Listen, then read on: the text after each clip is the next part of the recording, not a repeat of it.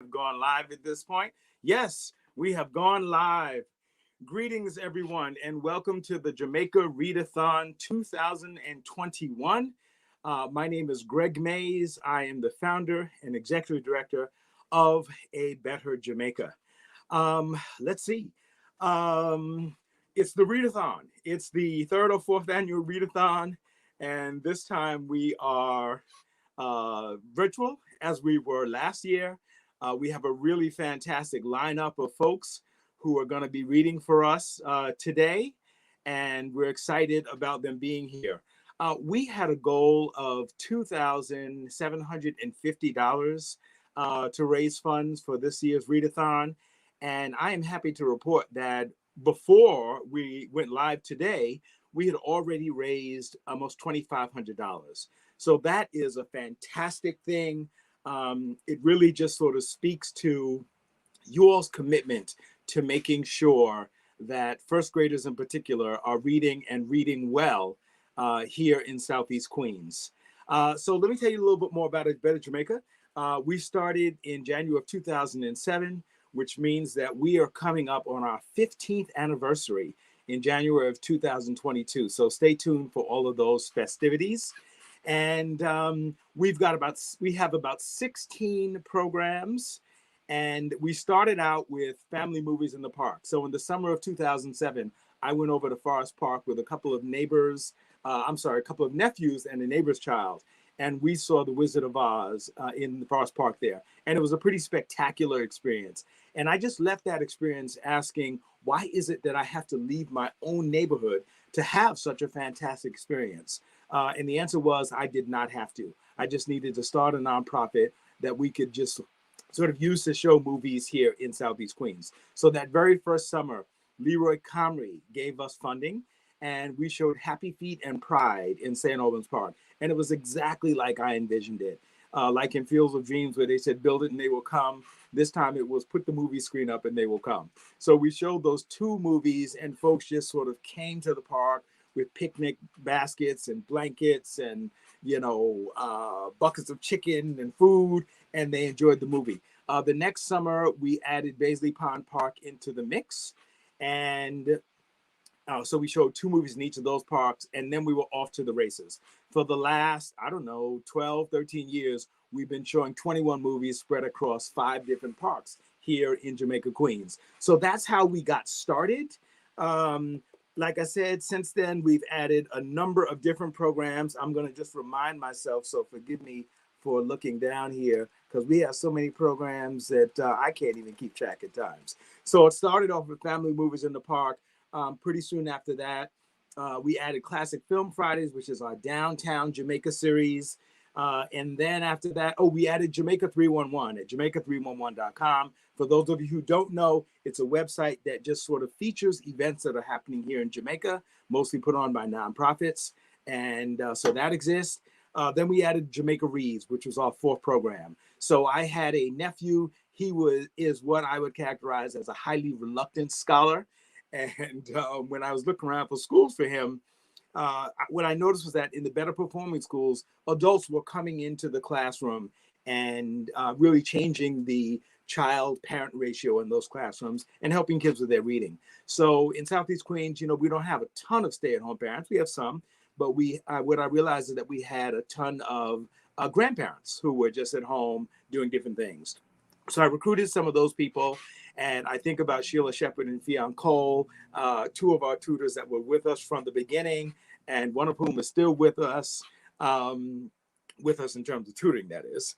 So I think about those 2 folks. So Jamaica Reads, we deploy senior citizens into local elementary schools, and we work with first graders who are struggling with the acquisition of their reading skills. So I'm going to tell you more about, our other programs as we just sort of proceed through the day. But that's why we're here today. We're here today to raise funds for the Jamaica Reads program.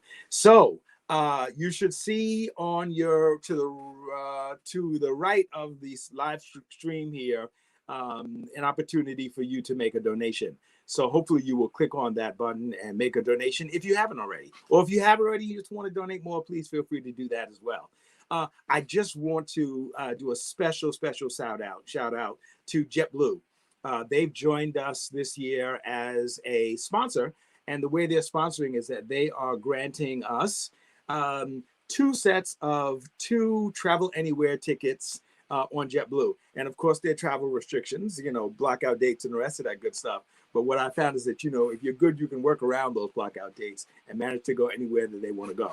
So what we're going to do is that after we're going to get all the collect all the email addresses of the folks who've donated so far, including the folks who donated now and through 4 p.m. today. And then we'll pick 2 winners, and each of those winners will receive 2 tickets, 2 JetBlue Go Anywhere tickets with those travel restrictions. So that's it. I'm going to kick it off before we have our first guest, because I think she is here, if not here shortly. And I'm going to introduce you to one of my favorite books. This book, if you know Captain Underpants, then you know Dave Pilkey's work. He's probably a gazillionaire by now because he's sold a ton of those books. And Dog Man is another one of his series. I love this book because this book, the Dog Man series and Captain Underpants, really resonate with boys in particular. And as you know, boys are a little more, it's a little more difficult to get boys reading than girls. Not sure why that is. Maybe it's that girl power or whatever. But Dog Man is a fantastic series to get boys involved in reading. I've introduced this in our read tutoring. And then the little boys, they show up, a week or 2 later with their own Dog Man book, talking about they made their mom or dad or grandma or grandpa get it. So it's a fantastic series, particularly for boys. So I'm going to read the first beginning part of it because it sets the entire thing up. All right. So let's do this. Dog Man, Chapter 1, A Hero Unleashed. All right. Dog Man, beep, beep. Oh, boy. Luke and Andrew's furniture. My new couch is here. She's a real beauty, Chief. I know. We put it in your office. Thanks, fellas. I can't wait to be the first one to sit on it. Calling all cops. Come to my office. You can watch me break in my brand new couch. Oh boy, this is gonna be great. All right, and as you see, there's the chief. He comes to his office, and there's a police officer and a dog on his couch. And the police chief says, "Hey, Officer Knight and Greg the dog, you got dirty shoes and dog hair everywhere. You're the worst cops ever. Get out of my sight. Oh man, Chief is really mad at us again. I wish we could do something heroic to impress him." Uh-oh. Petey's Secret Lab. Petey is gonna just sort of loom large in this book, so remember him. That cop and that police dog are back. Aren't you worried about those two? Check this out. Officer Knight is a tough cop, but he ain't got no brains. And Greg the dog is smart. Maybe that's why I like this book, because the character's name is Greg. But his body is his weakness. Yeah, but what if they work together? That might be a problem. Fortunately, I've got a solution. Tee-hee. All right. Help! It's a bomb! Officer Knight and Greg ran to defuse the bomb. Which wire should I cut? Red or green? Okay, green it is. And so, snip, kabooey! Oh no, I forgot. Dogs are colorblind. Weedoo, weedoo, weedoo. And soon, how do you feel, old friend? Rough. Me too. Soon, the doctor came in with some super sad news. Boo-hoo-hoo! I'm sorry, Greg, but your body is dying. And your head is dying too, cop. Rats, I sure hate my dying head. But just when all seemed lost, hey, Nurse Lady said, hey, why don't we sew Greg's head onto Cop's body? Good idea, Nurse Lady. You're a genius. Hooray! So they had a big operation. The doctor cut off Greg's head and sewed it onto Cop's body. What a lucky day! And soon, a brand new crime-fighting sensation was unleashed. Hooray for Dog Man! The news spread quickly. Rats, I unwittingly created the greatest cop of ever. Fortunately, I know just how to stop him. The next day, well, well, well. So you're the most greatest cop, eh? Well, you better watch your step around here, bub. All right, I'm going to stop right there. I'm going to come back to Dog Man, but I know we have one of our guests who's ready to talk with us. But again, this book is fantastic. Dog Man. There was a male cop and a dog, and they were in a fight, and one of them exploded, and one lost his head and one lost his body, and then the nurse lady created Dog Man. So again, Dog Man, that's one of my favorites. I'm going to come back to that. But in the meantime, I see we have one of my favorite people here, Miss Annette. I think you're muted, Annette. Manigault. Yes. All right, and now Good Annette morning. is unmuted. Yes. That's got to be the phrase of 2020, 2021. I think you're muted. Exactly. But Good I see morning. you're unmuted now, Annette, and I appreciate you joining us. Annette is from the Students Real Friends Network. But I know Annette from just being out and about and being a very active member of the community. So thank you, Annette, for just coming through and reading with us. And then also, correct me if I'm wrong, Annette, you are a graduate and alum of Johnson C. Smith University. Oh no, that's Michael, my son Michael. Your son. Okay, I just assumed that he went to his mama's alma mater. No, you know what I'm saying? I'm following him. He found it, and that's where I'm with him. I'm the Wow. mama alum. I understand that. That's a lovely, lovely school. Did he enjoy his experience there? Yes, he did. Yes, he did. It was beautiful. Okay. It was very family oriented. You love things that you will know. They knew me by name because they knew him. Yes. He was there. Yes. So it was a great school. Yeah, that I definitely understand. My niece went to North Carolina Central University, and I felt the same way. I felt, just sort of seen as an active uncle. Although my niece at the time was like, you need to just sort of not come on this campus and please stop calling my professors. So it took me a minute, but I did that eventually. But she had a fantastic experience at North Carolina Central. So that's just a shout out to HBCUs in the house. I'm not going to tell y'all that I went to Howard University, but that's a whole nother. Definitely. So Annette, let's see. What book are you going to be reading for us today? Oh, the book that I'm going to be reading, if you can see, is The Giving Tree. Yes. Yes. And this reason why I picked this book, because Michael was in kindergarten and they were reading this book to the kids, and then they had to come home and tell us the story. We're supposed to write it. So I'm looking for it in his book bag. I'm like, well, where's the book? Right. So at that point, that was made me buy the book because he knew the book story and everything is very appropriate for this time. Yes. That we're doing. Yes. All right. I'm going to hop off the screen here and let you read. And when you're done, I always look for the end. All right. All right. Do your thing. Okay. Thanks. Thank you. Well, good morning, everyone. As you know, my name is Annette Manigault, and my choice of book is The Giving Tree by Shel Stevenson. Okay. Once there was a tree, and she loved a little boy. This is in black and white, so it's not in colors, and every day the boy would come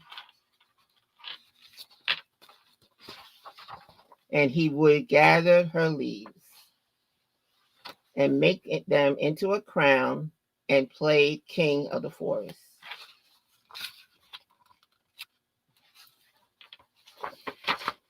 He would climb up her trunk and swing on from her branches.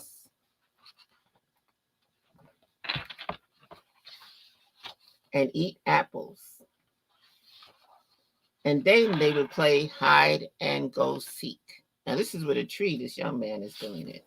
It's interesting. And when he was tired, he would sleep in her shade. And the boy loved the tree. And the tree very much, and the tree was very happy. But time went by. And you see, he's not a little boy anymore. And the boy grew older.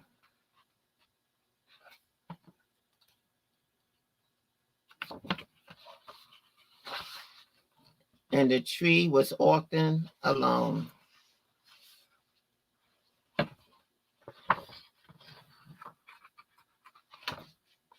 Then one day the boy came by to the tree, and the tree said, "Come, boy, come and climb up my trunk and swing from my branches and eat apples and play in my shade and be happy."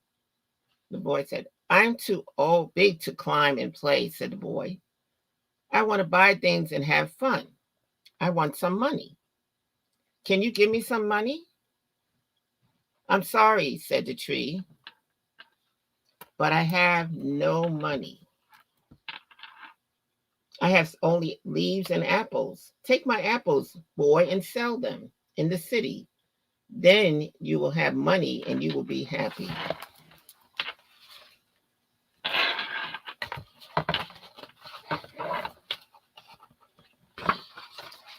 And so the boy climbed up the tree and gathered her apples and carried them away, and the tree was happy.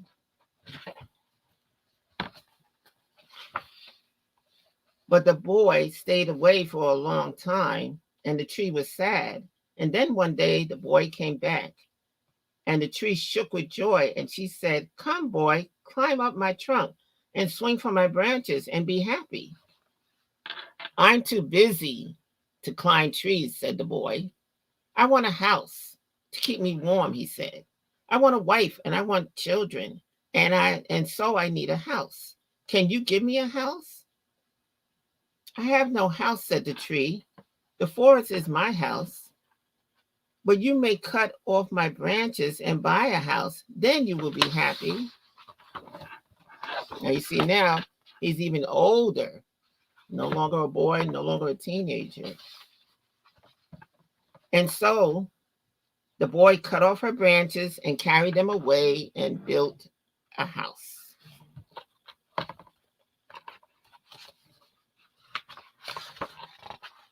And the tree was happy.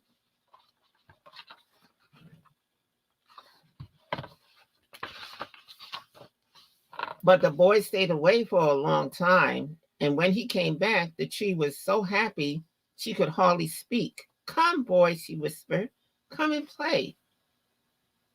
"I'm too old and sad to play," said the boy.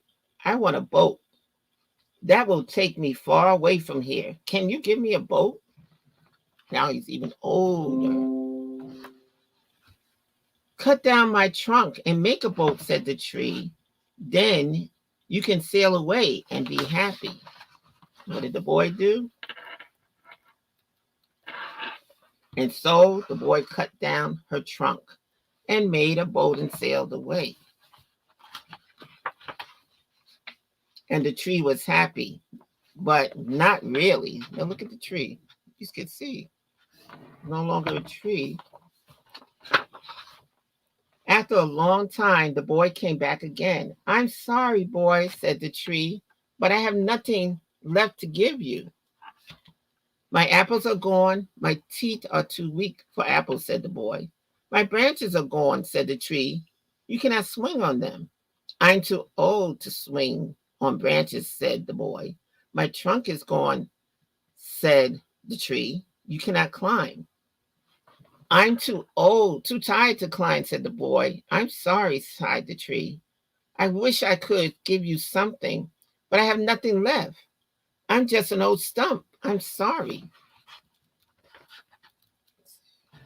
This was left.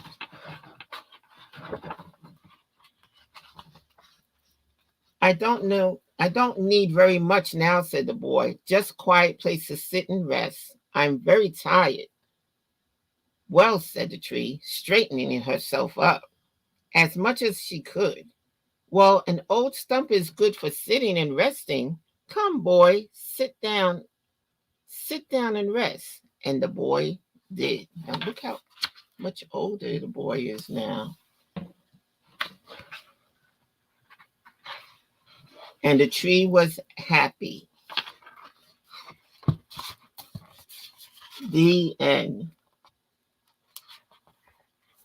You see how things work out too. The tree and the boy became happy and were able to take care of themselves all through their lives. Yeah. Giving tree. Because I guess the moral of the story is that every good book deserves a moral of the story. You know Yes. what I'm saying? Yes. So when do you think it was that your son just sort of developed good reading habits? Do you remember? Well, based on the fact the school that he went to attended was PSIS 270 Gordon Park School, and the children had to have a book with them because they used to do reading every day. And in the classroom in kindergarten, everybody used to be manipulatives and things like that. It was homework. So they always Yes. had to have books. So my Got it. thing with Michael was when we went to church at Grace Episcopal Church, leaving from there, we would go down to collect books from the library. Yep. So every time they would have to have a book at lunchtime. So that was one of the things he had. I have a big tub of books that I'll be donating, but a lot of the things that he's seen was from reading, was from that start. Got it. Got it. Always And have a book at lunchtime. You couldn't just sit there and have nothing to do. yeah. And when would you say he became an avid reader?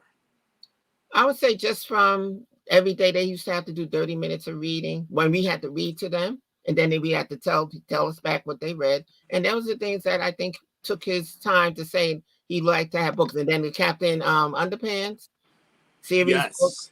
chapter books, everything that he started doing. And that was his one thing. Was always Yeah. one See book. that Captain Underpants? You heard me talking about that, Mhm. earlier. Captain Underpants is huge, in terms of just sort of really getting boys excited about reading. Yes, So I'm glad to hear that old Captain Underpants just sort of was good for him and stuff. definitely. Interesting, interesting, interesting. Wow, wow, wow. And, you know, hmm, hmm. Um, what were some of the other strategies? Did you do things at home that, helped him to become a strong reader? And then, Yes. and And what about his writing? When did that develop in particular?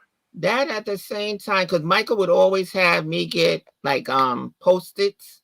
He used to write mail, and then we had the old mailbox. He put the red thing up. He was writing letters to Nintendo. He was giving them little scripts. He wrote, and they told him about DigiPen. So he was like based on everything. He would always have a composition book, writing things in it, game Right, strategies, and right. piano. We also started piano at an early age because that helped with math. Wow, So the wow. structures, because I have like older sons. So Michael was just that new child to me. And the things that Ah, I had to change because you have to learn what they're doing. While you're sitting yes, there teaching them, we're learning at the same time. And you got to be a yes, part of that as a parent, I see these days. And yes, yes, yes. everywhere Eh, that we had to go to, we always had a program that was entertaining Boy Scouts, yep, Eagle Scout as well. So anything that we had in the community, as well as he became a member of the You Can Go to College program. yes, We went on the college tour with Miss Clark and Sister Shirley. Was thankful to that state committee woman, Miss Clark, Rita Clark, yes, and Sister Shirley, because we yeah, know we have programs in the community, but a lot of things people don't know about. yep, So when you see somebody that needs something, I'm the type of parent, and as a person, I'm gonna share information yes, because we got to help our kids. Like you're saying with this program we're doing now, that you have with a Better Jamaica and the Read-a-thon this year, yep. being the fact that I'm working from home, I was able to be a part, take part in it. And Excellent, it was great, definitely, excellent, because we have to excellent. see what's going on with Yes, our yes, yes, children. yes. And Yeah, education is going to change over and over again. And it's not what we not no longer a parent or learning or anybody. We have to find some way of developing the needs yeah. because it's And where missing. did he go to school? Well, Michael went to PSIS 270. Okay. And then from there, he graduated and he went to York Early College Academy, which is in Oh, the okay. IS8 building. And with that program, they have from September to July, they go to college. So he Okay. was able to receive 52 college credits Oh, as wow. well as he took 9, he had an advanced region diploma. So Okay. everything that, like I said, we have these places in the schools that we should be able to do because I went to school, we had SP. Yes. We had the things Yes. that children should be able to finish high school at a certain age so they can start developing those college credits. Yeah. Where did you go to school? Well, myself, I grew up in the Lower East Side, Manhattan. So I Okay. went to where the old Bard, where Bard is now, PS 97. Yep. Yep. Yep. And then I moved to Astoria. And then I went to IS 126, which is Okay. also something that they developed. We developed reading. habits, because back in the day, they used to tell us you can graduate high school with a 6th grade reading level, which made no Yes. sense. And my mother Yeah. always had us at Barnes and Noble, the old Barnes and Noble Yeah. on 16th with Street and 5th Avenue. In the summertime, we had the next grade school books. Yeah. Yeah. So Yeah. we That's always, crazy to let people graduate with a 6th grade, yeah. that's just crazy. Yeah, and that was back in the 60s. So we Yeah. know where we got our jobs from. It was always some ways that we had jobs. We always had, but the whole idea was, my mother told me growing up, you need a high school diploma to sweep a floor. So I'm like, what are you doing sweeping the floor with it? Yeah. Yeah. I hear that. Loud and clear. So So the anyway, parents back in the 60s were those type of parents. You did yeah, not just have more you didn't active have and a stuff. book in your hand. Yeah. Yeah. Yeah. Look, I totally get that. Totally get it. Mm-hmm. All right. Well, look, Annette, thank you so much. Thank I don't you. want to hold you, and we certainly don't want to get behind in the schedule. Oh, But no. continued success. Thank And if have I met your son? I think may have met him once or something. Once or twice, yeah. That was Okay. mentioned. He's Okay. taller Well, than me now, but everybody knows yeah. Michael. Yes. Yeah. Yeah. Yeah. Well, I look forward to meeting him again and seeing you out and about and stuff. Yes. So it's all Thank good. you. All right. Thank you very much, Annette. I appreciate you. All right, everybody. I think we are moving right along. If I understand correctly, one of our next local celebrity readers is going to be here any second. I see him checking in. It is Mr. Brian Tate. Brian What's up, fam? Tate, how are you, man? I'm great. Every day is a good one. Yes. I don't know how to describe you, Brian, other than say that you are just, Renaissance man is just not even enough, I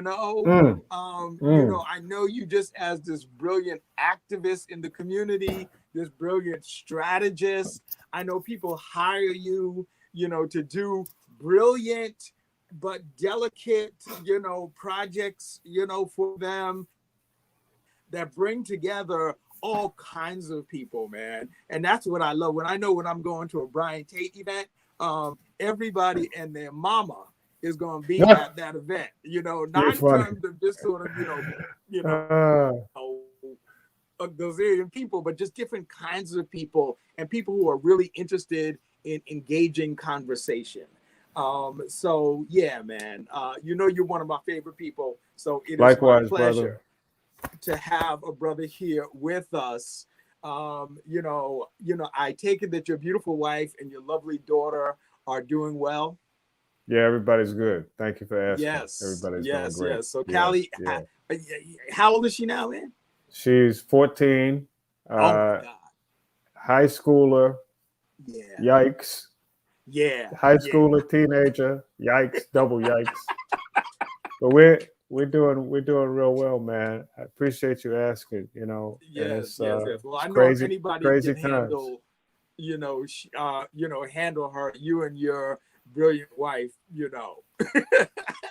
Well, Maureen and I are on all our toes. We on 20 toes over here. Yes. But everything is good. Yeah. I was just gonna say, we're thankful, man. Everything is good, and I don't need to tell you, there's a tremendous amount of work that we have to do, that all of us have to do. And I just want to say I appreciate all the kind things you said about me, and I'd love to bring you into some conversations where I'm trying to get some more people to hire me, and I can just say, well, listen to this man, because he'll tell you what I'm doing. Oh, come on, man. But in all seriousness, I want to say that, as you know, I have tremendous respect for you and the work that you're doing and the work of Better Jamaica, because, y'all are on the ground and really committed to making a difference in the lives of young people and in the lives of people out in Jamaica, Queens, and beyond. But that work in Jamaica is just so crucial. And I'm honored to have worked with a lot of organizations out there that are doing real work to make things better.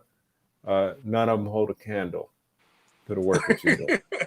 That's just the truth.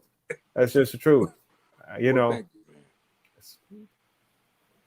I just leave it at and the work is essential. Yeah. Work is essential. So I'm happy to contribute, support in whatever ways I can, anytime. All right, thank you, man. I appreciate that greatly and stuff. So, Yeah. what are you reading for us today? You reading something? I have two choices here. I have Superman Smashes the Klan, Okay. and I have Diary of a Wimpy Kid: The Ugly Truth. There you go. There you go. All right. The Superman clash, Yeah. bashes or clashes the Klan. That one, man. Superman Smashes the Klan. Superman smashes the Klan. Because he ain't playing. I've never even heard of that book, and I love children's books. So, Yeah. we learn some every day, man. Yeah. So is it a collection of short stories or? No, and I can read from the back if that's helpful. Sure. Okay, let's see here. The year is 1946. Teenagers Roberta and Tommy Lee just moved with their parents from Chinatown to the center of Metropolis, home to the famous hero Superman. Tommy makes friends quickly, while Roberta pines for home. Then one night, the family awakens to find their house surrounded by the Clan of the Fiery Cross. Superman leaps into action, but his exposure to a mysterious green rock has left him weak. Can Roberta and Tommy help him smash the Klan? So this is inspired by the 1940s Superman radio serial Clan of the Fiery Cross. And this is by best-selling author Jean Lun Yang and artist Gil Hiru. And it's a timely, personal story of immigration, battling adversity, and finding home. So I'll just start reading Superman Smashes the Klan. I really enjoyed this book. I recommend it to families and kids everywhere. It's got great art, and it gets really real. So I'll just read a little bit of this until they bring that hook out and tell me to stop. The Metropolis Dam, 1946. Tremble, American scum. Tremble before the might of the Atom Man, avenger of the master race. Excuse me, Mr. Atom Man. This is Lois Lane, Daily Planet. This is my associate, Jimmy Olsen. Hiya. I've got a few questions for you if you don't mind. But the Atom Man does mind. The Atom Man minds very much. Great. First question. What are you hoping to accomplish by busting a hole in the Metropolis Dam? Revenge. You American scum humiliated the master race. Now the Atom Man will revenge. Got it. Second question. Have you actually thought this through? I guess what I'm really asking is, haven't you heard of Metropolis' most famous citizen? The Superman. So fearless. Honestly, I find it inspiring. The Superman. Gasp. Oof. No, the is a bit pretentious, don't you think? Hey, so you have heard of him. It's just Superman, please. The Atom Man does not fear the so-called super strength of the Superman. You see, this masterfully engineered device pumps super strength into the Atom Man's heart. Nazi science made the Atom Man very much stronger than the Superman. Ha ha! Very impressive right hook, but very much stronger is pushing it, don't you think? The Atom Man promises that when the Atom Man next returns, the Superman shall tremble before the might of the Atom Man. Leap, Superman, leap. He's getting away. He's not going to leap. He's going to knock him out of the sky. Why wait, Atom Man? Why not make me tremble right now? Miss Lane, how did you know? It's my job to know.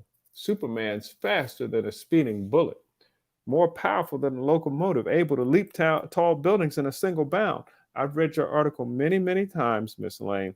Then you know that even Superman has his limits. The highest he's ever leapt is 20 stories. It's not like he can fly. The Atom Man was out of range. Let's see about turning off that masterfully engineered device. Oh.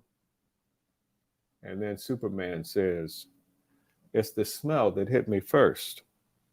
Like ash and rot and something else, something so familiar it brings tears to my eyes. Yet for the life of me, I can't remember what it was. The smell first, and then the pain. For as long as I can remember, I pretended whenever somebody accidentally bumped into me or stepped on my toe, that I felt pain. I've had to fake it. I've had to fake a wince, but this is real. It's that weird, if that weird green crystal can affect even me, it'll kill the others. Lois, Jimmy, stay back. Oh no, what happened to my hand? Superman? The device on Atom Man's chest, the source of his power, it's no longer a concern. Inspector Henderson, will you look at that? Without his fancy gadget, Atom Man is just a scrawny kid. The Atom Man is done for. You saving that lid for a souvenir, Superman? No, here you go, Inspector Henderson. Is he just too polite to say anything about my hand? See, Superman's hand has turned green. You don't look so good. You're not coming down with a cold, are you? I didn't know that was even possible. I'm okay, Inspector. Now that the green crystal is sealed up again, my hand is back to normal. The pain is gone too, but I can still smell the smell. Chicken soup, big guy. Soup will make you super again in no time. Get it? Super? Ha ha. I'd be happy to bring over a pot for you, Superman, in exchange for some answers. No need to bribe me with soup, Miss Lane. I'm always happy to talk with you. Good, because I'm a terrible cook. Oh, I can't imagine you being terrible at anything. A conversation for two, I see. Superman, there are plenty of theories as to how you became, well, super. Some say you drank a megavitamin serum. Others say you were exposed to radiation at an early age. Still others say your extraordinary abilities are the result of training with a cult of mystics in the Himalayas.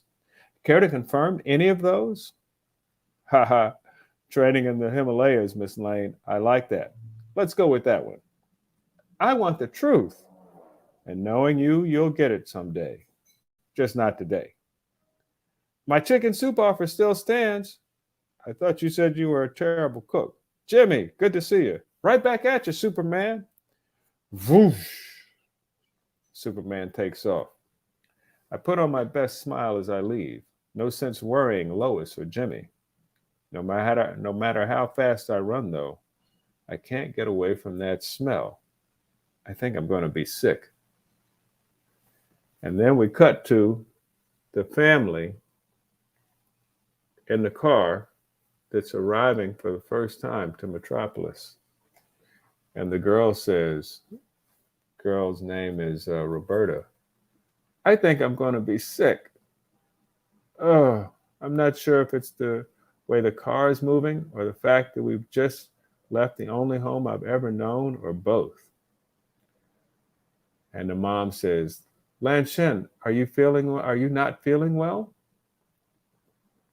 Mom came to America a few days before marrying Dad. She's still most comfortable speaking Cantonese.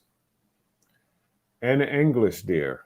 Yes, you're right, I forget. Lan Shen, you, including our names in English. Roberta, you bad tummy?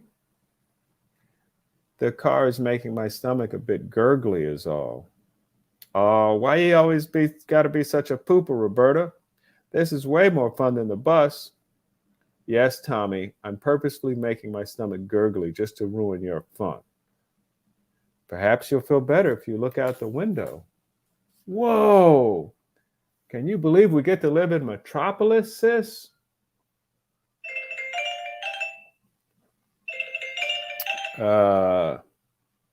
We've lived in Metropolis our whole lives, dummy. Hey, who are you calling a dummy? Who are you calling a pooper? Children, settle down. And Tommy is right. We lived in Chinatown. It's not the same. You'll see. The Daily Planet building looks like it's straight out of the future. How does that not make you feel better, sis? But the sister is not doing so well. And then blah. Now we cut back to Superman, sitting in his office at the Daily Planet, and his civilian guys, Clark Kent. It's still there, even after I changed out of my Superman uniform. I can't seem to shake the smell of that green crystal. I brought you coffee, Clark. Lois, hi, thanks. Where were you this morning? I had to take care of an errand before coming in to work. Well, you missed out on a tremendous story again. I had to take Jimmy with me instead, again. Lane, you've really done it this time. Thank you, Perry. See, Clark, tremendous. Superman versus a Nazi creep who never got the memo that we won the war. Oh, be still my heart. Tremendous work, Lane. Kent, why in tarnation are you sniffing yourself like that? Do laundry once in a while and you won't have that problem. I appreciate the advice, Lois. Well, back to work for me. I'll catch you two later. Wait, where are you going? This is your office. How is that guy one of my best reporters? I ask myself that every day. Superman is in the men's room washing his face off because he's not doing well. Come on, Clark, get it together. And then he gets a look at himself in the mirror. Ah! How? A police siren in the distance, 5 miles away, tops. Pa always said, minding yourself too much is a good way to lose your mind. Time for me to mind someone else. Then we cut back to the family that just moved to Metropolis. Oh, I got throw up all over my jacket and my hands. And the mom says, this jacket's gotten too small for you anyway. I'll sew you a new one as soon as I can. No, we can afford to buy her a new jacket now. And let's speak English, dear.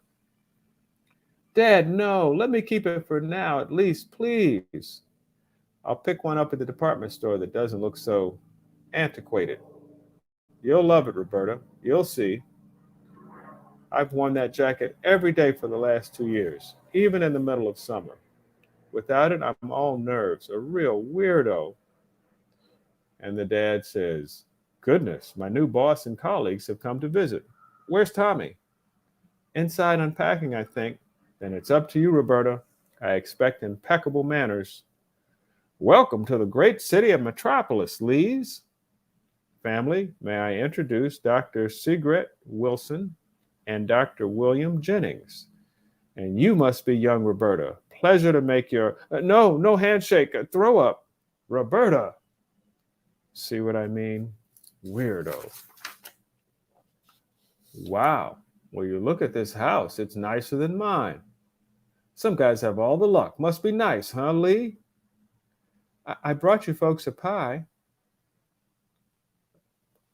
Thank you very much. A good smell. A good smell. What a thing to say. Don't mean to disappoint, but that good smell is apple, not dog. It's one of the scientists. That Jennings guy is a real creep. I've got a present for you too, Dr. Lee. Gasp. I wasn't expecting this until tomorrow morning. And he hands him a lab coat.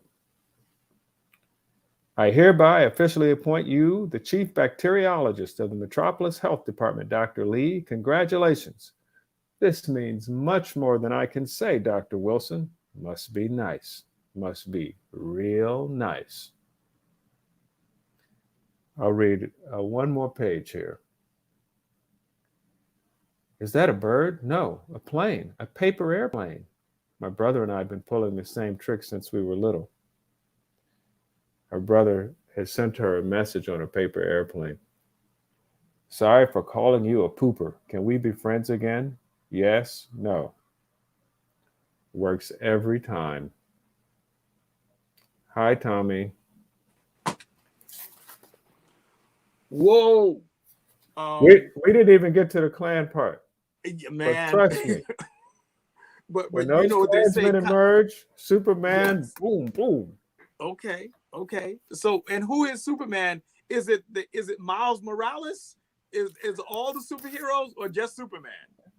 No, this is Superman, Clark Kent Superman fighting the Ku Klux Klan. Okay. Now, Miles Morales is from today. He is that Spider-Man. That's right. You know, we could do a whole conversation some other time about all of the universe of the superheroes. I'd be happy to contribute to that conversation. So you know, that sounds as if that you are a fan of the whole superhero spectrum, if you will. Well, I'll tell you something, just to bring it back around to the work that you all are doing, is that I grew up reading comic books, and Fantastic Four, Black Panther, Spider-Man, Daredevil, Captain America. I read all of those comic books when I was a kid, and it just so helped me with my reading and literacy and my spelling and but also it really fired up my imagination in a way that is still very much fired up. Yeah. So I recommend comic books. Yes. Good ones. Yeah. Comic books is a way to inspire kids to want to read. Yes. Yeah. I don't know whether you heard, man. That's why, this is one of my favorite books, Dog Man. Dog-Man, sure. Boys love this series in particular, Yeah. And I talked earlier about how difficult sometimes it is boys relative to girls to get them started, and it really is. Some people say, Captain Underpants. I'm like, absolutely, Captain Underpants. Right. Because whatever works. Whatever works. I heard that all the time. Captain America. I was like, hey, look. If it's something that inspires a child or anyone to read, then let them go with it. Yeah. It's funny you mentioned comic books, man. I was a fan of the Little Archie series, man. Loved Archie. Yep. Oh man. Oh, the Little Archies when they were like kids. Oh well, I forget not Little Archie, but Archie, because there was a Little Archie series, right? Yes. Yeah. Yes, but the Archie series for Veronica and Betty and Biff or something like that, or Jughead and Reggie, Moose. And it's amazing. I mean, I haven't looked at those comic books in decades, and the fact that I still remember the names of the characters, it speaks volumes about just sort of how important they were at the time. Yeah, and there's a lot of great stuff out there, a lot of and reading comics got me into reading books and reading the newspaper and and inspired my sense of critical thinking. So I, reading, big fan. Yes. All right, we got a few minutes, man. Why don't you tell us a little bit more about Tate's strategy and who you got, what kind of work you like to do, and if you can talk about a client or two, do that. But really, what do you love to do, and what do you guys do best? So there's two things that Tate Strategy focuses in on. One is marketing strategy, and I'm a marketing strategist, and I'm doing some work right now with Urban Bush Women and a phenomenal Black theater dance organization, and doing some work with them and helping to find new ways to tell their story and bring new people into the incredible organization and work that they have. And the other piece of it is public programming. And I create and curate and produce big, large scale public programs that really get to the heart of issues around justice and democracy and the empowerment of people who are typically marginalized by systemic racism and white supremacy. And through doing programs like Till Victory is Won at the Brooklyn Public Library, Yeah, that was or fantastic, man. thank you, or independent programs that I create, like We Won't Back Down, which was 7 days of conversations with communities targeted by the travel ban. Uh, this is work that you know puts a personal face on these issues that we see in the news and connects them to events throughout history, Mhm. but all very much pointed to the world of tomorrow that's within Mhm. our ability to create. And you know, so it looks at, you know, the work I do looks at a lot of serious topics, but always from a perspective of empowerment, and always from a perspective of accomplishment, Mhm. and that type of thing. Yeah, and Um, you know yeah. the thing that strikes me about your work, man, is that you always have, you know, the most compelling artists, you know, Mm, mm, involved in your work. mm, And it mm. was literally, I was at a wedding yesterday at 4 p.m. Yeah, in Camden, New Jersey, yeah. and I met a Chinese couple who have some affiliation with Revolution Books. I want to say their last name is Yip. Okay. And they handed me a little pamphlet about a piece that your boy, you introduced Mm. me to him, Dred Scott. Dred Scott, yeah, the Yes, Dred Scott is doing with his that's right. That's right. And I just his chuckled. recreation of a slave rebellion. Yeah, That's right. And I yeah, said, yeah, I yeah. just, I made the connection. It was like, you know, it's that damn Brian Tate, you know, introduced me to, you know, That's just, funny. you That's know, these, funny. awesome, awesome, interesting, compelling artists, you know. Well, let me just say this, man. You know, I appreciate, thank you, I appreciate that, and I love to work with artists and thinkers and scholars and doers and so forth. I just want to say to you that the same way that I was able to introduce you to Dred Scott is that goes vice versa, because now Dred Scott knows Greg Mays.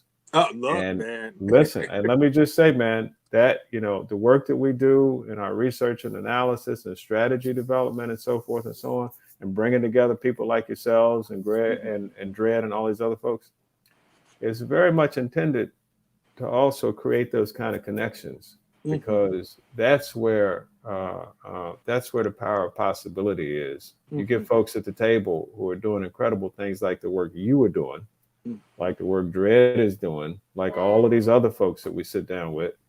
It's when y'all are making those connections that all sorts of things become possible. So I'm glad to hear, you know, I'm just always glad to hear that those connections are still alive.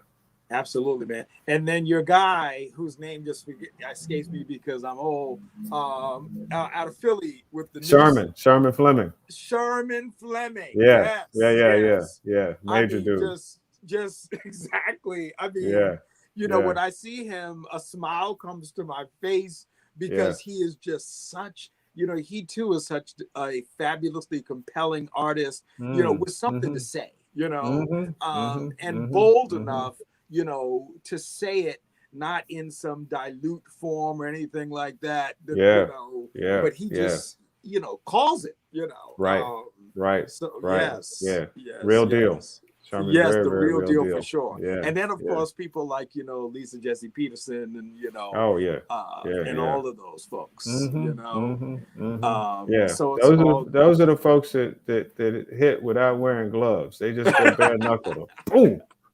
Like Yeah, like yeah, yeah. Superman smashes the Klan. yeah. All right, I'm gonna have to get my copy of Superman Smashes the Klan, so that Do I that. can just sort of, you know, turn other people onto it. It reminds me of this, man, and I'll let you go because it's 10:59. One time I met Harry Belafonte, some random kind of thing, and he was talking about the book King Leopold's Ghost, Mm. Mm-hmm. right? Mm-hmm. And about the Belgian Congo. And I'm like, you know, I'm talking to this man, and I'm such a fan of his that just by his mentioning and talking about this book, I went out and I bought this book, you know, and I read the book from cover to cover, and he was absolutely right. You know, just a brilliant book. And, you know, I knew nothing about, the Belgians and the Belgian, King Mm, Leopold, mm, and how mm, my man, the brutality, mm, of his, you know, just the brutality that he just sort of, mm, mm-hmm, mm-hmm. employed to just have people, force people, to follow his will, if you will. And I was watching, just the other day, my girl Chimamanga, Yes, yes, Adichie, yes. Yeah, yeah, yeah, yeah. and she's certainly a favorite of mine, her TED Talks and everything else. But she was at like something called it wasn't the Humboldt Forum or something like that in Mm, Stockholm or something, and she was, again, they invited her, and I don't think they knew what they were getting, right, because she right. basically told the story, and the story ended with, you all need to give African art back to Africans. Mm, mm, It's just that mm, simple, mm-hmm, mm-hmm, mm-hmm. but it's just interesting, man. How, and then she talked about the Belgian Congo, and King Leopold, and how those same practices that I want to say he probably introduced, are still, being deployed by, just sort of unstable people on the planet, cutting people's hands off and like that. Anyway, Oh God! I Hey, listen, digress. I wanna give you two book recommendations now that you Yes, mentioned sir. that, because I'm gonna look up the King Leopold's Ghost. I've seen Yeah. that title and I've never checked out the book, so Oh, I it's appreciate brilliant. that. Yeah. So I'm gonna give you two recommendations and then I'm gonna jump. Okay. And just wishing you so much blessings for the work you're doing today. Thank you. Um, at night, all blood is black. At night, all blood is black. Scale of 1 to 10, it's 11. Oh my God. Okay. I'm gonna make sure we put that in the chat. At night, all blood is black. Okay. And it's a story of French Senegalese soldiers during World War One. Oh wow. Amazing. Yeah. And after I read that, I said, "Oh man, I need something to just like really simple, cool me down." So I picked up this black crime fiction novel called Blacktop Wasteland. Blacktop Wasteland. And let me tell you, that book just like, whoa, oh Yeah. man, he just took it to a whole other level of really real. So at night, all blood is black, Okay. and Blacktop Wasteland. Okay. Highly recommend both of those books. Okay. Okay. Yeah, Well, look, yeah, I appreciate the recommendation, man. That's how I think I find the best books, when people tell me, you have to yeah, read so yeah, and so, yeah, yeah. So it's all Likewise. good. It's all good. Great to see you, man. Every Yes, man. time. Looking Yeah, forward and to we'll our have to do next. an in-person thing Oh shortly. man, that would be God knows wonderful. before Omicron gets here. Goodness gracious, I know. And followed by Nexus, Plexus, and whoever Right, else. But right, all right, listen, right. y'all do have a great day, man. Really huge support for what you're doing, and glad to be here and glad to do what I can. Thank you, Always. Ryan. All right, talk Regards to to you. your lovely Yep. wife and child. Okay. Thank you. All Thank right, you so much, man. cool. Bye bye. All right, all right, all right. What can I say? They're just some beautiful people. And wait, it's time for our next beautiful person. And how are you? I'm well. How are you? I am well as well. So, Good. and this is the first time that, we are meeting, and I'm That's always right. up for new friends. So tell us a little bit about yourself, Anne, so I can learn more, and then the beautiful folks who are checked in looking can learn more as well. Okay, sure. Well, I am a retired special education teacher, and I mostly worked with very young children, like Mm, 3 to 5 year olds that were just mhm, diagnosed being on the spectrum. mm, And we spent a lot of time with books, mhm, and I have many favorites, so I brought one today. mhm, I've since retired, mhm. but I am trying to still get involved with tutoring and doing different things like that. Really interested in intergenerational learning, Yes. which I am trying to do with a senior center that I belong to.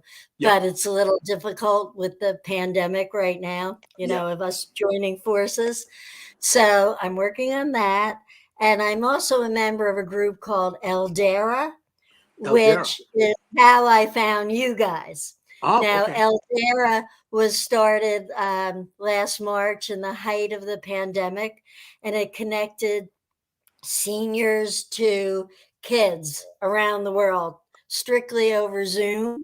Mm, And I was connected to a little boy who just moved to California from South Korea.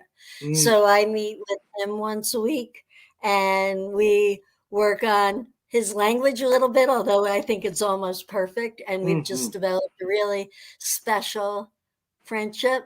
mm-hmm. And anyway, it's through Eldera that somebody put up a post about this, and Wow. that's how I found you. Wow. And I'm actually I live in Philadelphia, so Oh, I'm wow.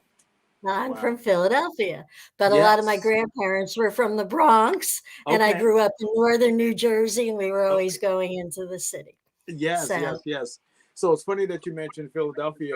I mentioned a couple of folks ago that I was actually at a wedding in Camden last yeah, month. I read your email. Yeah, Right, right, right. Only I have friends who get married at 4 o'clock on Monday. after And Thanksgiving weekend. after Thanksgiving weekend. So Right. I'm like, Greg, the readathon is tomorrow. You've not sent out the instructions to let folks know how to get on. You're Right. insane, you know. But here's the But we beautiful thing. managed, right? That's right. That's right. And the beautiful thing, and is that people who know me, they know that I'm insane. So Right, right. so I'm not going to Wasn't say a they surprise. expect it or whatever, but they tolerate me, and I appreciate that about them, and I appreciate that about you, just being a newfound friend and stuff. No Um, problem. so let me ask you I something real quick before you start. I'm sorry. Go uh, ahead. You want to say something? no, I was just going to let you know that coincidentally, my own daughter got married at 12 o'clock noon the Monday after uh, Labor Day weekend. No, the Tuesday after Labor Day. So it's not that unusual. Okay, okay, because I was just like, you know. Right. But anyway. So here's my thing. Okay, now I'm good for just a random, off into whatever. Um, so all of the kids you worked with were on the autism spectrum. Most of them. Okay, Uh, most of them. one year I worked with a multidisciplinary, a mixed class. Some Yeah. just had learning disabilities, some Down syndrome kids, some Yep. physically challenged kids, but Got it. mostly on the autistic spectrum. Yeah. Well, the ones on the autistic spectrum, on the autism spectrum, um, um, they just strike me as kids that are capable of extraordinary focus, you know Yes, and yes. obviously there's some other qualities, but that is the beautiful quality that I see in them. Now, is that just a ridiculous, novices, No, just no, no, no, it's not. mm, They are capable of that if it's something that they're interested in. yes, Okay. yeah, Like I would have kids maybe over in the corner who would be really happy to spend their morning doing puzzles or working yes, with cars and trains. So yes, our job was kind of to get them to join in with us and be a little more social and group things yeah, and relate as well to people as they do to puzzles or cars and trains. yeah, Okay. yeah, So I would say that's the thing. And once we got that, it was absolutely wonderful.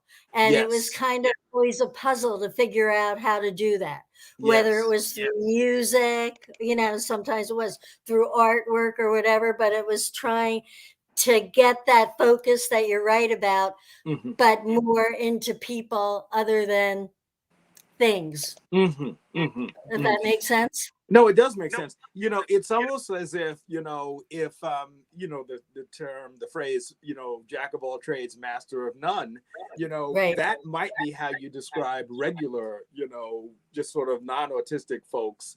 Right. And, you know, so they, kids on the spectrum or adults on the spectrum, they just may be the opposite of that. You know, rather than the Yeah. jack of all trades but master of none, they may Right. have a smaller portfolio of things that they are extraordinary at, you know? Exactly. Exactly. Yeah, and Yeah. finding those things, I'm sure, is a challenge, because finding them, you know, in children that you're raising, you know, just sort of the Right. things that they're interested in, you know, is Exactly. difficult enough, you know. Well, one quick story about that is I had a little boy. I think I had him from 3 to 5. Yep. And his main thing was dinosaurs, and always playing with the little dinosaurs. And we worked like activities for him that involved dinosaurs through books and acting things out. But anyway, 20 some years later, he has a job at the Philadelphia Art Museum categorizing and classifying Yes. dinosaurs. Yeah. Yeah. And I'm So sure he he wasn't is the kidding. best there ever was at classifying, you know, Exactly. and categorizing Exactly. dinosaurs, you know. You're right. Interesting, you know. It And you know, is. we could go on like this for days, but that's not really serving I us. know. I have one of the folks who is coming to talk a little bit later is one of my favorite people, Lavinia Mancuso, and she talked about a child whose musical gifts were identified by a teacher, kind of almost just sort of randomly, and how this child went on to be an extraordinary musician. But anyway, because there is a schedule, I'm going to shut up, because I've made us get behind the schedule just through my talking and my love of talking to people and stuff. So we're gonna let you read your book. I'm gonna disappear, and then you know, when you say the end, I'll come back. Okay, sounds good. Thank you. Thank you, Ann. Okay. Hello. So the book I brought today is called Elmer. I don't know if you can. Oh, Elmer is by David McKee, who also did the illustrations. Elmer is an elephant, and he might be a little hard to see with the background, but that's kind of what the book is about. So let me get started. There once was a herd of elephants. Elephants young, elephants old, elephants tall or thin, elephants like this, elephants like that, all different but all happy and all the same color. All that is, except for Elmer. So here is the herd of elephants.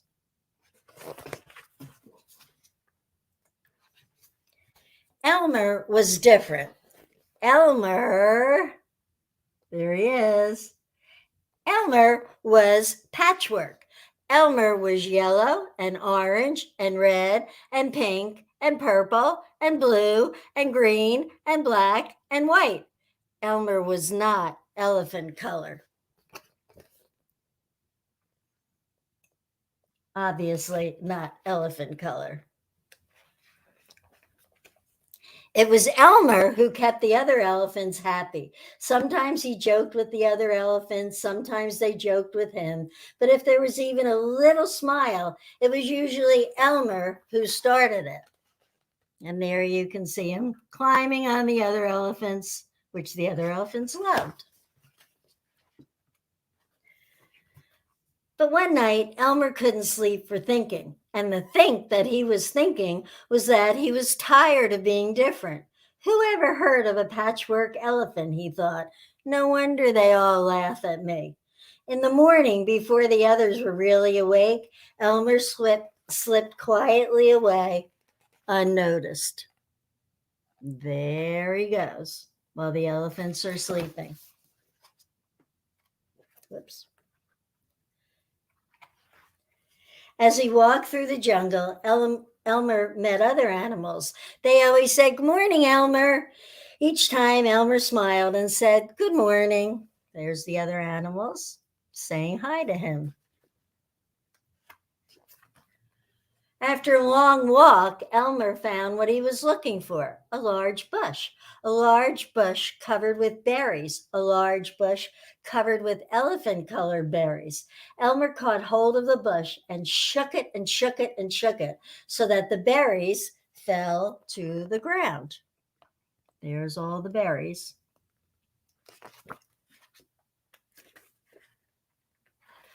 I'm sorry, the pages are sticking together here.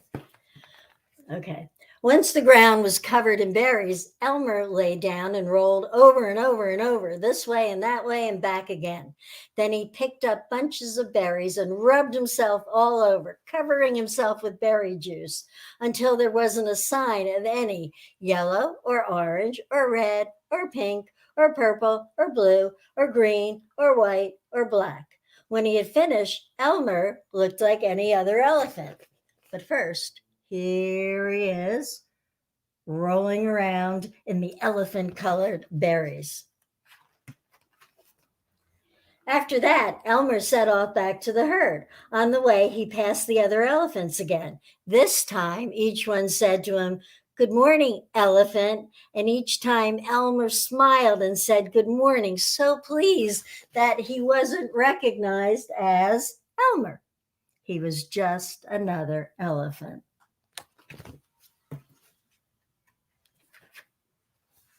When Elmer rejoined the other elephants, they were all standing quietly. None of them noticed Elmer as he worked his way back to the middle of the herd. And there he is, trying to sneak in with them because now he looked just like them. After a while, Elmer felt that something was wrong. But what? He looked around. Same old jungle, same old bright sky, same old rain cloud that came over from time to time, and lastly, some old elephants. Elmer looked at them. So there's the rain cloud and the elephants that are just standing around, not really looking very happy. The elephants were standing absolutely still. Elmer had never seen them so serious before. Just standing there. The more he looked at the serious, silent, still standing elephants, the more he wanted to laugh. Finally, he could bear it no longer. He lifted his trunk. He's still looking at them there. So he lifted his trunk, and at the top of his voice, he said, "Boo!"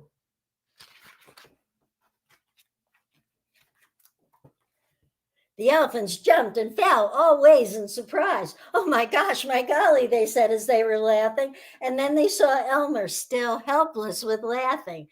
"Elmer," they said. "It must be Elmer." Then the other elephants laughed too, as they had never laughed before.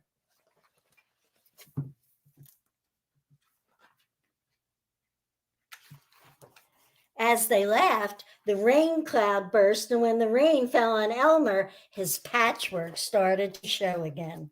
The elephants still laughed as Elmer was washed back to normal. "Oh, Elmer," gasped an old elephant, "you played some good jokes." There's his color coming back.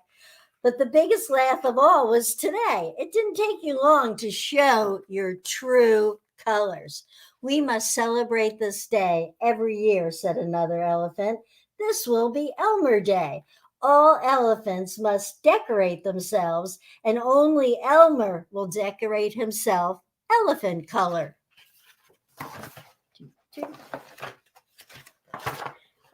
And that is exactly what the elephants do. So on one day a year, they decorate themselves, all the other elephants, and parade. There's some of their costumes and decorations. Perfect. And on that day, if you happen to see an ordinary elephant with ordinary elephant color, you will know it must be Elmer. It's a favorite day of the year. The end. I hope you like that story.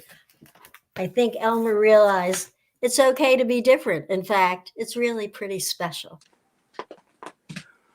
Yes, because it's always okay to be different. And it is very, very special, you know. And it makes sense that you would read that book as someone who spent wonderful quality time with kids on the autism spectrum, you know. I tell you about one of my theories, but it's insane. But, you know, what the hell? You know, people know I'm insane.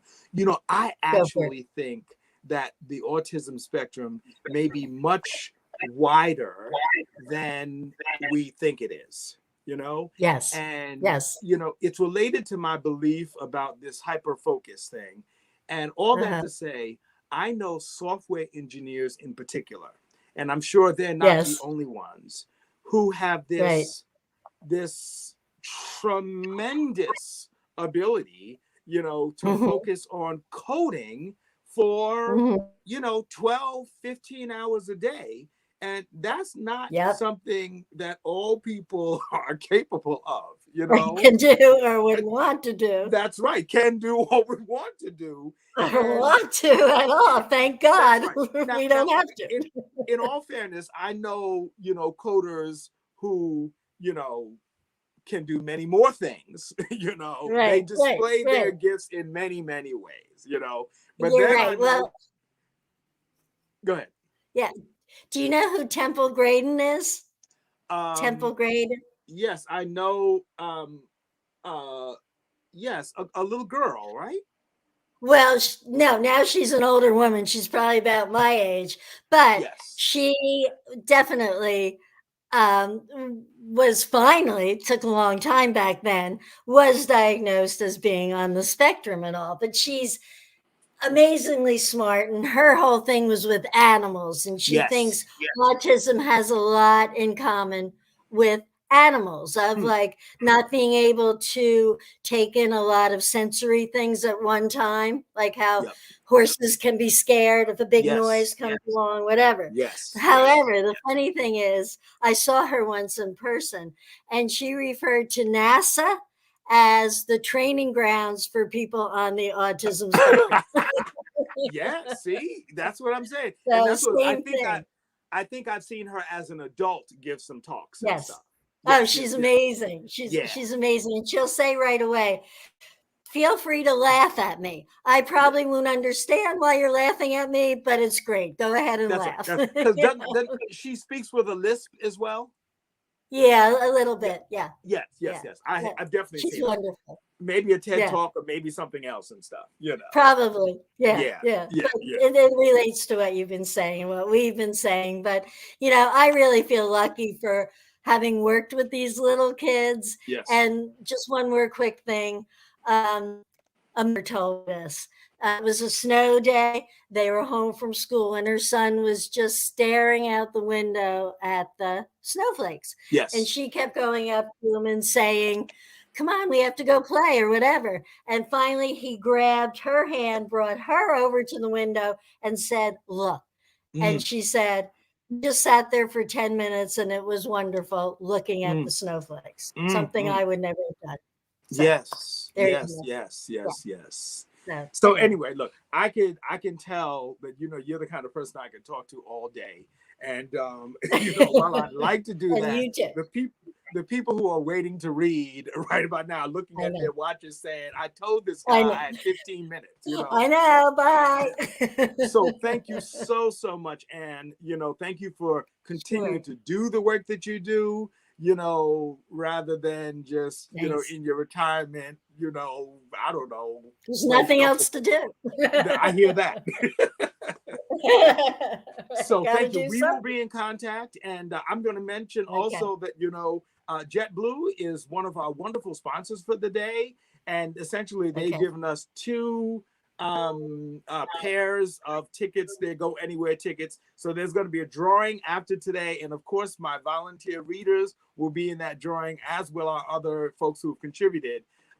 So Okay. Great. be on the lookout. Great. We'll put an announcement out tomorrow or so about who won those, Okay. and who knows, maybe you'll win, and if not, just thank you for being here today, and we'll see each other No, soon. thank you for including me, and thank you for what you're doing. Thank you. Appreciate it. All right. Okay. Bye. Bye. Bye. All right. Yes, I'm sorry, y'all. I just have this thing with meeting and talking to people, and it puts me behind. Oh, but there is another one of my favorite people, Kate Ludlum. Kate, where are you these days? I'm in Rhode Island. You're in Rhode Island still. You were in Rhode Island last year. It's where I live now. Okay. All right. Well, it is good to see a lovely face, Well, do you still get to work with the the I don't want to call it a cemetery. It seems like so much more than that, The historic cemetery. An historic cemetery. We're on the Yes. National Register, and we are a New York City landmark, both the Right. grounds and the building. Yes, yes, yes. Yes, So- yes. I would never, I would never abandon that. That's But right. with COVID and all, it's been difficult. And unfortunately, I've had some health problems myself, sciatica, and now torn meniscus in my knee. Oh, yes. And it's my right leg. It's my driving leg. Oh, is it a bad tear?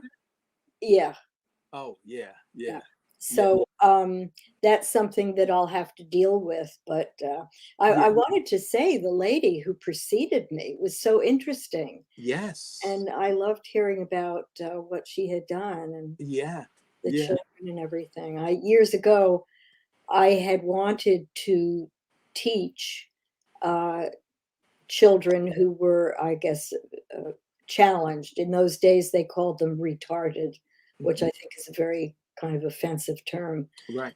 But that's what they called them. And a teacher that I loved talked me out of it. Wow. Yeah.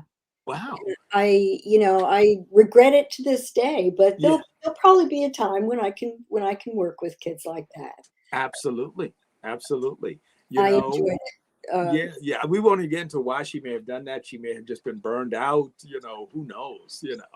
But real quick, so tell us more. It's the Prospect Cemetery, correct? Prospect Cemetery. Yeah. So I'm just trying to make these connections to Jamaica for folks who may or may not know. What Well, about it's great. the cemetery. It's in the heart of downtown Jamaica. Yep. And unfortunately, it's a hidden gem. Yep. And we're having trouble getting funding. So we're looking for that. Anybody out there who wants to help us, please do. After you're done contributing to a better Jamaica. We're all in the same boat, Greg. That's right. And Yeah. it is Giving Tuesday, so hey, What the heck? I'm asking. That's right. That's right. But I also have contributed to your cause, of course, which I love. But it's so important for children to learn how to read. And I worked with some men that had been incarcerated, and they were at a rescue mission in New Jersey. And I taught them computer skills, and I wound up helping them to learn to read. Some were self-taught. I don't know how you do that yourself as an adult, but they did. And sometimes other inmates helped them. Yeah. But for kids not to have that skill, you're starting off, behind the pack already. And I think it's a shame. And I was very fortunate. I took to reading right away, and I had a very forward-thinking teacher. When I was 8 years old, I was in the third grade, 7 or 8, and she broke the class into 3 groups. First group, the kids who didn't need supervision and were doing well in class. Second group was the middle of the class, the regular run-of-the-mill students. And the third were the kids who were having trouble. And she had the first group teach the third group while she was teaching the others. And I thought it was brilliant. I was always good at reading. And I saw that here were classmates of mine that I knew to play with and stuff like that. But I learned compassion. Absolutely. Seeing how they struggled, with my friend Ray used to crunch his face all up and everything, trying to read. So it's an important skill. And I think what you're doing is the read-a-thon and all the things you do with a better Jamaica. I have to ring your bell here, toot your horn, because you're responsible for so many programs and so many things that are fun and enlightening and important like this. All right. Well, thank you. I really, really appreciate that and stuff, And you're right about this reading thing. I'll just throw a little casual statistic out here, not casual, but a tragic one. That literally, in Southeast Queens, less than 50% of 3rd and 5th graders are passing their ELA exams. It's shocking. It's shocking.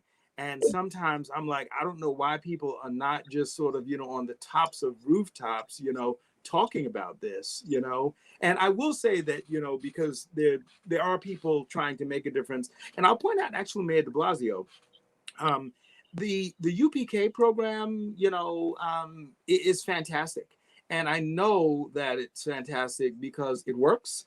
And I think about just sort of the first graders that we were getting prior to UPK.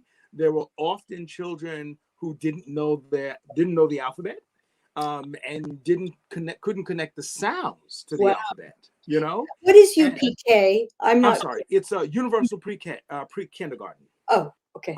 So, you know, as you know, that's something that was instituted, you know, actually throughout New York State. You know, de Blasio had the idea, and the governor, I guess, was, you know, I don't know, envious of it. And he went ahead and said, okay, we're going to do it statewide. But it had a tremendous impact. Again, because the kids we were seeing before didn't always know the alphabet and couldn't attach sounds to the letters.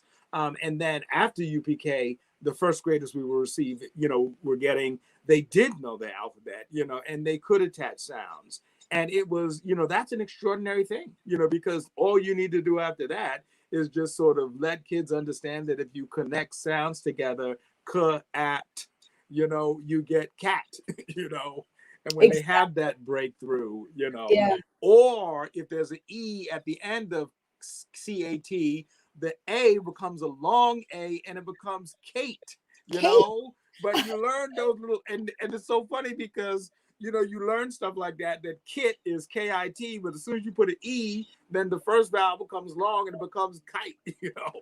Now, I did not know these things before I started to just sort of, you know, work specifically with kids in their reading. But that's it. I mean, when you unlock these things, then everything just sort of happens and stuff. So, all right, I'm going to shut up because I'm going to let you read your book so we won't get any further behind than I've already made us. Oh, but I love talking to you, Greg. This is the only chance I get. Once a year. And look, apparently it's the only chance I get to talk to all of you because the 15-minute slots become half-hour slots. And then people are waiting and they're screaming at me and they're screaming at Kwame, who's a technical director, and saying, come on, man. Kwame's great. Kwame got me in. Yes. Kwame's a very talented person and stuff. So shout out to Simple Solutions, you know, audio, visual, la. So I'm going to leave. What are you going to read for us today? I'm reading How the Grinch Stole Christmas. It doesn't get any better than that. Pardon?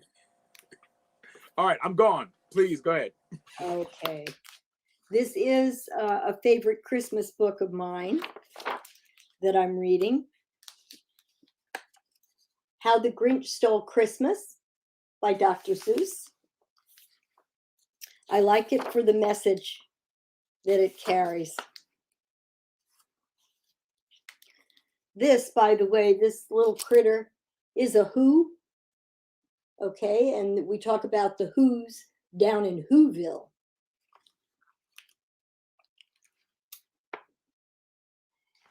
Every who down in Whoville, oops, am I on screen?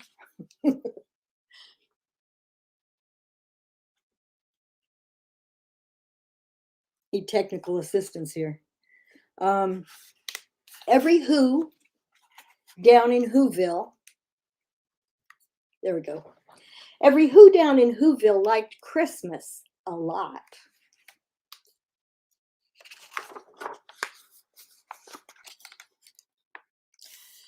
But the Grinch, here he is. But the Grinch, who lived just north of Whoville, did not. The Grinch hated Christmas, the whole Christmas season. Now, please don't ask why. No one quite knows the reason. It could be his head wasn't screwed on just right. It could be perhaps that his shoes were too tight. But I think that the most likely reason of all may have been that his heart was 2 sizes too small.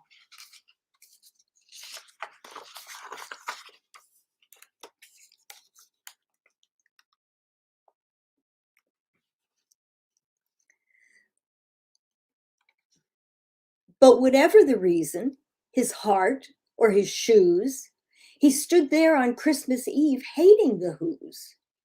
staring down from his cave with a sour, grinchy frown at the warm, lighted windows below in their town. For he knew every Who down in Whoville beneath was busy now, hanging a mistletoe wreath. And they're hanging their stockings. He snarled with a sneer. Tomorrow is Christmas. It's practically here.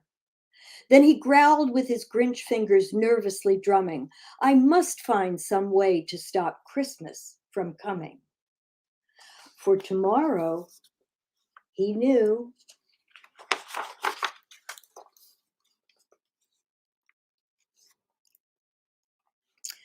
all the Who girls and boys would wake bright and early.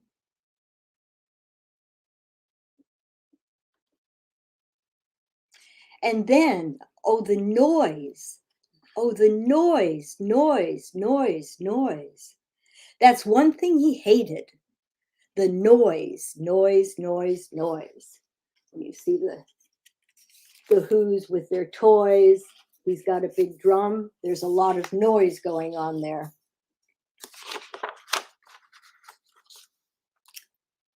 Then the Who's, young and old, would sit down to a feast. And they'd feast, feast, feast, feast. They would feast on Who pudding and rare Who roast beast, which was something the Grinch couldn't stand in the least.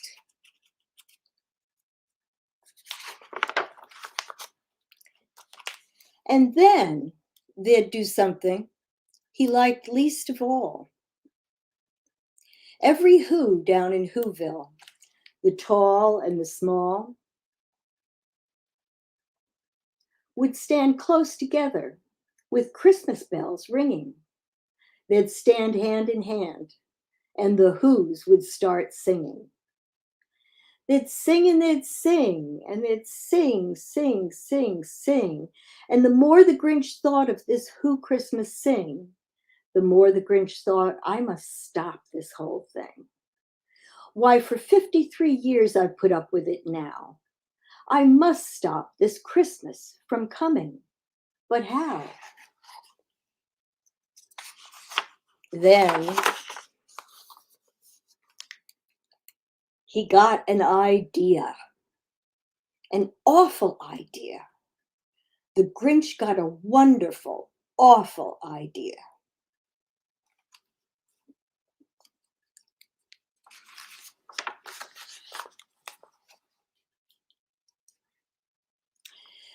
I know just what to do, the Grinch laughed in his throat. And he made a quick Santa Claus hat and a coat. And he chuckled and clucked. What a great Grinchy trick. With this coat and this hat, I look just like Saint Nick. All I need is a reindeer. The Grinch looked around, but since reindeer are scarce, there was none to be found.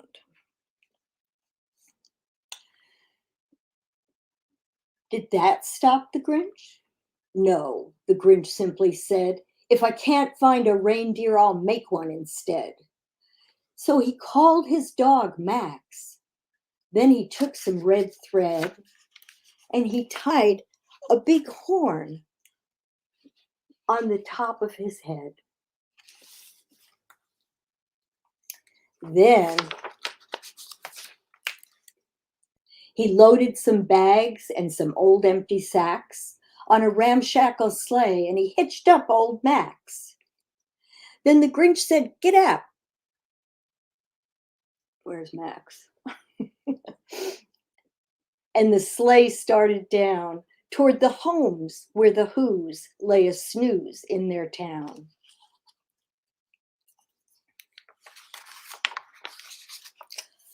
All their windows were dark.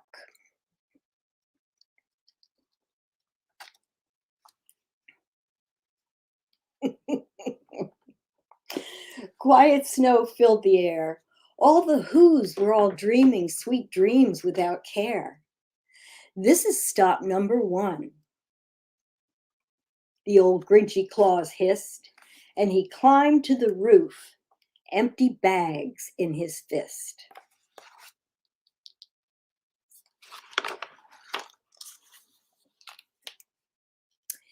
Then he slid down the chimney.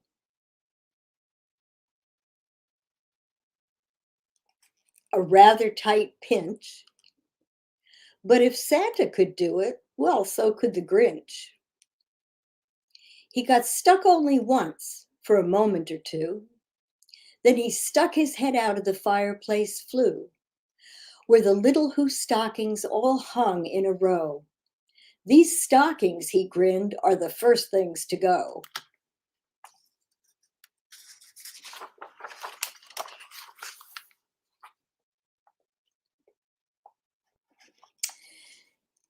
Then he slithered and slunk with a smile most unpleasant around the whole room, and he took every present. Pop guns and bicycles, roller skates, drums, checkerboards, tricycles, popcorn and plums. And he stuffed them in bags. Then the Grinch, very nimbly, stuffed all the bags one by one up the chimney.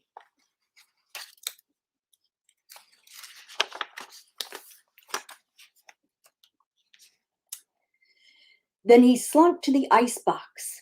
He took the Who's feast. He took the Who pudding. He took the roast beast. He cleaned out that icebox as quick as a flash. Why, that Grinch even took their last can of Who hash.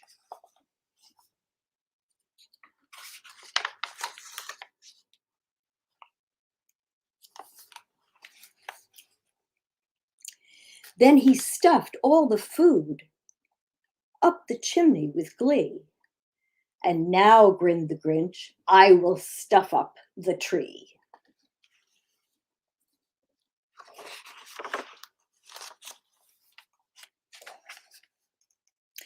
And the Grinch grabbed the tree and he started to shove, when he heard a small sound like the coo of a dove. He turned around fast and he saw a small Who. Little Cindy Lou who was not more than 2. The Grinch had been caught by this tiny Who daughter, who got out of bed for a cup of cold water. She stared at the Grinch and said, Santa Claus, why? Why are you taking our Christmas tree? Why?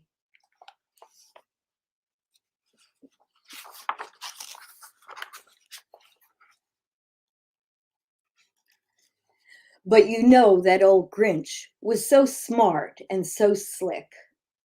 He thought up a lie and he thought it up quick. Why, my sweet little tot, the fake Santa Claus lied. There's a light on this tree that won't light on one side. So I'm taking it home to my workshop, my dear. I'll fix it up there. Then I'll bring it back here. And his fib fooled the child. Then he patted her head and he got her a drink and he sent her to bed.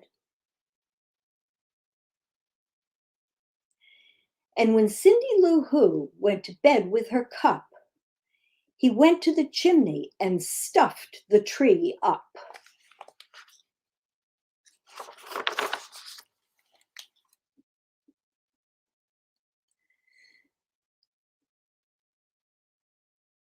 The last he took was the log for their fire.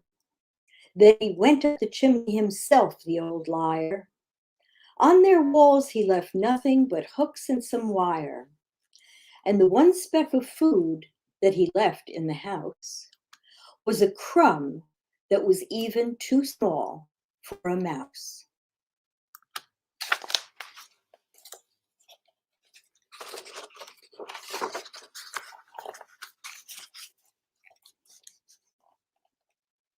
Then he did the same thing to the other Who's houses, leaving crumbs much too small for the other Who's mouses.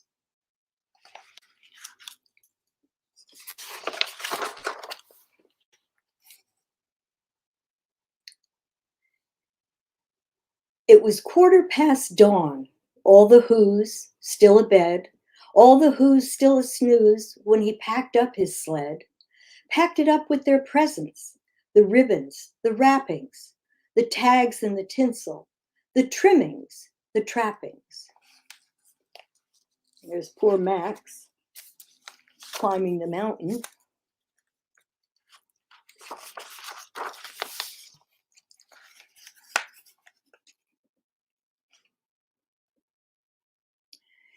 "3,000 feet up the side of Mount Crumpet,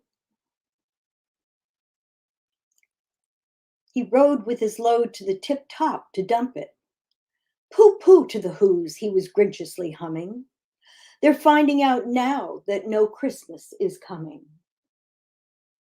They're just waking up, I know just what they'll do. Their mouths will hang open a minute or two. Then the Who's down in Whoville will all cry, boo hoo."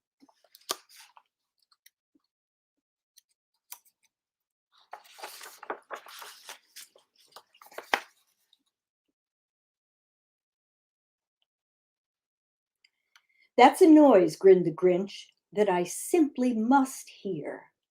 So he paused, and the Grinch put his hand to his ear.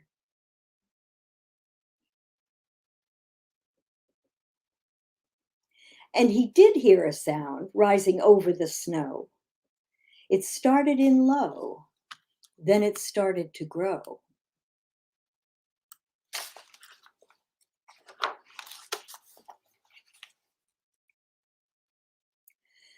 But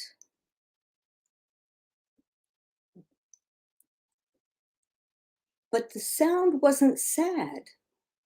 Why, this sound sounded merry. It couldn't be so, but it was merry, very. He stared down at Whoville. The Grinch popped his eyes. Then he shook. What he saw was a shocking surprise.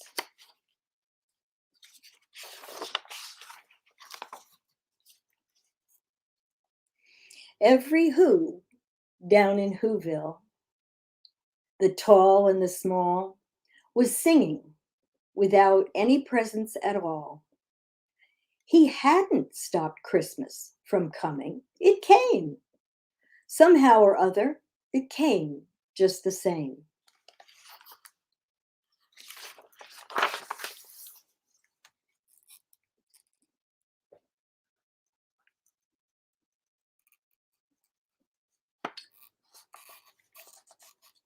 And the Grinch, with his Grinch feet ice cold in the snow, stood puzzling and puzzling. How could it be so? It came without ribbons. It came without tags. It came without packages, boxes, or bags. And he puzzled 3 hours till his puzzler was sore.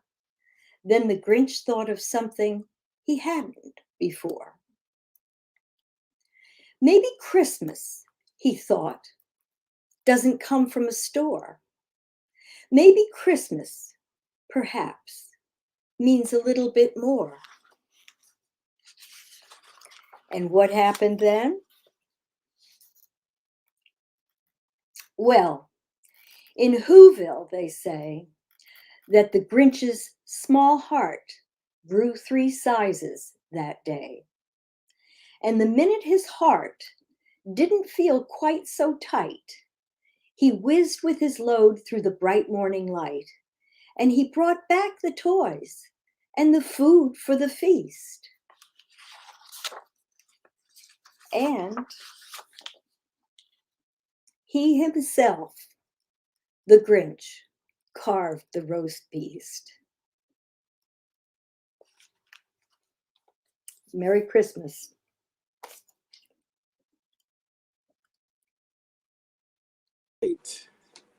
Yes, yes, yes. How the Grinch Stole Christmas. Always a classic, you know? Always a classic. You know, I got to tell you, and I may have shared this with you before, but I lived in LA for 3.5 years, and I really did not understand any of the trees in any of the Grinch books until I lived in Los Angeles. And then all of a sudden, all of those, to East Coast person, trees in those books, that were just, bizarre, made sense, because I guess, that my guy was a California or LA person, and he drew what he saw and stuff. We usually do, yeah. But when Yes, you're not yes. used to it, I lived out there for 3 years myself, and Ah, the plants, when I saw a poinsettia that was a tree, right. I was quite taken aback. Right. You're like, okay, what's that? And Or else, and there are many house plants. Actually, we have a house plant here at the house. And across the street, my dad, in his, ingenious, whatever I want to say, mhm. somehow he planted a stem or something across the street in this little triangle. And now this house, what used to be a house plant for us, is this huge, just sort of bush. So I get it. I totally get it. It's amazing. Yeah. Well, I am not going to hold you and make us be further, behind There's schedule. people waiting to read. That's right.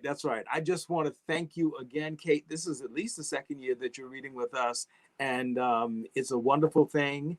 And I just wish you the best of health. I know about the torn meniscus. I have one. I thought that my orthopedist was going to tell me he was going to operate. He said, no, we're not going to operate. Let's just, if it's bad, then we absolutely would. But if it's, just something you can live with, then, why cut you open if you don't have to? And I appreciated that, because this was the same person who did my torn rotator cuff, which we did have to operate on. Both done. Yes. So these are all the gifts, the gifts of aging. Well, you know what they say, after 40, it's Yes. patch. Oh yeah. And that's what it feels like, So I get that. And I think my left shoulder, it's saying hello, but not like my right shoulder, So it's all good. It's all good. Well, So I wish you all good things, Greg. You deserve them. I wish you good health. I hope at some point we can actually meet. Yes, in again. person. That's right, in person Sometime, for sure. Hit one of the nice places in Jamaica. Yes, because as you know, Jamaica is exploding in terms of the new buildings and everything else. It's an extraordinary place. It really is extraordinary, Yeah. and I have enjoyed my 33-year connection. Yes. With Jamaica, and I've learned a lot, and it's just a fascinating place. It is indeed. So, again, thank you much, and I hope to see you soon. Be well. Be well. All right. Good people, thank you. And we are keeping And it we moving, are keeping as it they moving, say. as they say. All right, Lavinia. All right, I'm getting a Lavinia, little echo. I'm getting a little echo. Do you get the same echo or no? No, I'm not getting an echo. Okay, it just may But- be me. Okay, it just may be me. I'll ignore. Lavinia Mancuso. Lavinia Mancuso. One of my favorite people as One well. of my favorite people as well. I'll tell the brief story. I'll tell the brief story of how we It's met. related It's to related to Jamaica Reads. Jamaica And Reads. at the time, Okay, this echo is this freaking echo me is out. I'm not sure freaking why me it's doing out. that. I'm not sure why it's doing that. Okay. So when Jamaica Reads was first starting, Jamaica Reads was first starting. I was looking at other reading programs, and this is when you were with the Reliance. And I went to see that and program. I went to see that program, and using those fantastic, just sort of reading for all learners and books. I'm talking to you And about I'm those, talking and to you you're about like, those. Well, Greg, why don't you just, get a subscription to those books? And I was like, oh, I didn't realize that I could do that. And, so you started it all, Lavinia, And at the time we reached out to the Reading for All Learning people, the gentleman said, well, we actually got a grant from the National Science Foundation, and we have ported those paper books to the iPad. And I said, okay, let's do that. So we literally started, the program using iPads. And of course, my seniors, some of them were like, what am I supposed to do with this? And then 2 weeks later, they were iPad experts. And we just this year started to use the paper books because in the interest of social distancing and working with the kids are now, 3 to 6 feet away from us. And so they have their book and then we have our book and we're able to just sort of work together. So we've gone old school, So I've got you to thank for all of that. I'm just going to let you introduce yourself and just tell us. I know that you run every day, everyone reading. And maybe you can start off by telling us about that entity. Anyway, I am still a big fan of Read Alliance because it's a simple and effective program for teaching kids to decode. Mm-hmm. And the science of reading, which Greg and I go back before a lot of other things. And so we know that phonics is important because that's how probably we learn to read. And so I want to do a shout out for Read Alliance. And now I work for Everyone Reading, which does more teacher training. We do a lot of teacher training in basic reading skills. We want kids to be able to decode the words because there's a new thing. The great Marianne Wolf, a literacy guru, says all the new research confirms what your grandmother always knew. And your grandmother knew that you had to learn those sounds and you had to put those sounds together. And so that's what we train teachers in. We also have a small tutoring program that uses a phonics program, and we get good results. So remember that the simple view of reading, decoding, and language comprehension. Once you know how to decode, then you have to know what the words mean. And you get that from talking, you get that from reading things. And I appreciate Greg's read-a-thon, but he's focused on books. And I believe that the whole world is a library. You have to read street signs. Look at this. This is a picture dictionary, right? From the supermarket. And I have to tell you, things have really changed. When I was growing up in Queens, we didn't eat couscous or curry chicken or what else? Broiled salmon, San Pellegrino sparkling water. That wasn't part of my Queens childhood. So this circular would have been a real learning experience for me to see. We didn't eat yams. Oh, that's what a yam looks like. Whoa. So I want to encourage parents or anyone listening to use the world as a picture dictionary, because you walk down the street and you see all those signs in the windows. And those are reading experiences. And I have to tell you about walking down the street. My friend is a journalist and an editor. And number one, she's always a journalist. She's always interviewing people and developing her knowledge base and her language. But she also, when we walk down the street together, I look at the sidewalk.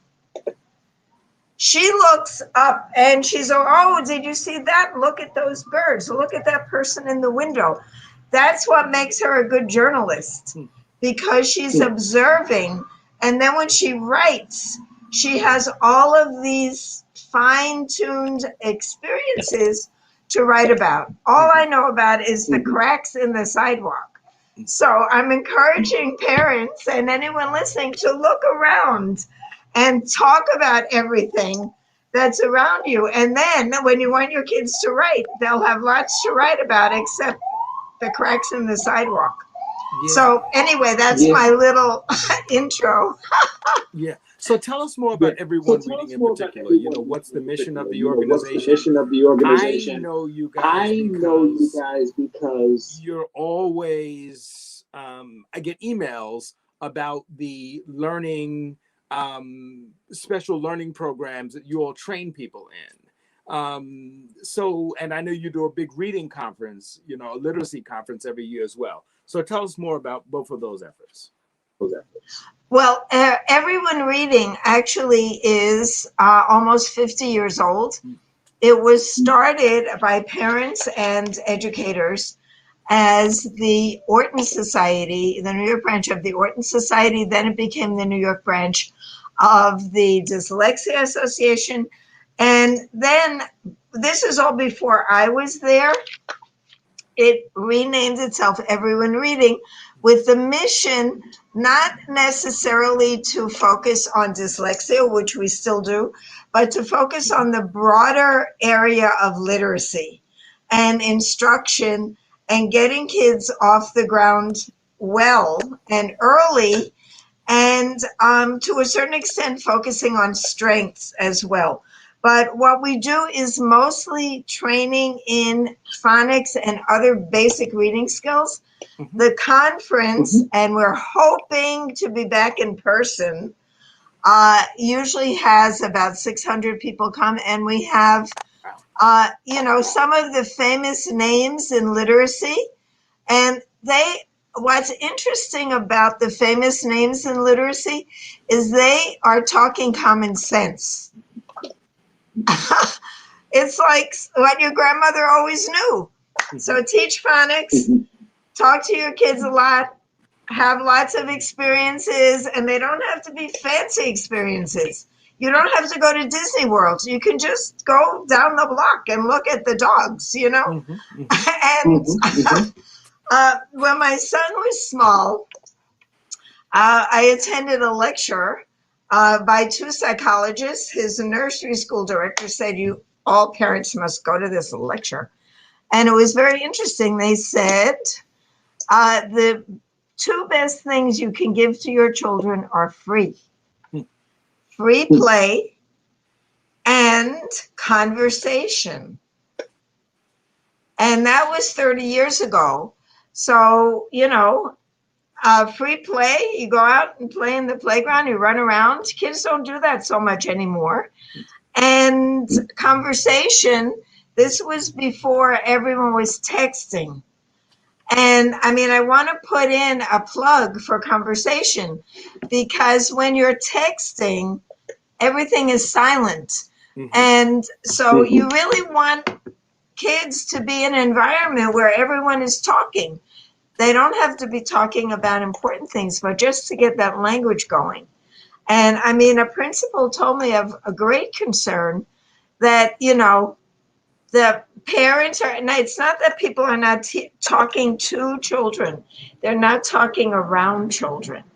And so, parents are texting, the older brothers and sisters are texting. Kids aren't even fighting with each other anymore. They're texting.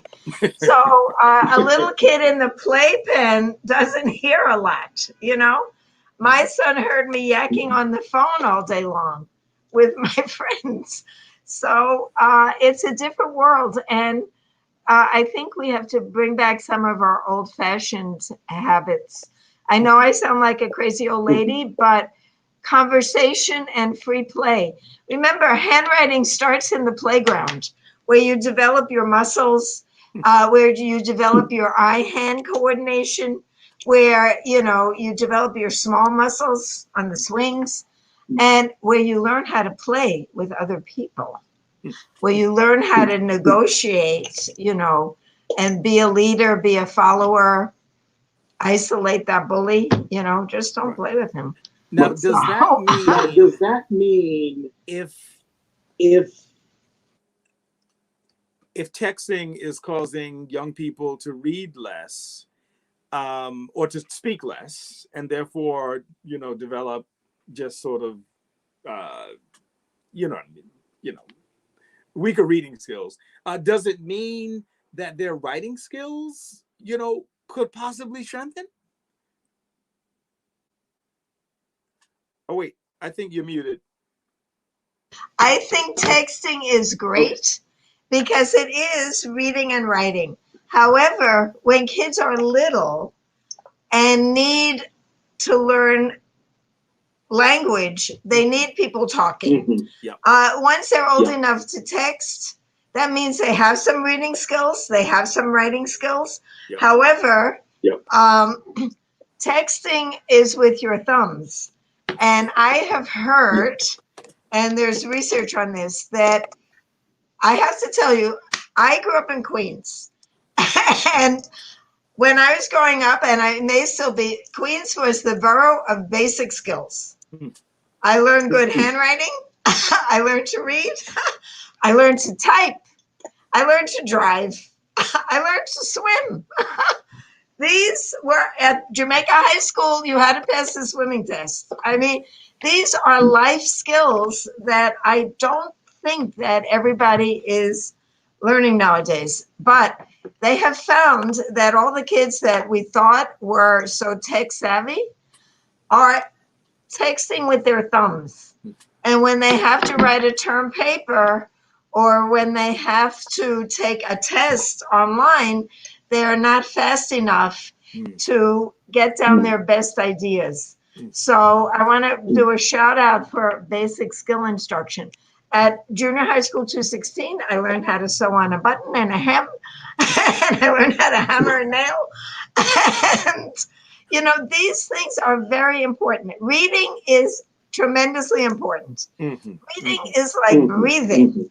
It's only noticeable if you can't do it. You have to do it. And you have to be able to write quickly and legibly. You don't need cursive writing. Nobody reads that. But you also have to learn these other life skills like typing and writing legibly and swimming and all of those things. So I really do want to do a shout out for my upbringing in Queens.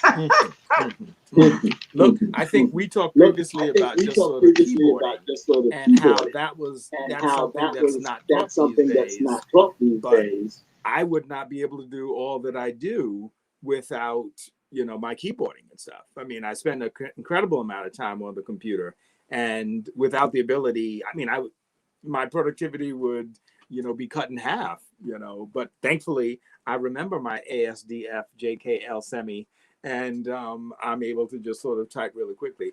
And I think I told you, I remember my typing teacher's name. Her name was Miss Manberg at good old IS 59. So, you know, impactful and skills that I still use to this day. As I'm sure you can still, you know, sew a good button, you know, onto a shirt, you know, these days. These are, and I know Greg is trying to bring back music instruction.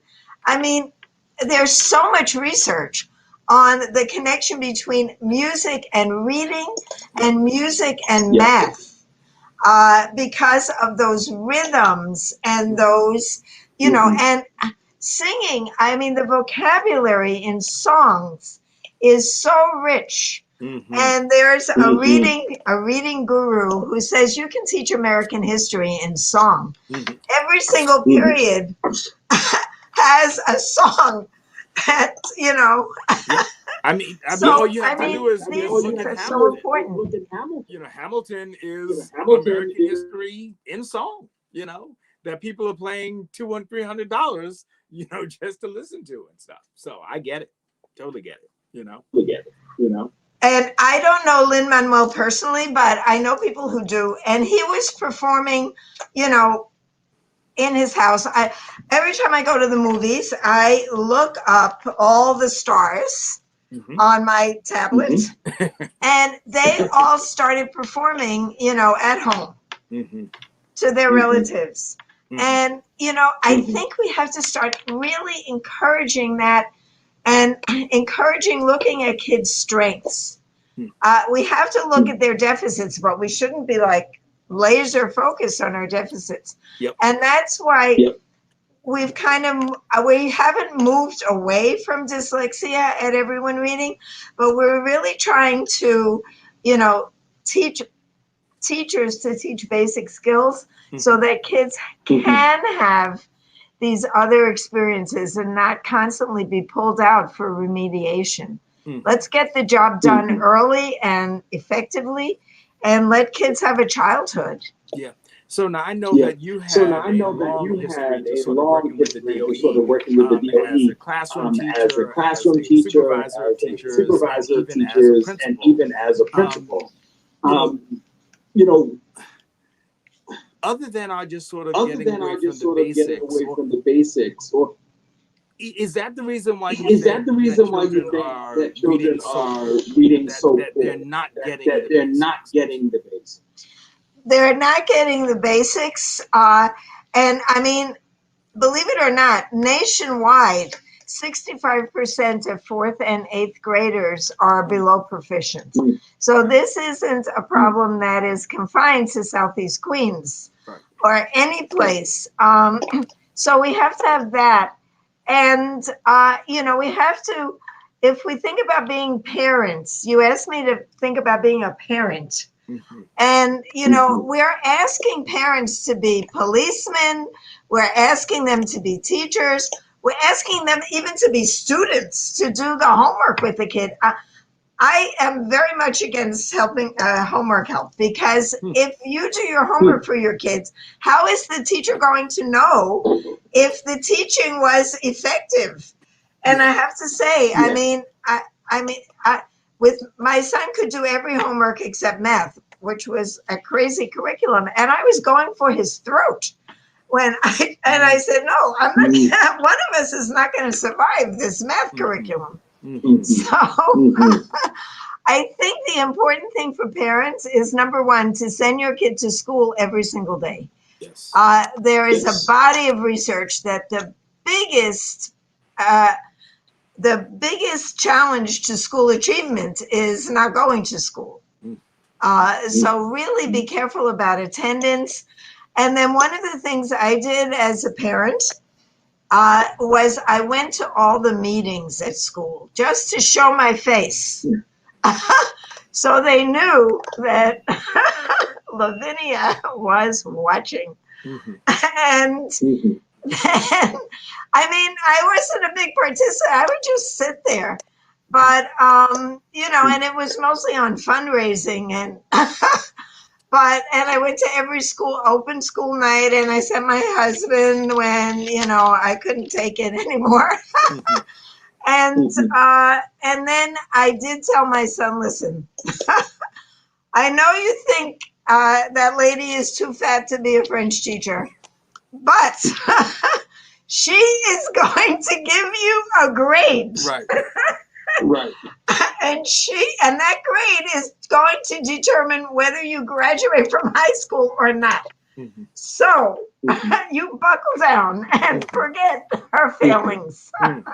Yeah, you know, that's one of the things that you have to learn as a student for sure. You know, before I let you go, can you talk a little bit about the diagnosis of learning differences? You know, as you know, America keeps talking about, you know, the dyslexic children, you know, grow up to, you know, not that they all grow up at Rikers Island, but his point is that, you know, that X percentage of the kids in Rikers Island, you know, are just sort of dyslexic. Now, we don't want to talk about whether that's the case or not, but you know, it would be great to just sort of hear, you know, from you, what are the best ways for parents to get their kids evaluated to see if they have, you know, a significant learning just sort of difference, if you will. All right, I think you're on mute. You have to start with basic instruction. And if the curriculum and the teacher are good, lots and lots of kids will learn to read. If your child is an outlier, then you should talk to the school and say, what can we do? Because the school is required to provide, it's called RTI services. Okay. So the school is supposed to provide additional interventions if your kid isn't making it. Now, I know this sounds subversive, but I knew the math curriculum at my son's school was whack because none of his friends could do any math. So don't ask the parents. The parents will say, oh yeah, my kid is a genius. Oh, my kid was reading at 3. But, you know, when the kids get together, see if the other kids can read better than your kid. I mean, see how this is going. And I mean, before you get an evaluation, there are many, many steps. An evaluation is very costly. Mm-hmm. And mm-hmm. I mean, I don't want to disparage it or anything. In many cases, it is an important step. But a lot of the treatment for dyslexia is intense phonics, intense word attack skills. And that's what should be in every first grade curriculum. So Greg said the pre-K kids are coming up and they know their alphabet and they know their sounds. And so that's a very good thing. So, I mean, I would be cautious. I'm not ruling out an evaluation, but there are so many steps to take before a full-fledged evaluation. And you really have to work with the school and say, I have noticed that my kid is not reading very well for his, how is he doing in comparison to the other kids? Right. And, right. You know, and if you have multiple kids, I only had one child, so I had to like monitor his friends. But if you have multiple kids, you'll say, well, you know, these other two kids had no problem, but, you know, this one is having a problem. So, you know, those are things that you can do as a parent to get your kid reading. But the goal is not to have a label. The goal is to learn to read and not to rule out all the other things in life. Because Greg and I have talked about this. So I meet my middle-aged former students on the street, and they are all working in what I call their weirdness, the things that made them interesting as children. So the bossy little girl is a high school principal. The busybody is a parent coordinator. She knows what's going on, right? And, you know, the one who was very detail oriented is one of those school secretaries that knows everything and keeps the school running. And the kid who took apart computers and put them back together is a computer scientist. The kid who was drawing on every piece of paper that ever crossed his path is a muralist. So I'm not saying we should not be teaching kids. We must teach kids to read, but we have to feed their other interests. We had a dance program. One of our former students runs a dance company. I mean, and she'll say it's because of Miss Albert. So, you know, those are the things. We have to have a complete curriculum. That's why I'm so excited that Greg is trying to get music back into the schools. Not that everybody's going to be a musician, but it is so important to round out your life. You have to have a whole childhood and you have to have a whole life. Yes. Yes. Oh, look, you know, like I said several times today, I can talk to, you know, my favorite people all day, every day. But I know there are a couple of people waiting in the waiting room to just sort of read for their 15 minutes. So I will just sort of thank you, Lavinia Mancuso, and say you're looking fabulous. Those pearls in particular are working. You know, you're looking like the high school principal that everybody deserves, you know. Or middle school principal or elementary school principal. But I just sort of, you know, love the fact that you're still out here fighting the good fight. And thank you very much for joining us today on the Jamaica Read-a-thon. We have a website, www.everyonereading.org. And we are going to have a conference sooner or later. We want to do it in person, so we have to wait a while. We Zoomed, but I think people are Zoomed out for all-day conferences. Ooh. Anyway, and, you know, keep in touch. We do tutoring, but we mostly do professional development for teachers or anybody who wants to join us. So thank you for having me. Music in the schools. That's right. Music in the schools. That's right. That's music next. in the schools. That's next. Thank you, Lavinia. Thank you, Lavinia. Bye. All right, all right, all right. I know that Kwame is gonna toss me somebody any second. But while we got this second, thanks to JetBlue, because they have donated 2 pairs of Travel Anywhere tickets with restrictions. And at the end of the day today, we're gonna pull from our magic hat of contributors, 2 names, and each of those folks will receive a pair of JetBlue Travel Anywhere with restrictions tickets. So thank you to JetBlue. This next friend of mine, is, I can't even describe how far back and how dear Corinne Corbett is to me. I would just say that, she is one of 3 sisters, Cassandra, Corinne, and Carolyn, in age order, who are beautiful, talented, brilliant people, So Corinne has read with us, I think at least, maybe from the beginning, at least 3 Jamaica Read-a-thons. Absolutely, 3. Yes. So she is back with us, and I am so pleased to see Corinne. Because of the pandemic, as you know, I haven't seen their friends I haven't seen like in 2 years, which is so bizarre. But it doesn't feel like that because we've seen each other on Zoom. So, Corinne, you don't have your organization behind your name, so I am just going to share with everybody that is Chick Jones Media. Is that the official name? Chick Jones Company. Chick Jones Company, because now it's just a conglomerate. More than just media, it's everything. But Corinne has had, just in addition to being a dear friend, has just had a fabulous career in beauty in particular. And everything from working at Elle magazine, she was one of the original employees when American Elle was launched, to Essence magazine, to didn't you work at Honey for a minute? At Honey, Heart and Soul magazine, and Real Simple.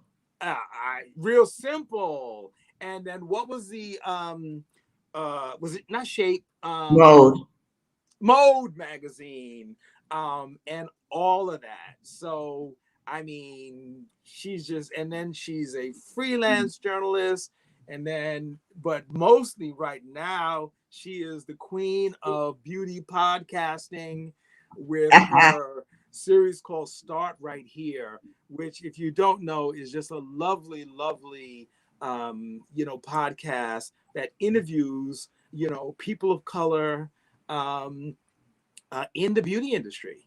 And it's a fantastic podcast. And yeah, so that's all I will say. So, before you get into your book and I make the schedule even later than it is, what's up? What are you up to, Corinne? And just, So, as you said, I'm working, I just launched season 2 of Start Right Here, and we're adding some video components to specific episodes. I got some really exciting people coming up, but, more people are saying yes. I've already done 50 episodes. Wow. Well, I'll be releasing next week. We'll make 50 episodes. I'm releasing 48 and 49 this week. And I've gotten people across entrepreneurship, across corporate beauty. I've gotten creatives. So it's a nice opportunity to hear about all the jobs there are. Absolutely. I mean, we have engineers talking about chemists talking about that area. And it's not to hear about the career path, but it's also the advice that's given is applicable to any industry. Yeah. With especially the tips that they give about, thriving in environments. So, and breaking into industries that you may not have been prepared for, from, junior high school, whatever. Yes. Or quote unquote didn't go to the right school, so you didn't have an opportunity for internship. But the women and men that I speak with, or the people I speak with, are have overcome those things, and can share, the challenges that they've overcome as well as strategies they've employed. Yeah. And I love the storytelling aspect of it. Just sort of, to just learn about people and their journeys. And I especially love the people who are working in just sort of aspects of beauty that you don't necessarily think of as beauty, the packaging, Right. the chemists, Right. that, just sort of create products and the rest of that stuff. So where can people, just sort of outside of Apple Podcasts and all the rest of that stuff? So we're on everybody. We're on everything but SoundCloud. Every Audible, Amazon, iHeartRadio. We're on everything. So and then if you don't have any of that, you can go to beautybizcamp.com and listen there. Yes. And Beauty Biz Camp briefly, I know was a camp that you had set up, for young women and young men to just sort of, spend a summer with you or several weeks. And they would go and they'd meet and greet, different people in different aspects of the beauty business and stuff. I'd imagine that that's a little challenging to do, during pandemic times and stuff. But we're hoping that the pandemic is going to lift and all these beautiful things will come back, Right. And looking at ways to deliver some of that digitally. I conceived the podcast during the pandemic because I also wanted to use storytelling as a form of education. Yes. All right, I get it. All right, I've said it a billion times today. I'm going to shut up because, I could talk with my favorite people all day and all night. So what are you going to read for us today, Corinne? So I'm going to read Sweet Clara and the Freedom Quilt. Sweet Clara and the Freedom Quilt. All right, I'm out of here. I'm going to let you read that. And when you say the end, we'll know it's the end. All righty. Thank you much.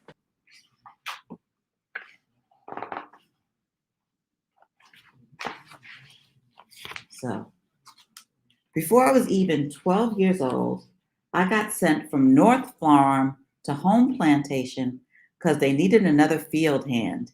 When I got there, I cried so much.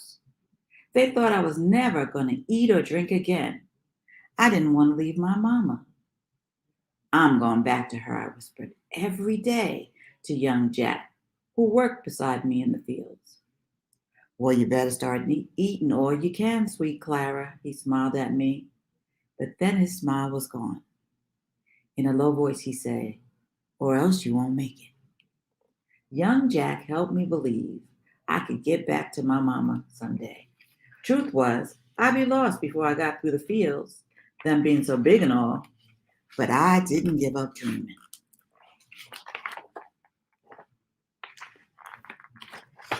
Aunt Rachel was raising me now. She wasn't my for real blood aunt, but she did her best to care for me. One night, she come back from working in the big house and found me lying dead tired in our cabin floor. She shook her head and said, Sweet Clara, you ain't gonna last in the fields, but I got an idea. Rachel's idea was sewing. She started teaching me the very next night. On this way, so I could.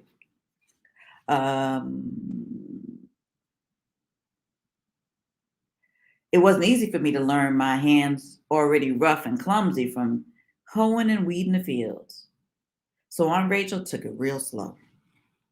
She brought scraps of cloth from the big house and taught me about each one that was special and had to be treated in its own way.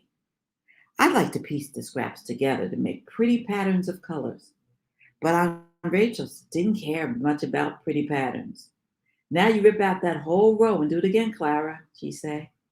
Why I gotta make the stitches so tiny, I complained. You're gonna be real seamstress, that's why. Here we go, trying to figure out this way. Here we go.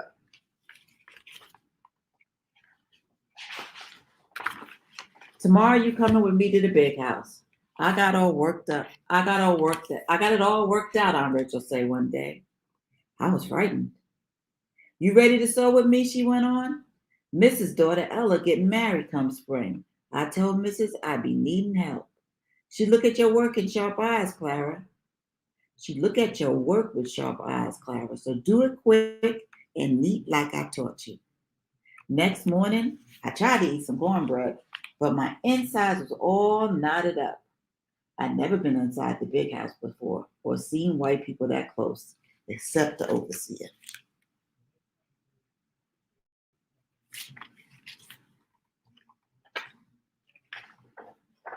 The morning sun was streaming into the sewing room, turning everything all sunflower yellow. Aunt Rachel gave me some sheets to hem. Instead of being contrary, that needle did all I wanted, just like it was part of my hand. At the end of the day, Mrs. come in. "Let me see your work, Clara," she said. I gave her the sheet, and she ran it through her hands real slow. I held my breath, watching. "From now on, come here," she said at last. When she left, Aunt Rachel and I looked at each other, about ready to burst. "We done it, girl," she cried.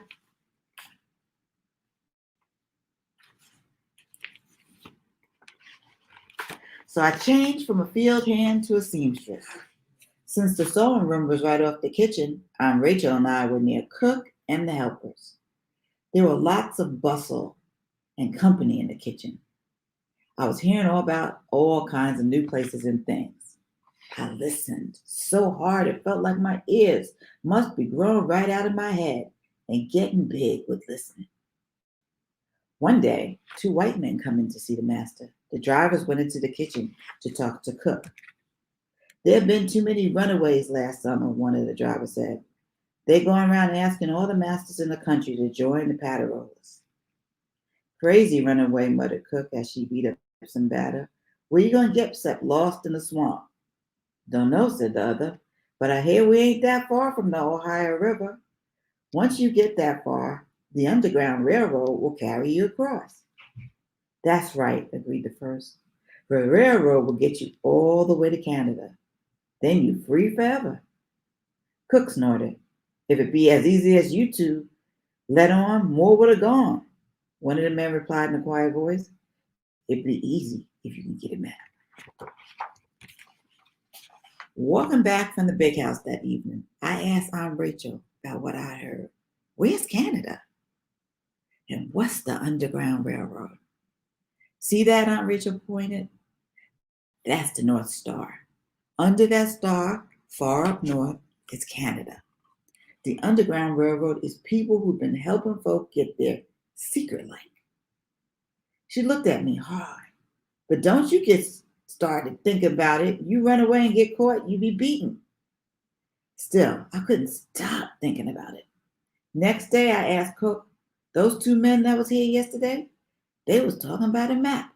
What's a map?" "Just a picture of the land, that's all. Whatever's on the ground, a map can have it."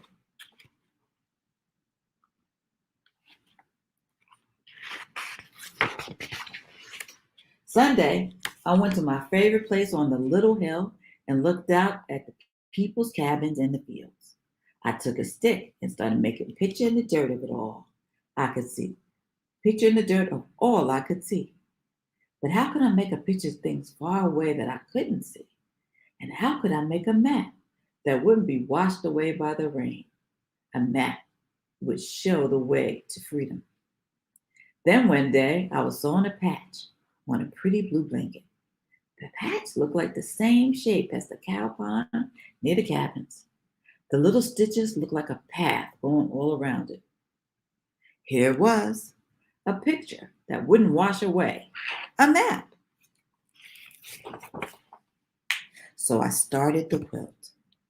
When you're sewing, no matter how careful you be, little scraps of cloth always be left after you cut out a dress or a pillowcase. So while my ears kept listening and my hands kept sewing, I began to squirrel away these bits of cloth. When we was off work, I went to visit people in the quarters. I started asking what fields was where. Then I started piecing the scraps of cloth with the scraps of things I was learning. Aunt Rachel said, "Sweet Clara, what kind of pattern you making in that quilt?"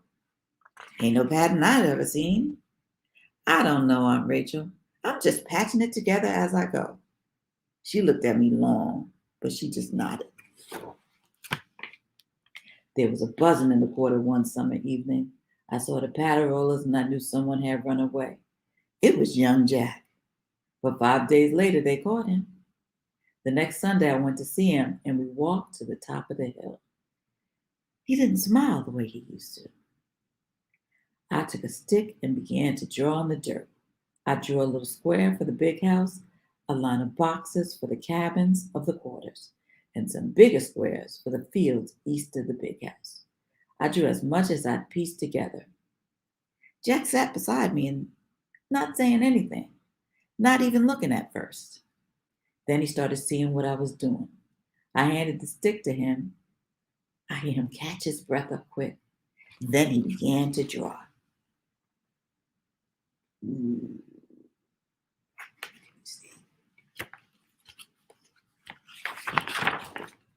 I worked on the quilt for a long time. Sometimes months would go by and I wouldn't get any pieces sewn in it. Sometimes I had to wait to get the right type of cloth. I had blue calico and flower blue silk for creeks and rivers, and greens and blue-greens for the fields, and white sheeting for roads.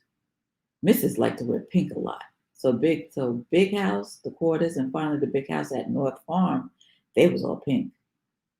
The quilt got bigger and bigger, and if folks knew what I was doing, no one said. But they came by the summer room to pass the time of day whenever they could. By the way, Clara, a driver might tell me, I heard the master saying yesterday he didn't want to travel to Mr. Morse's place because it's over 20 miles north of here. Or somebody would sit eating cook's food and say, so I could hear, word is they're going to plant corn in the 3 West fields on the Verona plantation this year. When the master went out hunting, Cook's husband was the guide. He'd come back and say, that swamp next to the home plantation is a nasty place. But listen up, Clara, and I'll tell you how I thread my way in and out of there as smooth as your needle in that cloth. Then one night, the quilt was done. I looked at it and spread it out in the dim light of the cabin. Aunt Rachel studied it for the longest time. She touched the stitches lightly, her fingers moving slowly over the last piece I'd added. A hidden boat that would carry us across the Ohio River. Finally, they came to rest on the bright star at the top. She tried to make her voice cheery. You always did like to make patterns and pictures, Clara. You get yourself married to young Jack one of these days, and you too will have a real nice quilt to sleep under. Aunt Rachel, I couldn't sleep under this quilt, I answered softly, putting my hand over hers. Wouldn't be restful, somehow. Anyway, I think it should stay here. Maybe others can use it. Aunt Rachel sighed. But ain't you going to need the quilt where you going? I kissed her. Don't worry, Aunt Rachel. I got the memory of it in my head. It rained hard for 3 days the next week. Me and Jack left home plantation in a dark thunderstorm. The day after, it was too stormy to work in the fields, so Jack wasn't missed. And Aunt Rachel told them I was sick. We went north, following the trail of the Freedom Quilt. All the things people told me about, all the tiny stitches I took, now I could see the real things. There was the old tree struck down by lightning, the winding road near the creek, the hunting path through the swamp. It was like being in a dream you already dreamed. Mostly we hid during the day and walked at night. When we got to North Farm, Jack slipped in through the darkness to find what cabin my mama had.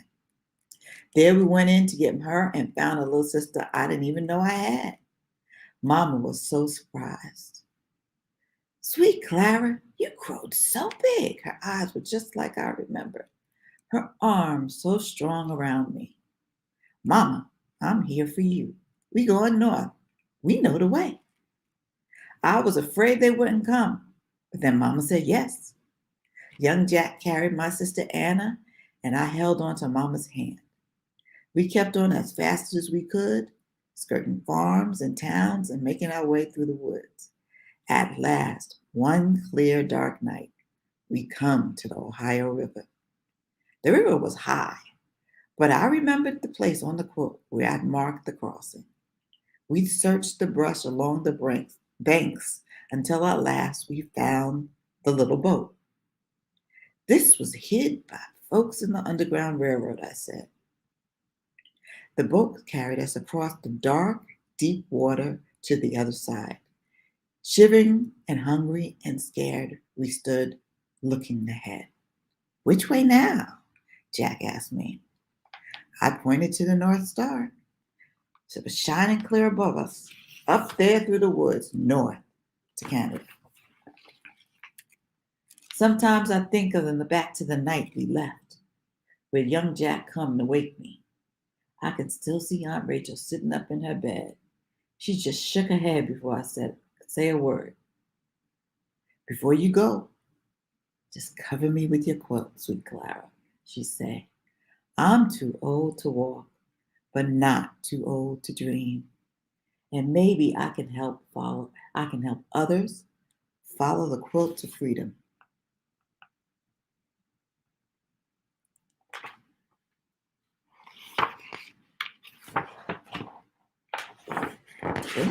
One more page. Aunt Rachel kept her word. The quilt is still there at Home Plantation. People go look at it, even folks from neighboring farms. I know because some of them come and tell me how they used it to get free. But not all are as lucky as we were, and most never can come. Sometimes I wish I could sew a quilt that would spread over the whole land, and the people just follow the stitches to freedom. As easy as taking a Sunday walk. The end.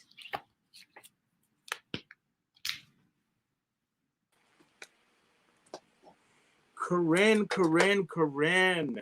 That was a lovely, lovely story. And, you're not a quilter, are you? I am not, but I have an amazing quilt that somebody made for me. Okay. Yes. Quilting is a beautiful thing. My cousin Christine is a pretty fantastic quilter. So it's near and dear to my heart. All right, look, I don't want to hold you because I know you got work to do, and there are other people in the waiting room screaming at me right now saying, okay, let's move on.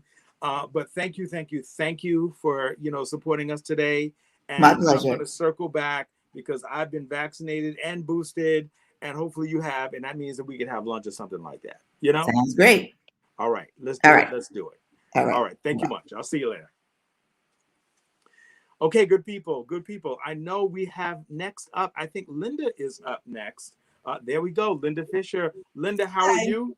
I'm good. All right, that's a fantastic thing. Linda, didn't you read with us last year? No, this is the first time I'm reading with you. It's okay.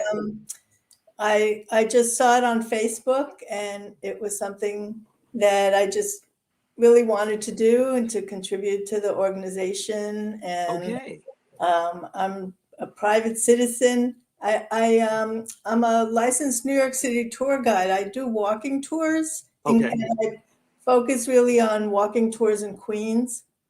And I've been living in Queens for 30 years, and I visit Jamaica a lot. And it's amazing. It's wonderful, how much stuff is going on, all the cultural stuff that's going on there. I don't have to go to Manhattan anymore.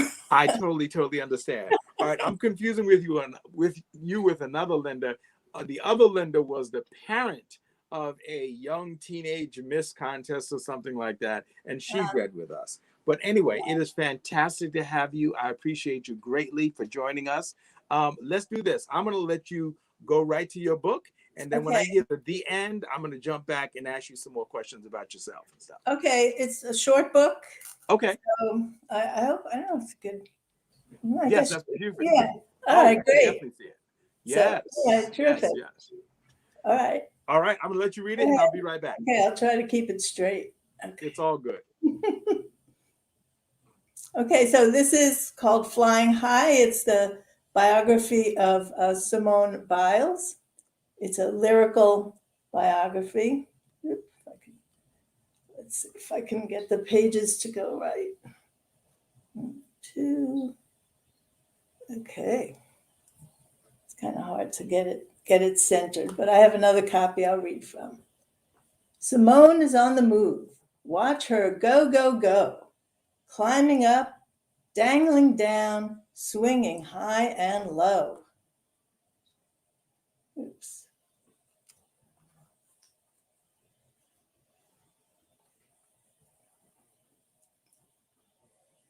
Yet 4 siblings struggle. They lack proper care. The future's uncertain. Fear hangs in the air.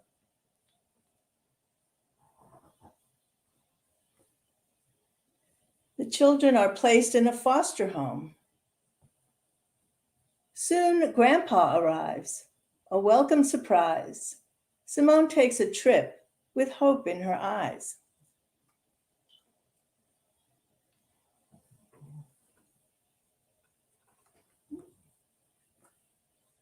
Climbing up shoulders, bouncing off walls, flipping on the couch, tumbling through the halls. Tip-top, trampoline, jump toward the sky. One little girl wants to fly, fly, fly.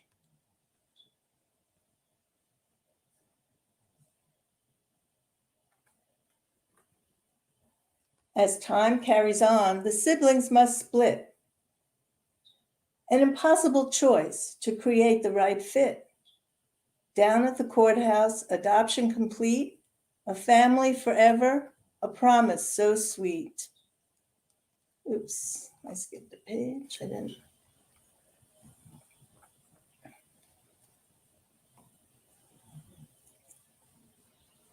The girls get excited for an outdoor trip, but rain's coming down. Drip, drip, drip. They need a new plan to switch the destination. Their brother suggests the perfect location. High bars, low bars, leap across the beams. Simone copies their moves and launches a dream.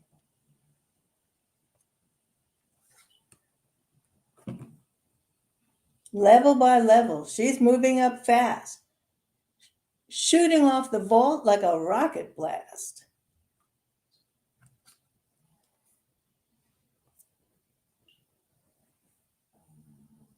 After one special meet, Simone's family grows, now a puppy to love with a big wet nose.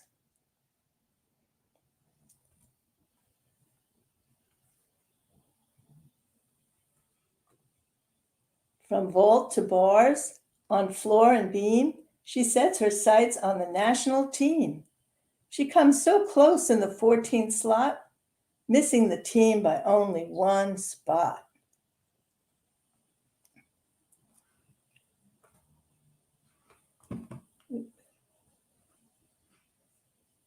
Crushed by defeat, she loses her spark. What will it take to rise from the dark? Uplifted by love, pulled into the light, Simone rediscovers the magic of flight.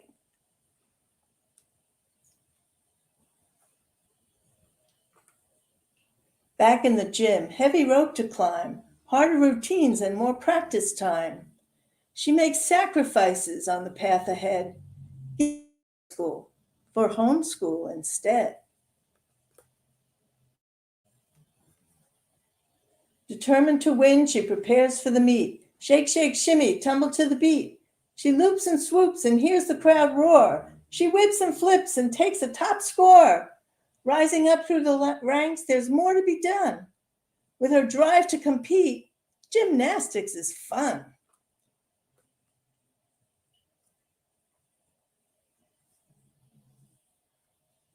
And what does she do when something goes wrong? She gets back up and finishes strong.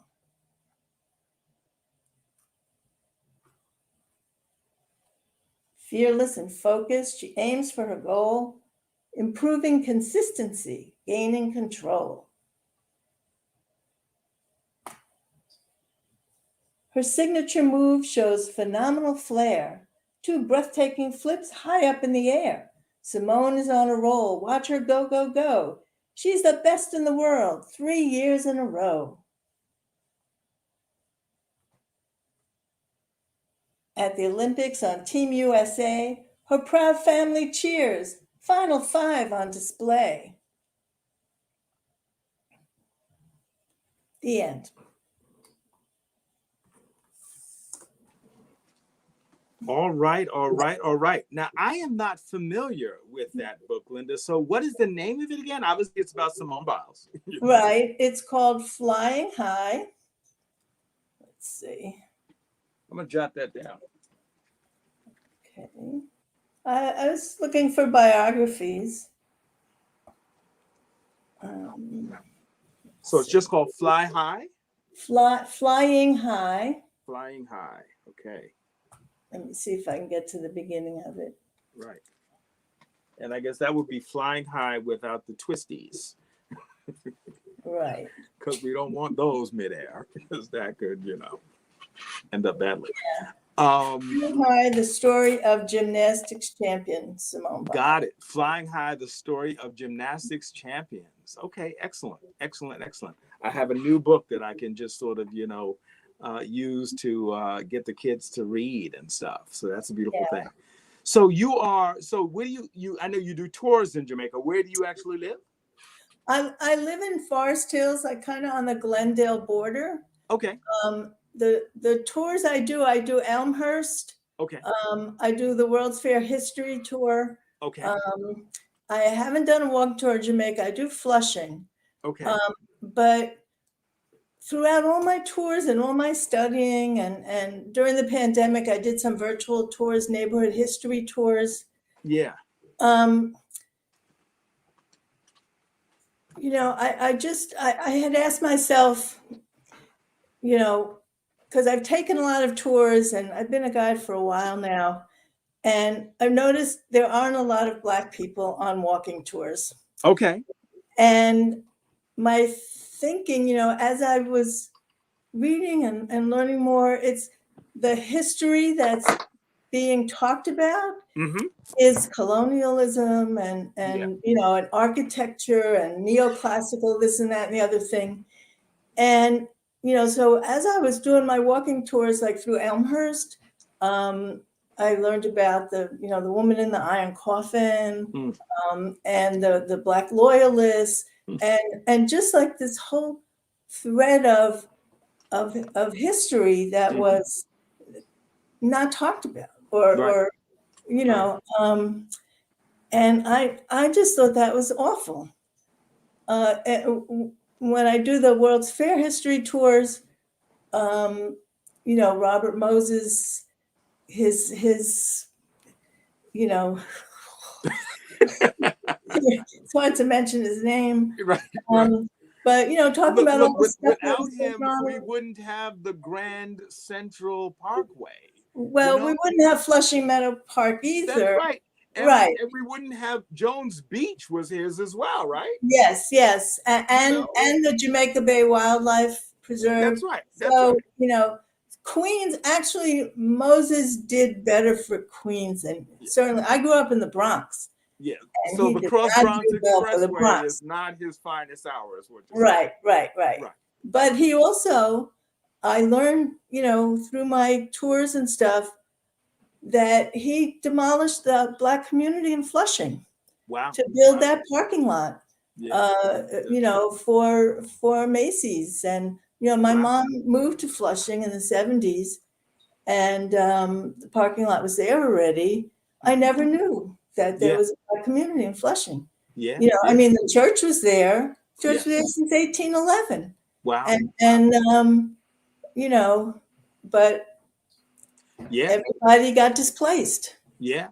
And look, he didn't do Central Park, but clearly Seneca Village was there, before Central Park was Central Park. So, it's it's But I learned about James Allen Bland, that Bland houses, that project in Flushing called Bland Houses. And everybody on my tours would say, oh, yeah, they're very bland. They look bland. And I'm saying, like, well, who were they named for? Right. They were named for a musician, an African-American musician and songwriter.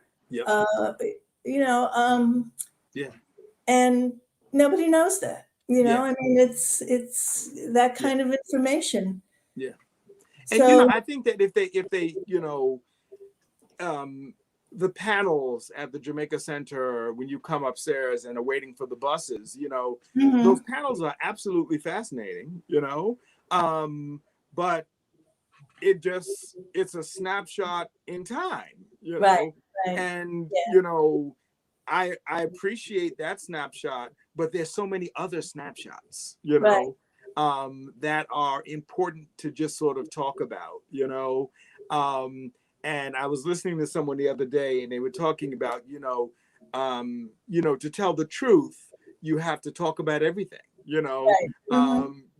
And not just talk about, one aspect of the truth, Right. And that is so true, so those panels, and this is an expensive alternative, would be more compelling if they were digital panels and they had, different periods, Right. in Jamaica, and Right. maybe one where you could see the arc, of time. Yes. Yeah. And it would be absolutely fascinating, Yeah. I mean, the idea that I grew up here in St. Albans and, and other parts of Jamaica, and the idea that this was all, once white folks, it's Right. fascinating to me. Yeah. Yeah. And the whole restrictive covenants that's right. And then all the jazz people. I mean, that's right. You just, people like their mouths drop open when I tell them, who lived here and who lived here and who lived there. And they're like, that's right. You're kidding. Right. You're kidding. Just the musical history of Queens is. Oh, it's extraordinary. Yeah. So I can't hold you as much as I'd like to. Sure. What is Jeff? Do you know Jeff? I forget his last name. I want to say maybe Jeff Orlick.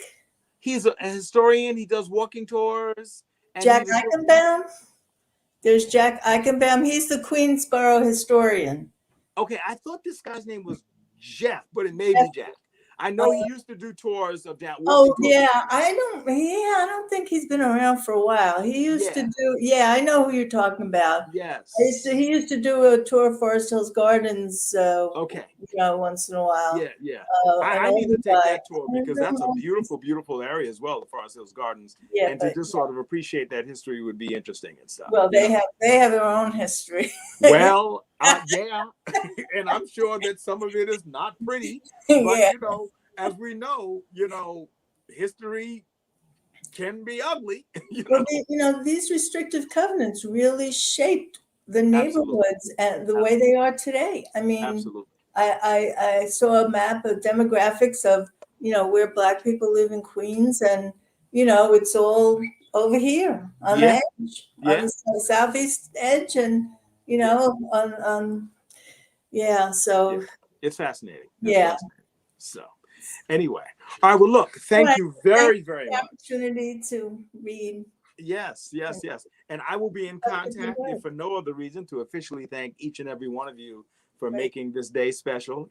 Who thought that you could do 6 hours of reading children's books 15 minutes at a time? But it really just sort of, reminds people how important reading is and stuff. So thank you again, Linda. Okay. And hopefully we'll see you next year. Thank you. You will. All right. Be well. Bye-bye. All right. Good to see you guys. Once again, JetBlue has given us 2 pair of Travel Anywhere tickets for folks who have just sort of contributed. And let me say also, before we, introduce the distinguished gentleman here, Derek Hall, that you see, if you're on the JamaicaRead-a-thon.com site, I think it says that we've raised $185 or something like that. That is a little deceiving. We have actually raised, people. We are beyond our target. Our target was $2,750. We have raised, drum roll please, $2,779 because we raised $2,594 prior to going live today. So I just want to thank all the people who have gotten us above our goal. And those people who donated that $185, you guys pushed us over the top. I'm going to take this opportunity also to say, JetBlue, these tickets, y'all, if you donate between now and 4 o'clock, we're going to do a drawing this evening and we'll let people know who won. But here we are, Brother Derek Hall. How are you, Brother Hall? I'm doing well, doing very well. Congratulations on achieving your goal early, might I add. Fantastic. Yes, that's a beautiful thing. I was trying to get my technology people behind the scenes. I said, well, can't we change that number so it reflects everything? Yeah, I saw that. I was like, because I saw the message about how much you made, and then I saw the new number. I was like, Right. It's just like, it's like, no, I just got to keep people excited about this thing. Yes, So anyway, there you go. do we know each other, Brother Hall? We don't. No. Okay. I found out about the organization recently, and then I saw that you're having the read-a-thon, and I had to be a part of it. I appreciate that greatly, my friend. There's nothing like people who just sort of step up, Yeah. I'm a voracious reader, so I really love that you're doing this at all. Okay. As a voracious reader, give me your top 3 authors? Okay. So that's pretty easy, actually. So that would be Shakespeare. Okay. That would be Salman Rushdie. Okay. And Alexander Dumas. Oh, wow. Damn, that's a hell of a list. Yeah, Alexander it's pretty heavy. Dumas, Shakespeare, and Salman Rushdie. Yeah. Wow, man. Huge fan. As you can tell, I like overwriters. I like beautiful language. Like Midnight Children, Salman. Yes, that's right. The Salman Rushdie. Yeah. Yeah, and obviously, Shakespeare. Billy Shakes. Good old Billy Shakes. Yeah. Good old Billy Shakes doing his thing. Is this a dagger before me? The handle before my hand? There you Come, go. let me touch thee. I have thee not, but yet I see thee still. Oh, and man. that's Macbeth, my favorite show as well. So well done. You must be looking forward to the Denzel Washington, Frances McDormand, Macbeth and Lady Macbeth that's coming on within like 2 weeks or so. There's 2 actually Macbeths coming up. There's that one, which I'm very much looking forward to, as well as Daniel Craig is going to be playing Macbeth later on as well. There's a huge resurgence of Macbeth.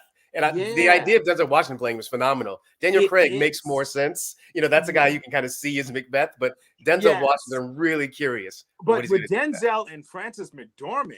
Yeah, that's a really interesting combination. Oh, those are some heavyweights. I could see her killing that Lady Macbeth part.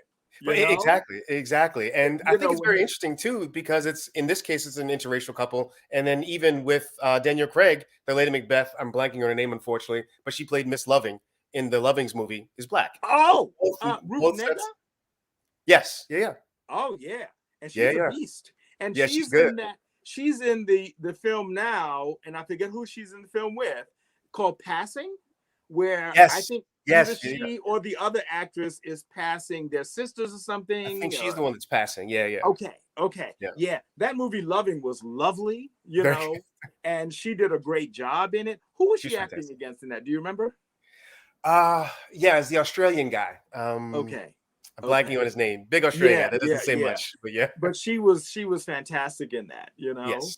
But yeah, I'm looking forward to that Denzel one. Where, I'm really curious, I can see Francis just rounding on him, and he's like, "I'll go no more. Look, I dare not." Also, you're a fan.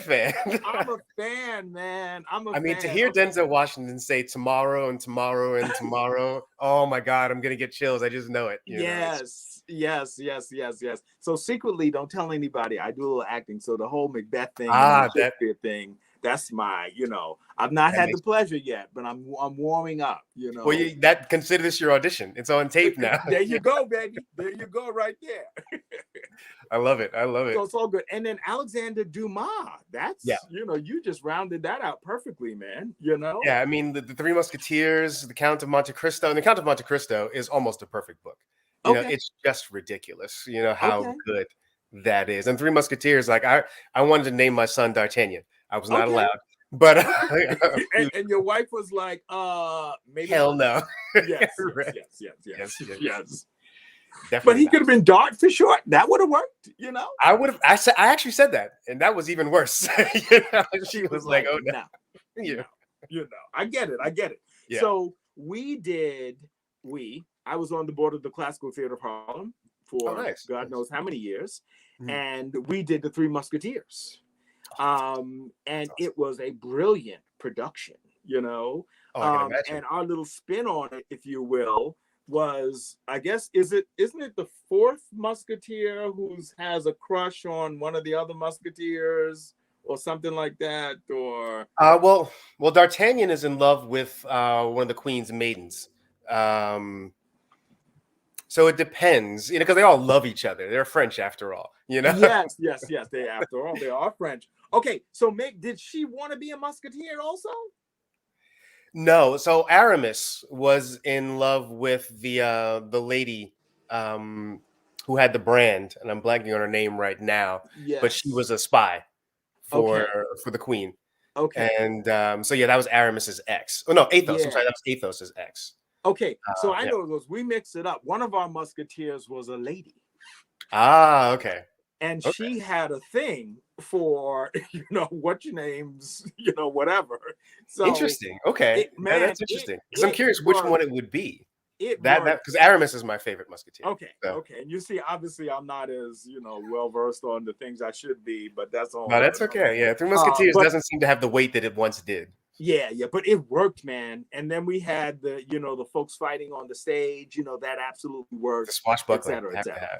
So it was good. All right, here I am slowing down the show again, man. No, it's great. This is fantastic conversation. I didn't even expect this. Man, but this is why we can't stay to this schedule while people like you are sitting in the waiting room, because I'm here running my mouth about these wonderful things and meeting new people, But it's a great thing. I mean, we had history before. Now we're getting a little knowledge into the culture of the books that people love. So why not? That's right. That's Theater. right. And we start out with Dog Man, and we graduate. Oh, Dog Man. This is how it happens right here. Okay. Yeah. Yep. My son loved Dog Man. I was not a fan, but he loved it. Man, if you were here earlier, that's exactly what I said. I said, this is the best gateway for boys in terms of books. It really is. One, and they're like 7 or 8, and then all of a sudden, I'll tell the story quickly, and it's going to make us even further behind. So my nephew, who I helped raise, he was a reluctant scholar. That's how I came to characterize him, a reluctant scholar. Right. And he was a late reader, but when he started to read, he read voraciously. One day we're trying to get out of the house to get to school. His name was Douglas. I'm like, Douglas, what's going on? I'm screaming from the bottom of the stairs. I march upstairs. I open the door. I pull back the shower curtain. And there he was, butt naked, with Harry Potter. There you go. I'm sure he loves you telling the story. I couldn't. That's crazy. That's really good. Yeah, that's great. The brother was reading the tome in the shower with the water running. That's a little disrespectful. You gotta respect the book. Don't let it get wet. But that right. Says a lot. That says so much. A lot, man. It says a lot. If you get the right book in the kids' hands, the world just opens up for them and stuff. Absolutely. Yeah. So I can't even ask you what to do with the rest of that, man, because we're already, just kind of over time. But I'm just going to ask you to read for us, man. What are you reading? So I'm going to be reading The Pirate Jamboree. Okay. So this was, both my children loved this book. It's a little poetic. It has kind of a rhyme scheme to it, so it actually go relatively quickly. But it's just really, really funny and a lot of fun because the kids are into pirates these days, and it just tells a very good story about kids being kids. And I thought that was important. That like books can be about the things that you can identify with as well, and kids using their imagination. Yes. Now, do you live here in Southeast Queens at all? I don't. I used to. I was born. Not born there. I was born in DC, but I used to live in Jamaica, Queens. When my family moved up to New York from DC when I was 9, we lived in Jamaica. Okay. Now I live in Astoria, though. Okay, got it. I'm not mad at you. There's a lot of great food options in Astoria. Those are so many good options. Yeah, I know, man. All right, I'm out of here, man. I'll let you read. When I hit to the end, I'll be back. Okay, cool. Thank you, sir. No problem. So we're reading The Pirate Jamboree by Mark Teague. Got some lovely drawings of pirates here. And these are the kids. And here's your cover page. The Pirate Jamboree.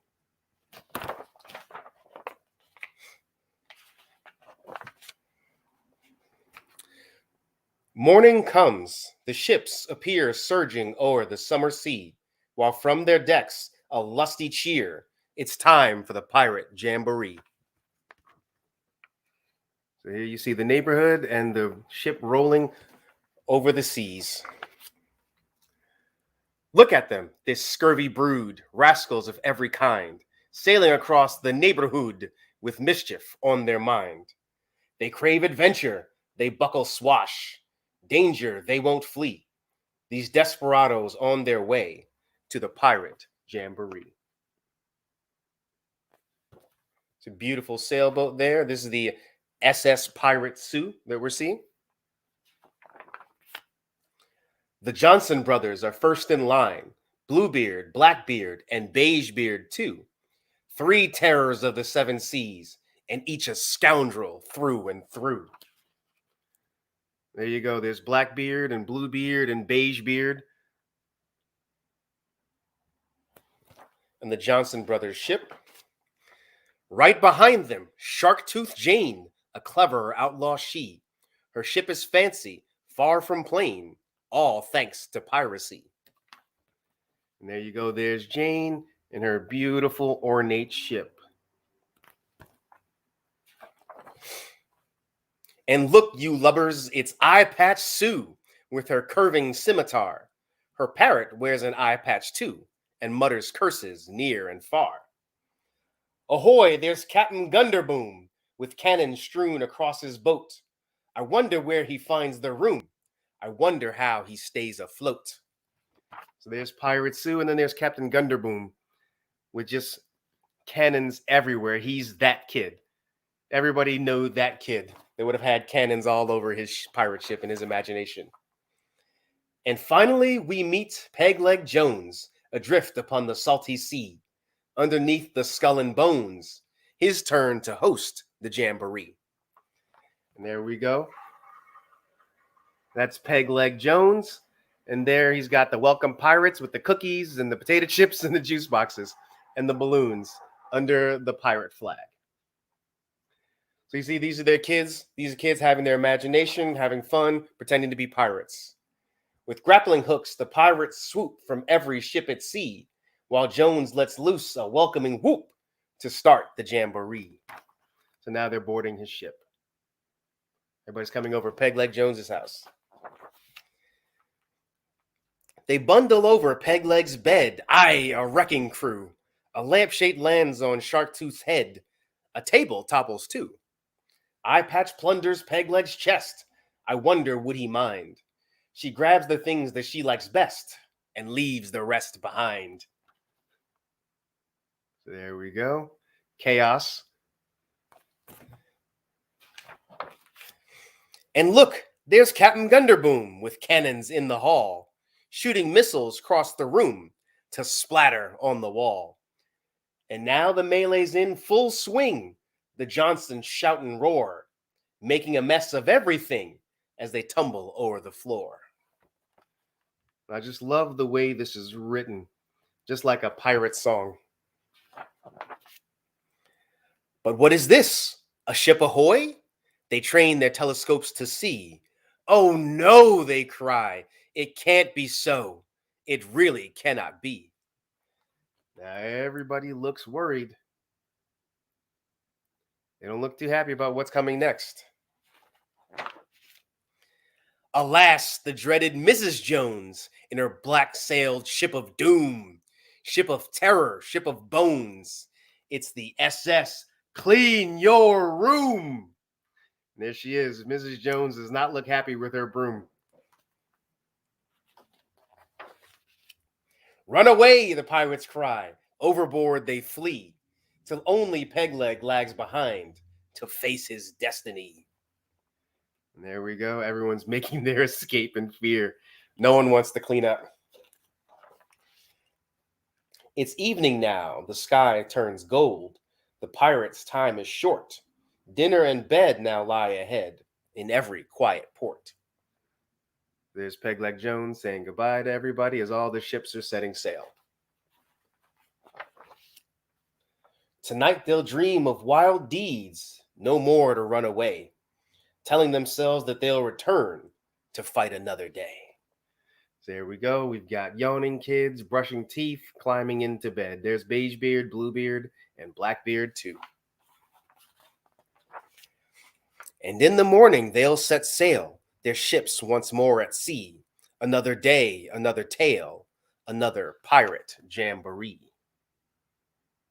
There you go. The end.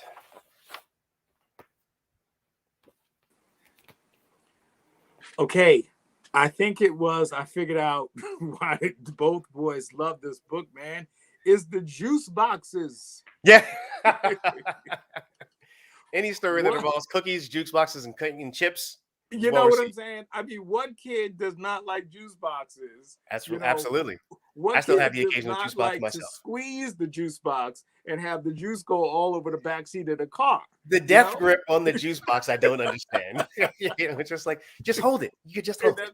That's right. The death grip. That is the early indication of it's not hand-eye coordination, right? But hand squeeze coordination. Exactly. Yeah, they just go right into it. It's so squeezable. That's right. Yeah, they can't help. That's right. And that's an art because you don't come out of the womb knowing how to handle the juice box. Right. The dexterity is important. Very, very important. It is.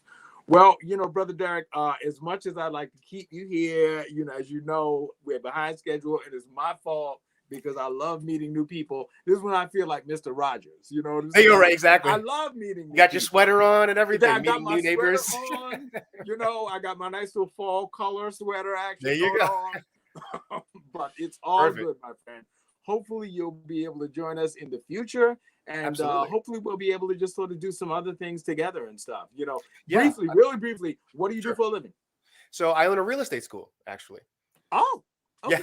Yeah. So you're training salespeople and brokers how to sell? Or? Absolutely, yeah. And I'm starting a pilot program with the Queensborough President's Office. Don't tell anybody yet. But we're going to be going into high school. So for those students that are seniors that may not be interested in going to college but want to jump into a career in real estate, they'll have the opportunity to go to a trade school like mine, Charter Real Estate School, and go right into real estate. Wow. Well, that's fantastic, man. How can people find out about it? Is it like on the web somewhere? Yes, you can follow me on Instagram, CNYRES. That's Charter New York Real Estate School, and also our website, cnyres.com. Okay, excellent. See how many things we learned, man. It's like, what? Brother went to real estate school. I'm there, Yeah, you go.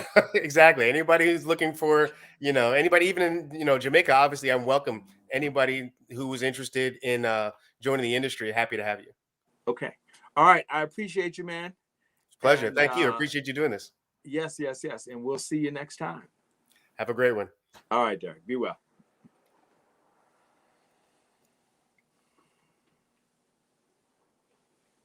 All right. Good to see you, good people. I'm going to say one more time. JetBlue gave us those 2 tickets, the 2 pair of Travel Anyway tickets with restrictions. So please donate. And I'm going to say also that we have exceeded our goal. We had a goal of $2,750, and we are at $2,779. So that deserves a woohoo.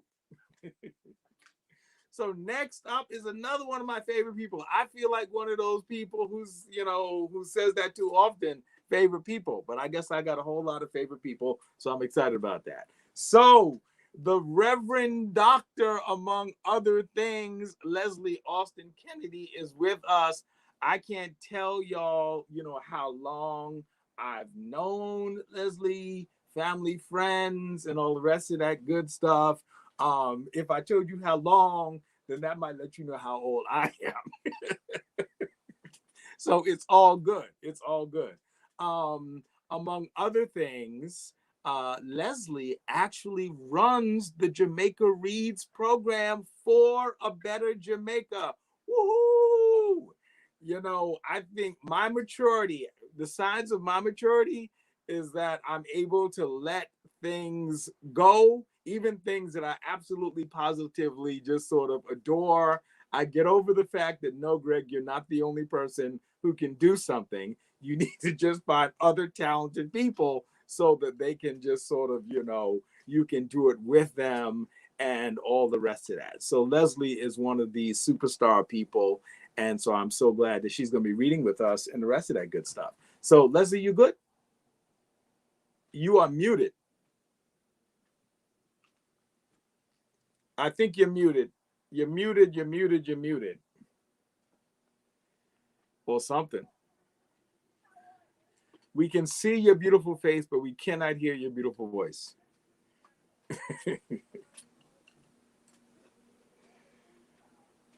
Oh, and Leslie is also a neighbor over here in good old Addersley Park and all the rest of that. All right.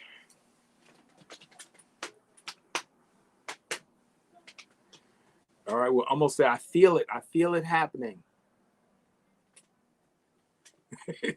So much for what I'm feeling, because it ain't happening.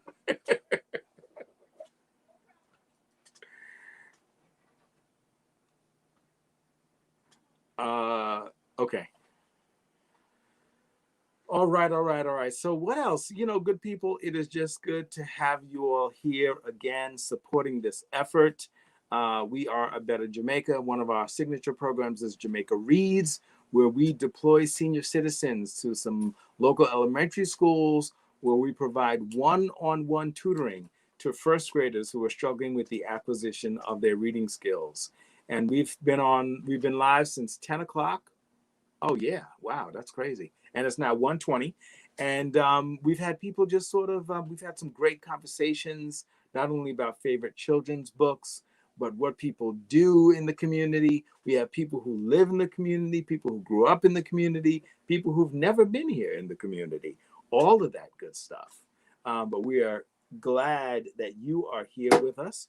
We're going to be here until 4 p.m.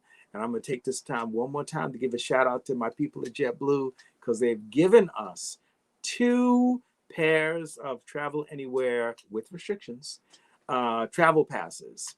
And at the end of the day, after we were going to grab all the folks who contributed to the campaign previously and all the folks who have contributed today, and we're going to pull 2 names out of the hat. And one of them will receive 1 pair of passes, and the other person will see the other pair of passes. Leslie, you doing all right over there? It's just not liking you. I don't know what that's all about. Let's see. Should we swap you out and get the technology going and then have you pop back in? Let's see. I don't have any text messages, so I don't know what's going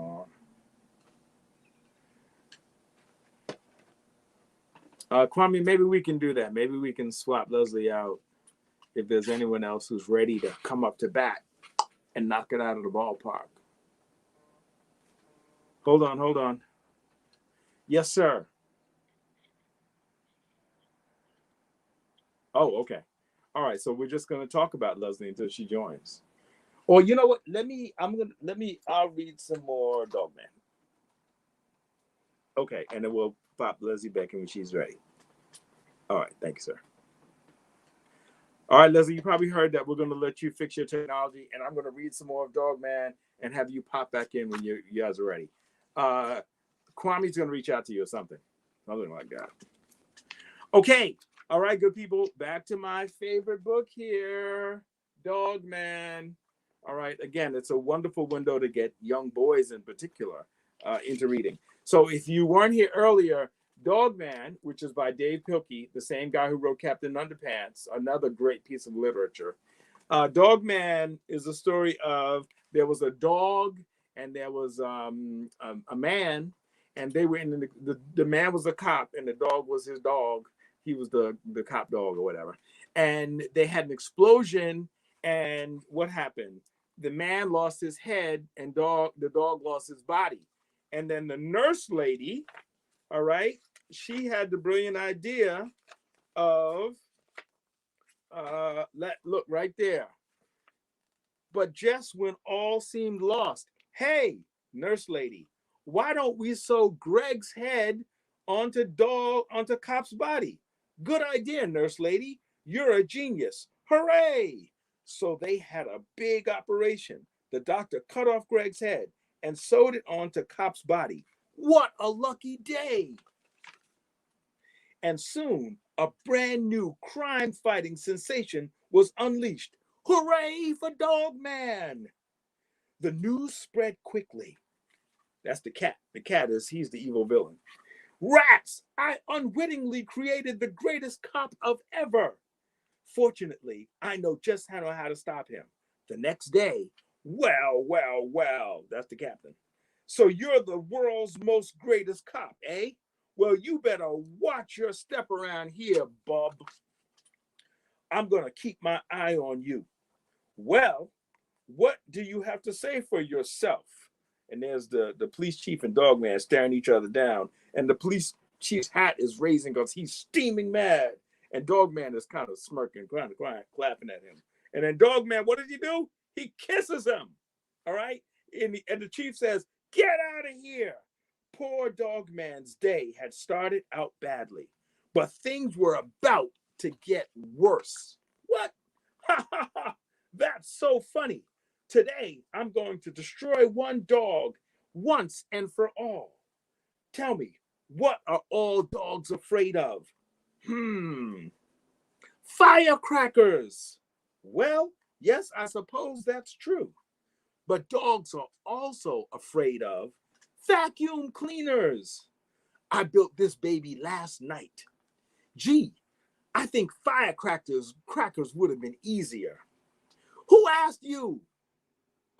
You did. Slap. This has thousands of dollars of the latest technology in it. Firecrackers only cost $5. Enough with the firecrackers. This is way cooler. And once I turn it on, it will chase Dogman. And it won't stop until he gets sucked up. Ha ha ha! Yeah! Zoom! Petey's secret lab. Oh, Dogman! Let's get ready to Roomba! Okay, you see what's happening, right? Go on and run. You haven't got a chance. The vacuum is chasing Dogman. This vacuum has a 6,000 horsepower motor, an endless power supply. And the bag expands so it can suck up almost anything. When Dogman heard the word almost, he got a good idea. All right, he's still chasing Ocean City. Dogman's on the beach. Gulp! He bit his skateboard, surfboard. Dude, that giant vacuum cleaner just swallowed my surfboard. Bummer, dude. Splash! The vacuum followed Dogman into the sea. Hey, let's get out of this water, okay? I can't swim. Besides, this vacuum cleaner isn't supposed to get wet. No fair! That's what Petey said. Dogman dived down. How's that for grammar? So the vacuum starts sucking up the sea. The big vacuum bag got fuller and fuller and fuller. Meanwhile, under the water, Dogman was losing the battle. Gulp, gulp.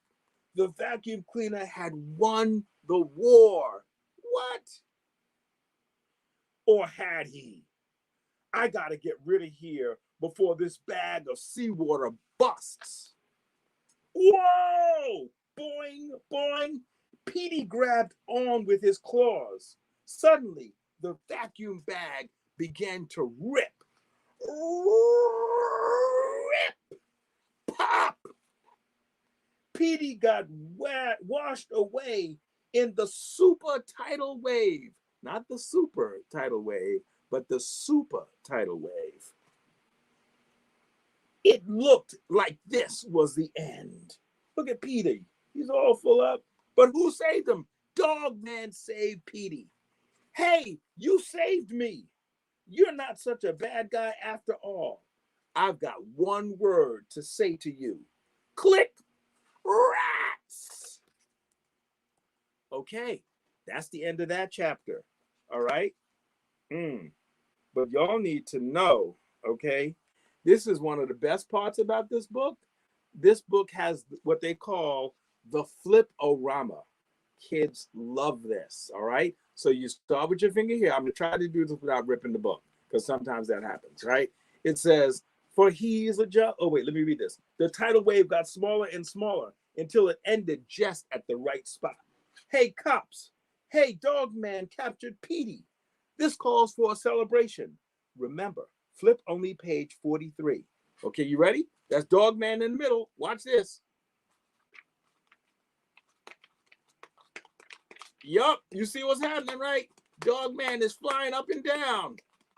Okay, this is why this book works for little boys. I don't know, but they love it. Anyway, that is Dog Man, good people. And again, I recommend it highly for getting little boys reading. Let me see. Kwame, is our next person here? Let me see. I don't see any text messages or anything like that. So I don't know if our next person is here. Our next person is supposed to be Tatum, and it's 1:30. So I don't know whether Tatum is here. If she's here, then she can come on. If not, then we'll wait for her. Okay, so what else, guys? I began to talk earlier about A Better Jamaica and how we started in January 2007 and how January 22, we will celebrate our 15th anniversary, and that is extraordinary. We have 16 programs. We started off showing family movies in the park, and then Jamaica311.com, our website that just sort of shows all the stuff that's happening in Jamaica, and then Classic Film Fridays, and then Jamaica Reads was actually our 4th program. And then what after that? What's after that? Among other things, we have the Air Train Jazz Festival, which is on hiatus. Why? Because the Port Authority of New York and New Jersey hasn't yet told us that we can go back into the Air Train Jamaica station. 34 live jazz concerts from 5 to 7 on Thursday evenings. We do the Jamaica Dance Festival, which is pretty fantastic. Also, the Jamaica Dance Festival is in June. It's 4 consecutive Saturdays of the presentation of professional dance. Wait, it's a superhero.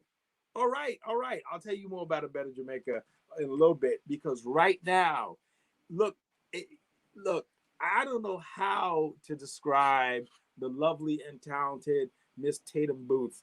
I will just tell you that she read with us last year, and she put those magical glasses on, and the world just, it just happened. I could see how the children would, with rapt attention, be like, ooh, So Miss Tatum Booth is a literacy coach, and we're going to have some better luck with Tatum than we had with Dr. Kennedy, because I think her audio is working. Tatum, is your audio working? All right, check it out. Can you hear me? Look at that. I can hear you. I'm super excited to be here today. Yes. So I introduce you as a literacy coach, Tatum Booth. Tell us more, what literacy coaches do. I assume that you work in a school environment. I do. So first, I want to say thank you for providing this space and the continued read-a-thon, because I have a love for reading as a literacy coach. And before I was a coach, I was a student, a child, right? And so from those experiences of having rich texts and having great educators, I think that that's how my love for reading got developed. And so I am an educator of almost 19 years. Wow. I've done a lot of my work in early childhood, and for the last 6 years, I've had the opportunity to serve as an instructional literacy coach, where I mentor teachers and support teachers in grades kindergarten to 2nd grade, all around best practices and how to develop the love of reading with students. So notice I didn't say that I help teachers with teaching kids how to read, because that's something that I do. But what I desire to do is to really get that love of reading to students and families.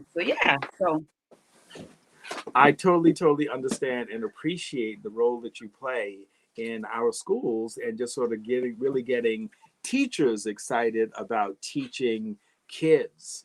And I'm sure that means their parents as well. So I think when we talked and I invited you back to just sort of be with us, I said, how could Tatum help us help parents?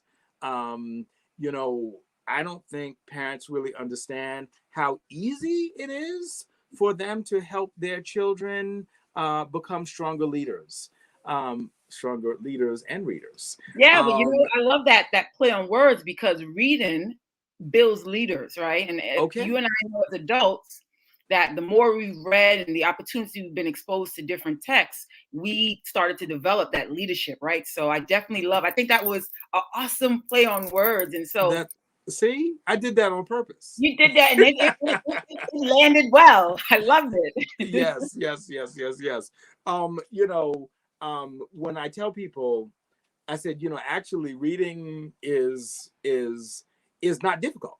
What's difficult is knowing, how to give the keys to kids to unlock the world of reading and books, right?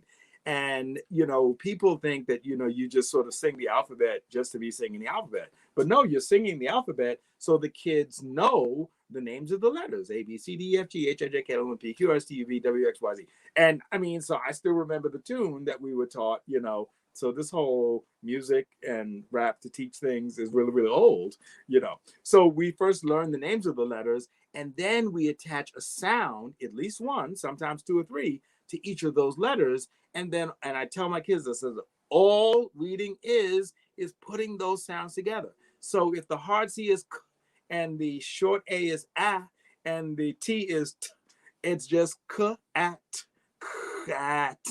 And as soon as they get that, and of course there are multiple syllable words and the rest of that. And I've learned so much as I've just sort of, worked with children and stuff, and how the number of vowels often indicates, just sort of the number of syllables. So if we think about the word prophet, Prophet, there are two vowels, and that indicates, the hint is that that's two syllables. It's like, wow, I don't think I learned that until I started working with kids, et cetera, et cetera.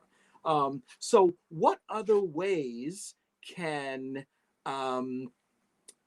adults, parental units, if you will, help their children to become stronger readers, particularly just sort of at the early stages? Yeah, so I thought that when you shared a lot of great strategies that we've used, right? Like those thinking about the letters and what sounds they carry, but also the meaning that text carries. So that's really important for our early learners. And even before we get to those letters, we deal with something called phonemic awareness. Phonemic awareness is where we start to discriminate, or we hear in words the ability to break those words apart, right?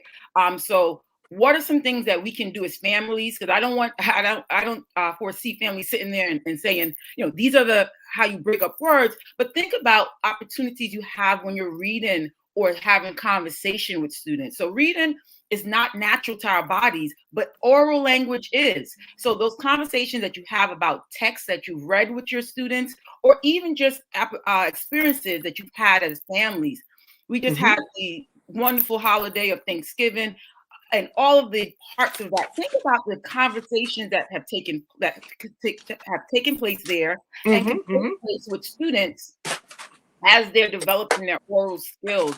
Now, we've been navigating this pandemic, and there's been a lot going on, but one thing that we know is true is that kids love to talk. And if we really, really maximize their oral language, that leads them into reading, right? So it can start with early learners where they're just looking at pictures and they're having discussions and telling what they notice. Something else that's really important to really have our children read is to have them read books of interest. Yes. Definitely, what are things your students are interested in, and how can we get those things into their hands? I've been doing a lot of work and thinking about best ways to have students engage in what we're reading. And I think about like Afrofuturism, right? That's where Afrofuturism gives students the opportunity to use their creative imaginations and to use hope to think about what can happen in the future. We had an example of that from the movie Black Panther, right? Everyone had these great feelings about Black Panther because it took us to a place beyond our current situations. And that's another strategy, is to really think about opportunities to have kids use their imagination. What books allow them to do that, right? Also, research shows us is that when students are able to be around texts that represent them, they have a higher interest level, or they are inspired more, because us as people of the diaspora, we not only look at reading as the academia, but it's also a social context for us, right? And so as students are reading, they want to be able not only to have the academic, can I sound out those words and have comprehension, but they want to have experiences with text. And that's what we want to expose them to. So as families are thinking about best ways to do that, when you are making decisions about what kind of books you want to read with your family, with your children as a family, think about those things. What's going to be most responsive? What's going to be inspiring to students to listen to as young learners, but to read as they excel in their academics, right? So as they grow up. So those are some really, I think, practical strategies that families could think about that you might be already doing, but you want to be intentional with it now, right? Got it. So when I'm having those conversations, I'm thinking about questions that I can ask that will stimulate a child's conversation, because that's going to be the power, their superpower into having conversations about what they're reading. And yes, I don't want to not say that all the academic ways, right? So bringing meaning to the text, having them to read different genres, right? So fantasies, comedies, that's how we are able to see the interest of our children. So those things are very, very important. But as we come out of this pandemic and we think about those, what can I do now, today, as I leave this opportunity to hear about this, what can I do with my child now? Those are some practical things. And I think as more research comes out about brain science and how children read, what we're realizing, relationship with text, relationship with those things that are happening around them is really one of the best ways to get children interested and committed to reading. Reading is like you said, there's all of these different things.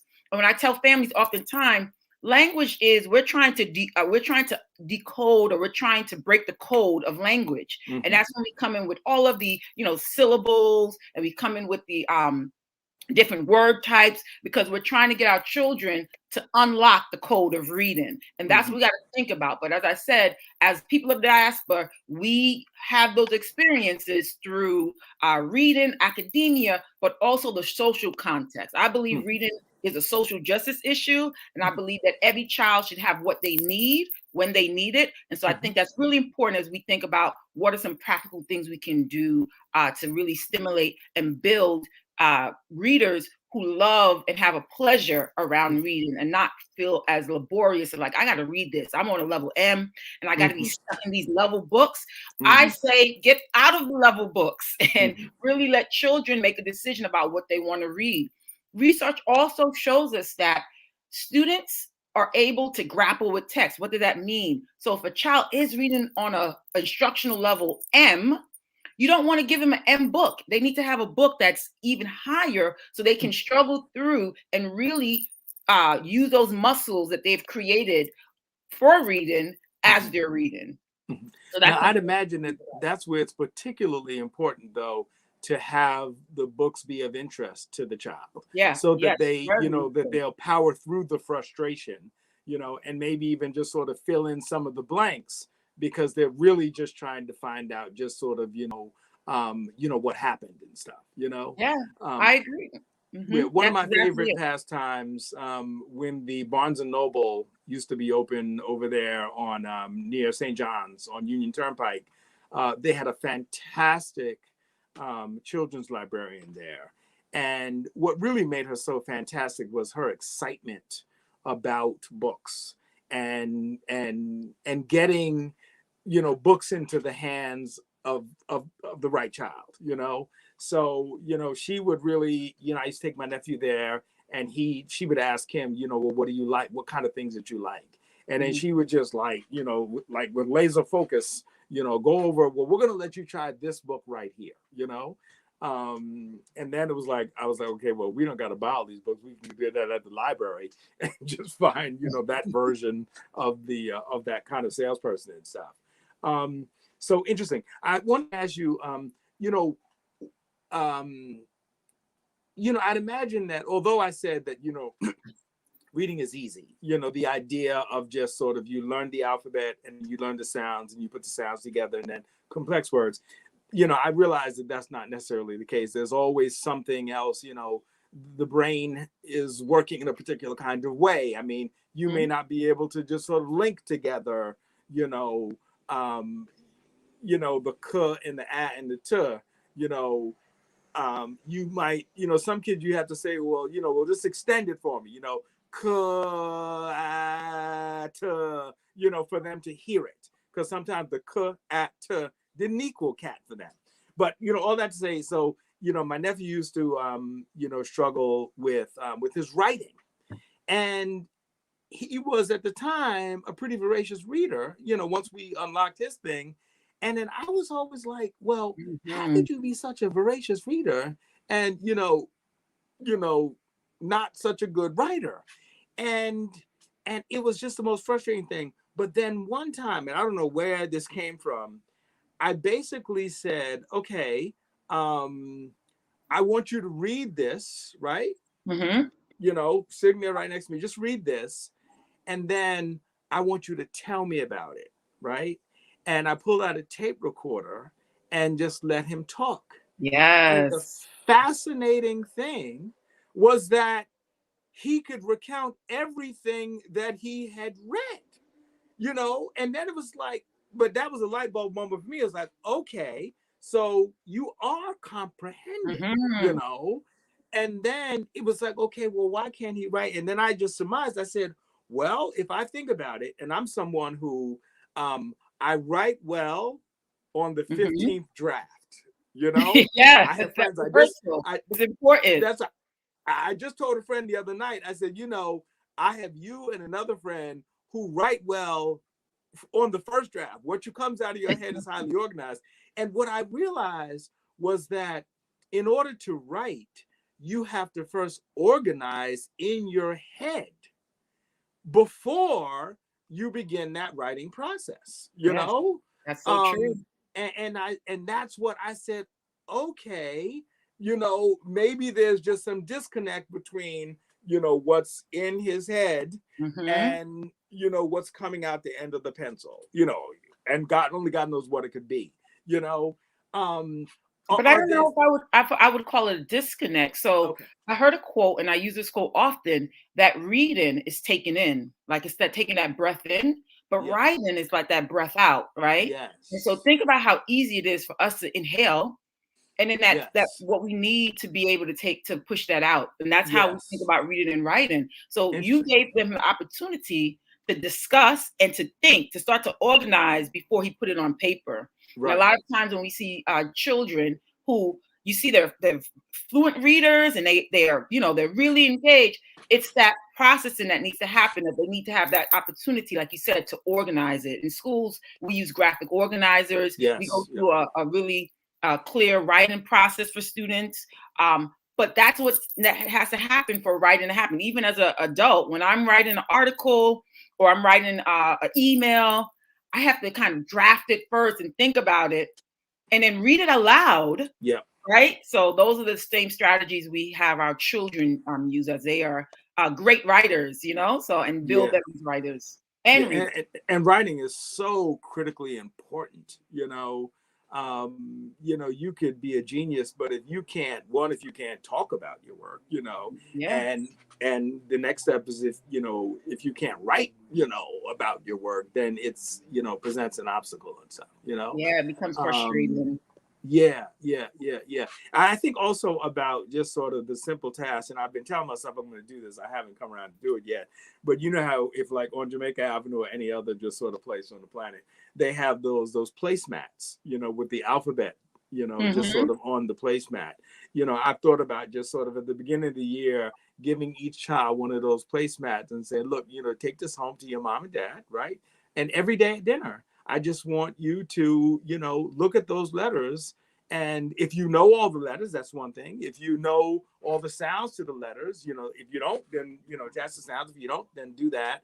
And then the next thing is you see a letter, think about, whatever words that just sort of, start with an A or with a T or a U or a Z even and stuff. Again, just sort of like a way to just really reinforce and really increase your fluency, around sounds and making them and connecting them and the like. I remember as a child, we used to just sort of, we played this game. We'd be in the car and we'd look for the letter on a license plate. There's an A, there's an A, knowing that my brothers were cheating half the time. No A over there, boy. Where's the A? But it was a great exercise to just sort of, help us with just sort of letter recognition and stuff, So what other kind of tips? And I know I want to talk about, and we only, we don't got a whole lot of time, I want to talk about just sort of maybe the diagnosis about learning differences. The mayor, as you know, is talking all this stuff about, the people in Rikers Island, X percentage of the dyslexic. I'm like, okay, well, first of all, that's not the only condition that might, Right. be a challenge for you and whatever. But, but really, what are the most common forms of learning differences that you see, and how can we get more people properly diagnosed? So if they have some learning difference, some people just learn more slowly than others and stuff. Yeah, But, I think what I've noticed across schools with children is the processing and how they process. Dyslexia is something that has been misdiagnosed or not diagnosed for a lot of our students. But I think, as you said, things that we can look at to say, okay, what are the supports our children need? I think one is language, and definitely the vocabulary and the prior knowledge that students come with. Not every child comes with the same experiences. And so we have to be very particular as we make diagnosis about our children and make really question, what have their experiences been to lead up to this? Our children and adults have experienced trauma, right? And that shows up in very different ways, and it can be a hindrance when it comes to academia, especially when it comes to reading. So I think that dyslexia and learning differences are really important. I would say one of the best things to think about is, how do we know the children that we're dealing with, right? I grew up with a lisp as a young child, and my family didn't really know how to solve that and how to ask for support. So, but I went through a process of learning how to get over that. So initially, I would have been someone that you would have said, she's always going to have this lisp and she's never going to kill, right? So, but it's about really knowing children and knowing what their story outside of what's on paper academically they bring with them. It can be, for me, one of the things I see in school that's really, really big is language, as far as our students who English is not their first language. Yes. And do they have the supports? It's easy to say, well, this child can't read, but what are the supports that we put around, knowing that at home, they're not hearing English as a regular, right? And so those are the different things I think about. And yes, dyslexia and the other medical defined issues, I think those all lead up to knowing our children and knowing just their stories outside of what they show up as in academia. And I think it's very important, especially as we have community programming that are doing a lot of work around reading and supports.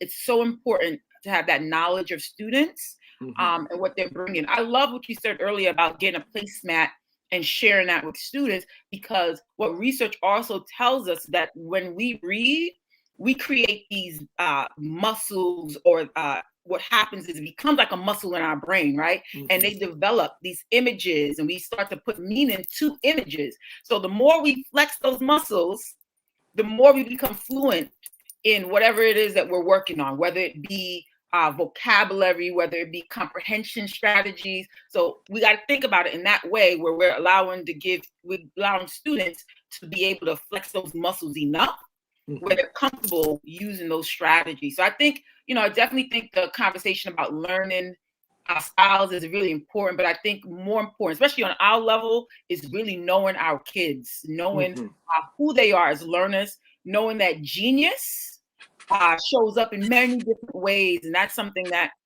I work really hard to help community know about, learn about, is that responsiveness, because genius, especially in for people of the diaspora, shows up in so many different ways, but we don't have the opportunity to place value on those different ways genius shows up. Yeah, it's interesting. It's interesting. What about, I think about another nephew who he actually had a physical barrier, if you will, in that his frenulum actually came right to the tip of his tongue. So, and I can't say I knew what a frenulum was until he had this issue. And I was like, well, his mother was like, well, what's his frenulum? And then she explained, the tissue beneath the tongue that basically keeps you from not choking, because your tongue, it doesn't allow your tongue to flip back into your throat, if you will. But his frenulum went to the tip of his tongue. So it never really moved, And the interesting thing was that, it manifested itself in not very clear speech. And it was one of my crazy aunties, and I say that affectionately, who noticed, she was just like, look at him. There's something wrong with him. His tongue doesn't move, Right. Oh, wow. But, this led to a visit to his, I guess, primary care physician or whatever, who then looked and noticed that, his frenulum came to the tip of his tongue, so he couldn't really move his tongue, and his speech was impaired. And so as an infant, the thing that struck me the most was that when he began to experience frustration and express it at like 2 years old or something crazy like that. He began to use language like never mind, which then would lead to him, ultimately would have led to his stopping his communication, But we diagnosed this thing, and this little boy who went from, not a whole lot of words, went to a gazillion words, as his little tongue was freed up to just kind of do, what it, was supposed to do and stuff, Right. And those supports that came around his need, right? Because in order to form language, like you said, we have that movement of our mouth cavity. It's really important. We make sounds and we do different letters. We teach that in early grades, is that not only do we want them to be able to identify letters and the sounds, but what do you feel when you're trying to do the b sound, for example, right? What are my lips? Yes. So I can understand that frustration, but I love what you said about being able to know what was going on with your nephew and being able to get that diagnosis and then put those supports around him. That's right. And it would have been so easy to just, say that this was something that it wasn't, Yeah. And just, and that would be one thing. It would have been easy for a lot of people to just, to think that this was sort of a, some sort of mental or processing thing. Not that those couldn't be addressed, Right. And it was really as simple as, just snipping this thing back and boom, the world opened up, And all those words that he didn't have before, you probably was like, oh my goodness. Yeah. Then it became like, okay, enough already. Which is absurd, because you never want to tell children they're talking too much, because it's important. As an aside, when I was looking for schools for him, what I noticed also, verbal skills are something that I find that, our children, not verbal skills, the confidence to use their verbal skills in different settings, in a wide variety of settings, is something that I find our children, just sort of are lacking, quite frankly. And, again, what I noticed in better performing schools was that, oftentimes schools would start their day with circle time, where kids were just encouraged, tell me about what, about your evening, Johnny. And, Johnny was like, well, I took off my socks, and then my sister took a bath, so it was almost like, who cares, but the whole idea was to really get them comfortable just expressing themselves, and expressing feelings, but really expressing themselves and, in front of other children and adults in the room and stuff, So I, whereas at, some schools, we don't even encourage children to, the only time they get to talk is, when they raise their hand and, once every 5 classes or something. So, I don't know. It's just that's very important to start the day and to provide opportunities for children to have conversations and to share. I see at my school, we use a lot of affirmations, right? So as the children are coming to the classroom, into the schools, we're affirming them and valuing what they bring. So if Johnny just talking about his socks being taken off, we applaud that, because that's giving us more insight into who Johnny is. So I agree with you the encouragement of using their voice, because they have a voice, right? Yes. Using their voice is very important. Yeah, and encouraging to use the voice even when it's you know, yeah, you might think that. Well, I think that when they saying nothing. Right, I was gonna say when they get more opportunities and they get comfortable with that, you're right. You're definitely right. Yeah. And as they put their vocabulary together, you know, and the rest, and vocabulary is obviously just sort of critically important and stuff, you know. Yeah. All right. Well, you know, do you ever do any private practice work and stuff, or you know? I have done private tutoring, but I do a lot of work through organizations that I'm part of here in Southeast Queens. That we have programming that I'll do. For example, I'm part of National Sorority Phi Delta Kappa Incorporated, which is a sisterhood of educators. And so through that, we are able to do different opportunities to read with students, mentor children, a lot of opportunity to do that. So that's really, really great. Yeah. Okay. Yeah. Okay. Yeah. And how do you have, like, you know, you have like a literacy Instagram account or something where people can follow you and get some tips and stuff like that? Yeah, so I'm on Twitter. I'm not on IG. Okay, you're a Twitter person. Some of my mentees say, "Oh, you're not on IG." I'm like, "Yeah, I'm a little older," but so I'm on Twitter, and my handle is lit LIT coach COACH Booth BOOTHE. Follow me on Twitter. I'm always posting our research and different opportunities. I love reading, so I'm always posting some best practices, and I love to engage on Twitter. And once again, I just want to thank you. I really enjoy every year being able to be part of the Read-a-thon. And I did say today is very special because it's my birthday today. This is one of the best ways for me to celebrate my birthday. Look at you. And then I just encourage everyone that's watching to give, because these are the programs we need in our community to build the leadership. And this is how it starts. So thank you so much. Well, thank you very much. I appreciate you being here for at least the second year in a row. And have a fantastic day. Yeah, you do the same. Thank you. Right. Bye.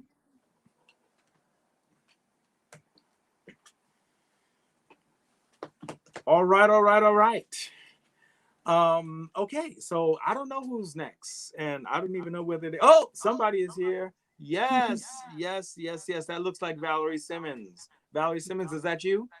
Yes, it is. That is a beautiful thing. It's great to be here. Yes, it is great to have you, you know. So Valerie, it seems like you are a new friend as well, because we don't know each other, do we? Oh, no. There we go. But this has been New Friends Day. And as people who've been watching know, I love making new friends. This is when I feel like Mr. Rogers, you know? So tell us about yourself, Valerie. What, you know, how'd you find out about this, and, you know, what made you decide to join us and stuff? Well, I love working with children, and I heard it was the AARP magazine. It mentioned Eldira, and so I signed up for Eldira. I haven't been matched yet. They usually match you with a child, and you try to help them with different things through the year.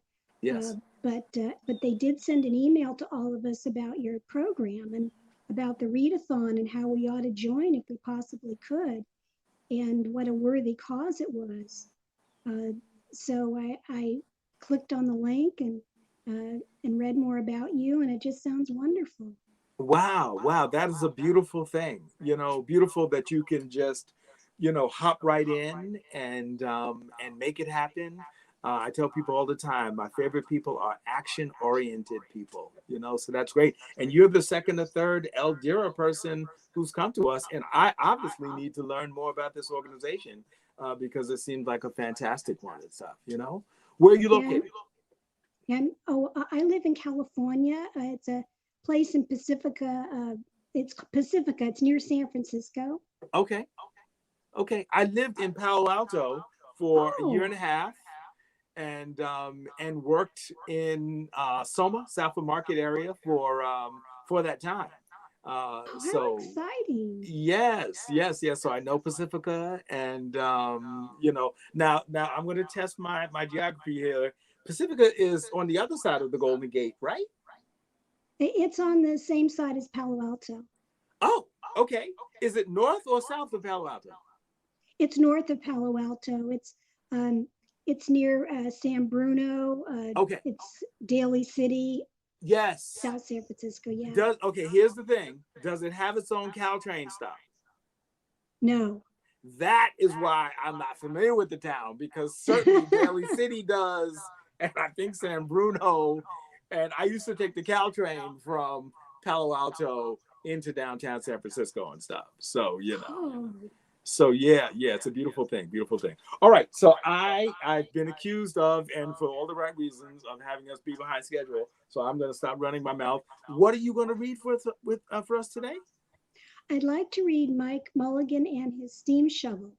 Okay, Mike Mulligan and his steam shovel. That sounds like a great boy book in particular and stuff. So my dad used to read it to me years ago. Wow. So it's a beautiful classic, is what you're saying. It is, yeah. Yes. And did you grow up to be a steam shovel operator? No, I didn't. Okay. But I always loved that story. My brother loved the equipment, and Dad would drive us out to the different construction sites so we could see the big equipment with the big wheels, and we just loved it. Yes, that's a beautiful thing. All right, I'm going to get out of the way so that we can hear Mike Mulligan and the steam shovel. And when you say the end, that's how I know to come back. Okay. Thank you. Thank you. Mike Mulligan had a steam shovel, a beautiful red steam shovel. Her name was Mary Ann. Mike Mulligan was very proud of Mary Ann. He always said that she could dig as much in a day as 100 men could dig in a week, but he never seemed quite sure if that was true or not. Mike Mulligan and Mary Ann had been digging together for years and years. Mike Mulligan took such good care of Mary Ann that she never grew old. It was Mike Mulligan and Mary Ann and some others who dug the great canals for the big boats to sail through. It was Mike Mulligan and Mary Ann and some others who cut through the high mountains so that the trains could go through. It was Mike Mulligan and Mary Ann and some others who lowered the hills and straightened the curves to make the long highways for the automobiles. It was Mike Mulligan and Mary Ann and some others who smoothed out the ground and filled in the holes to make the landing fields for the airplanes. And it was Mike Mulligan and Mary Ann and some others who dug the deep holes for the cellars of the tall skyscrapers in the big cities. When people used to stop and watch them, Mike Mulligan and Mary Ann used to dig a little faster and a little better. The more people stopped, the faster and better they dug. Some days they would keep as many as 37 trucks busy taking away the dirt they had dug. Then came along the new gasoline shovels and the new electric shovels and the new diesel motor shovels and took all the jobs away from the steam shovels. Mike Mulligan and Mary Ann were very sad. All the other steam shovels were being sold for junk or left out in old gravel pits to rust and fall apart. Mike loved Mary Ann. He couldn't do that to her. He had taken such good care of her that she could still dig as much in a day as 100 men could dig in a week. At least he thought she could, but he wasn't quite sure. Everywhere they went, the new gas shovels and the new electric shovels and the new diesel motor shovels had all the jobs. No one wanted Mike Mulligan and Mary Ann anymore. Then one day, Mike read in a newspaper that the town of Popperville was going to build a new town hall. "We are going to dig the cellar of that town hall," said Mike to Mary Ann, and off they started. They left the canals and the railroads and the highways and the airports and the big cities where no one wanted them anymore and went way out to the country. They crawled along slowly up the hills and down the hills till they came to the little town of Popperville. When they got there, they found that the selectmen were just deciding who should dig the cellar for the new town hall. Mike Mulligan said to Henry B. Swamp, one of the selectmen, "I heard," he said, "that you were going to build a new town hall. Mary Ann and I will dig the cellar for you in just one day." "What?" said Henry B. Swamp. "Dig the cellar in a day? It would take at least 100 men A week to dig the cellar for our new town hall. Sure, said Mike, but Mary Ann can dig as much in a day as 100 men can dig in a week, though he had never been quite sure that this was true. Then he added, if we can't do it, you won't have to pay. Henry B. Swap thought this would be an easy way to get out of getting part of the cellar dug for nothing, so he smiled in rather a mean way and gave the job of digging the cellar to the new town hall to Mike Mulligan and Mary Ann. They started in early the next morning, just as the sun was coming up. Soon a little boy came along. Do you think you will finish by sundown? He said to Mike Mulligan. Sure, said Mike, if you stay and watch us. We always work faster and better when someone is watching us. So the little boy stayed to watch. Then Mrs. McGillicuddy, Henry B. Swap, and the town constable came over to see what was happening, and they stayed to watch. Mike Mulligan and Mary Ann dug a little faster and a little better. This gave the little boy a good idea. He ran off and told the postman with the morning mail, the telegraph boy on his bicycle, the milkman with his cart and horse, the doctor on his way to home, the farmer and his family coming into town for the day, and they all stopped and stayed to watch. That made Mike Mulligan and Mary Ann dig a little faster and a little better. They finished the first corner neat and square, but the sun was getting higher. Clang, clang, clang, the fire department arrived. They had seen the smoke and thought there was a fire. Then the little boy said, why don't you stay and watch? So the fire department of Popperville stayed to watch Mike Mulligan and Mary Ann. When they heard the fire engine, the children in the school across the street couldn't keep their eyes on their lessons. The teacher called a long recess, and the whole school came out to watch. That made Mike Mulligan and Mary Ann dig still faster and better. They finished the second corner neat and square, but the sun was right up against the top of the sky.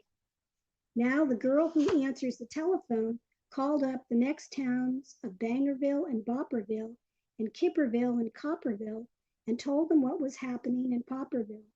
All the people came over to see if Mike Mulligan and his steam shovel could dig the cellar in just one day. The more people came, the faster Mike Mulligan and Mary Ann dug, but they would have to hurry. They were only halfway through and the sun was beginning to go down. They finished the third corner neat and square. Never had Mike Mulligan and Mary Ann had so many people to watch them. Never had they dug so deep and so fast and so well, and never had the sun seemed to go down so fast. Hurry, Mike Mulligan, hurry, hurry, shouted the little boy. There's not much more time. Dirt was flying everywhere, and the smoke and steam were so thick that the people could hardly see anything. But listen, bing, bang, crash, slam, louder and louder, faster and faster. Then suddenly it was quiet. Slowly the dirt settled down. The smoke and steam cleared away, and there was the cellar all finished. 4 corners neat and square, 4 walls straight down, and Mike Mulligan and Mary Ann at the bottom. And the sun was going down behind the hill. Hooray, shouted the people. Hooray for Mike Mulligan and his steam shovel. They have dug the cellar in just one day. Suddenly the little boy said, how are they going to get out? That's right, said Mrs. McGillicuddy to Henry B. Swap. How is he going to get his steam shovel out? Henry B. Swap didn't answer, but he smiled in rather a mean way. Then everybody said, how are they going to get out? Hi, Mike Mulligan, how are you going to get your steam shovel out? Mike Mulligan looked around at the 4 square walls and the 4 square corners, and he said, we've dug so fast and we've dug so well that we've quite forgotten to leave a way out. Nothing like this has ever happened to Mike Mulligan and Mary Ann before, and they didn't know what to do. Nothing like this had ever happened before in Popperville. Everybody started talking at once, and everybody had a different idea, and everybody thought that his idea was the best. They talked and they talked and they argued and they fought till they were worn out, and still no one knew how to get Mike Mulligan and Mary Ann out of the cellar they had dug. Then Henry B. Swap said, the job isn't finished because Mary Ann isn't out of the cellar, so Mike Mulligan won't get paid. And he smiled again in rather a mean way. Now the little boy, who had been keeping very quiet, had another good idea. He said, why couldn't we leave Mary Ann in the cellar and build the new town hall above her? Let her be the furnace for the new town hall, and let Mike Mulligan be the janitor. Then you wouldn't have to buy a new furnace, and we could pay Mike Mulligan for digging the cellar in just one day. Why not, said Henry B. Swap, and smiled in a way that was not quite so mean. Why not, said Mrs. McGillicuddy. Why not, said the town constable. Why not, said all the people. So they found a ladder and climbed down into the cellar to ask Mike Mulligan and Mary Ann. Why not, said Mike Mulligan. So it was decided, and everybody was happy. They built the new town hall right over Mike Mulligan and Mary Ann. It was finished before winter.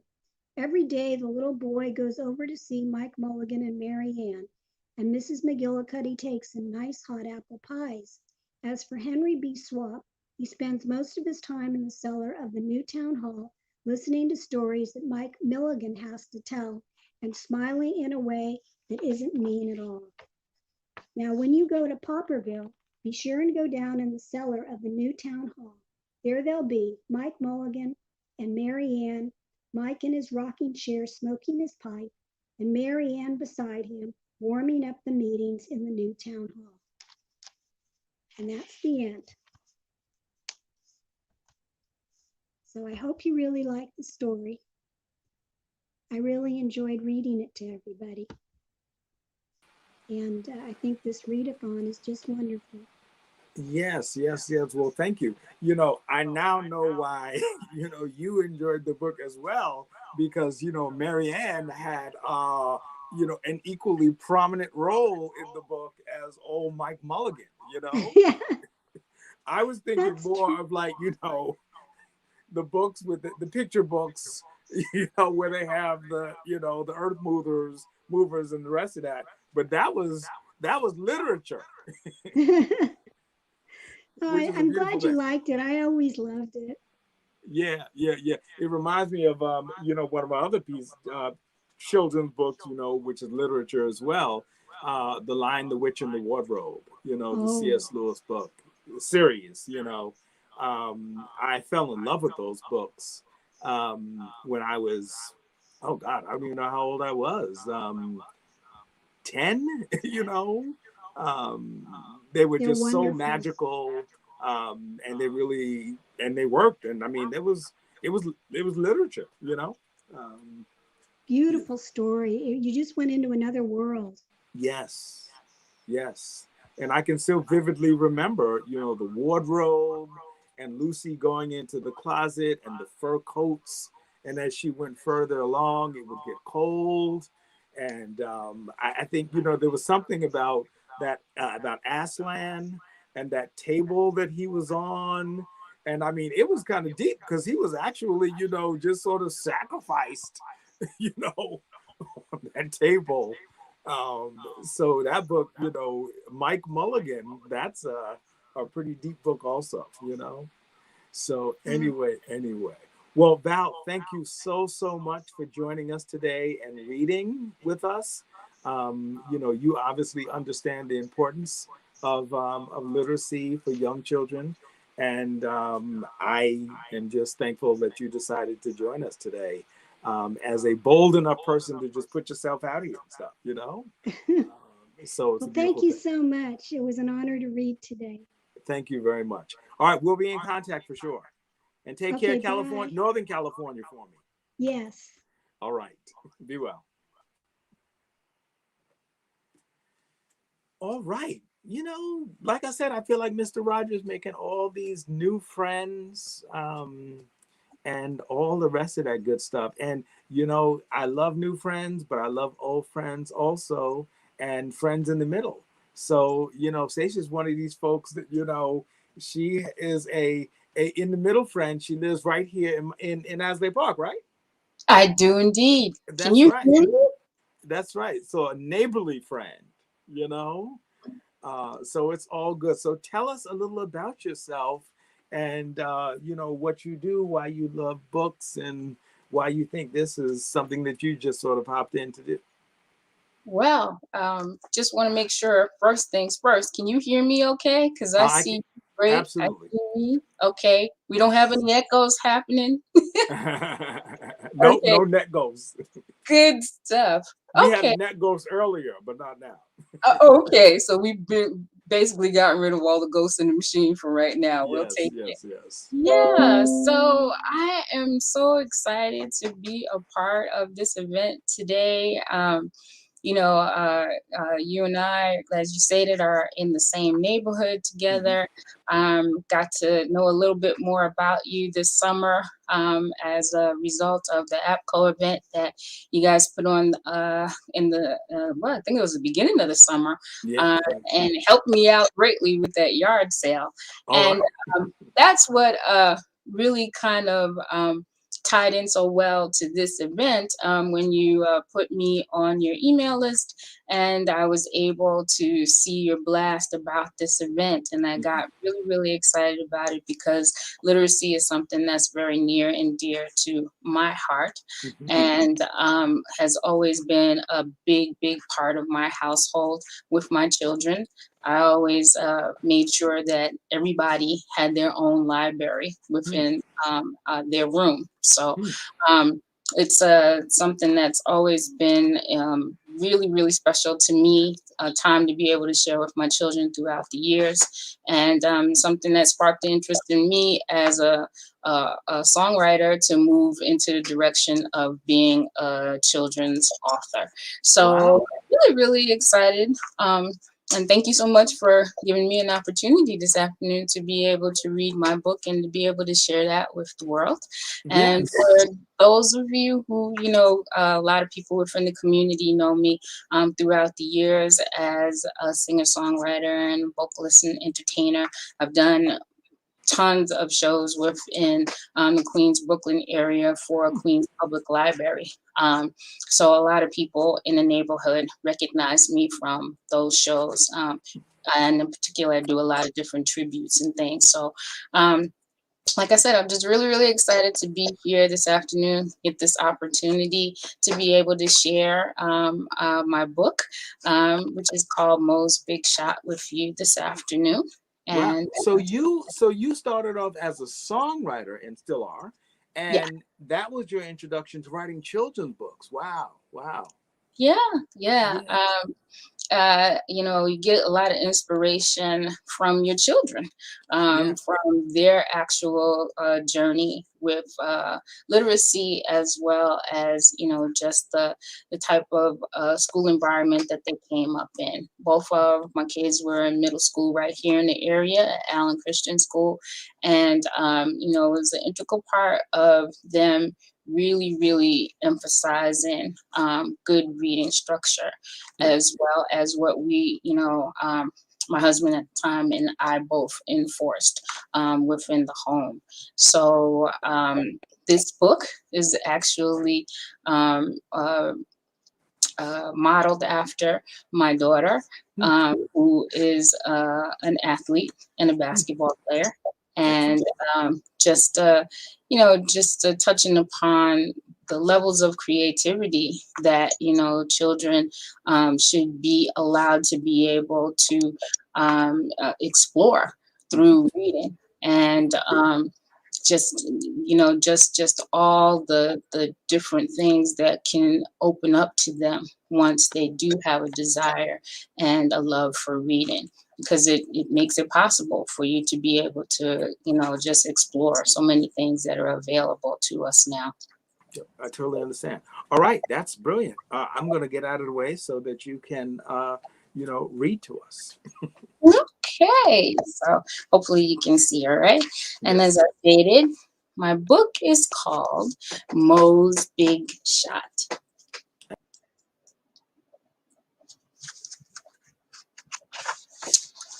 Mo's Big Shot is by Stacia Hobdy and illustrated by Laurel Tyndale.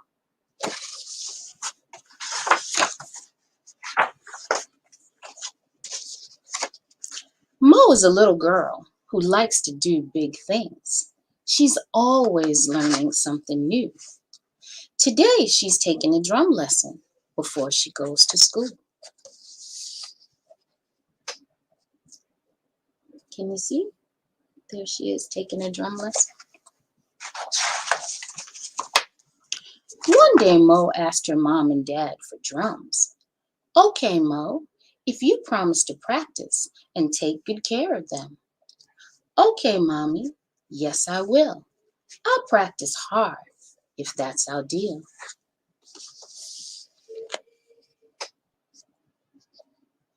And there she is, picking out her drums with Mom and Dad. Her mom said, yes, Mo, that's our deal. Thank you, Mommy. You're welcome, Mo.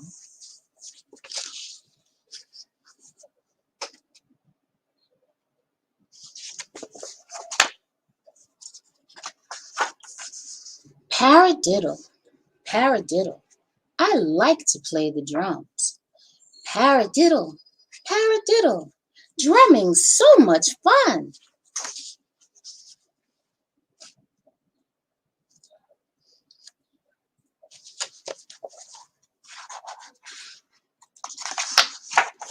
One day, Mo decided she wanted to sing like her mom and her big brother. So she auditioned for a school's 4th grade play.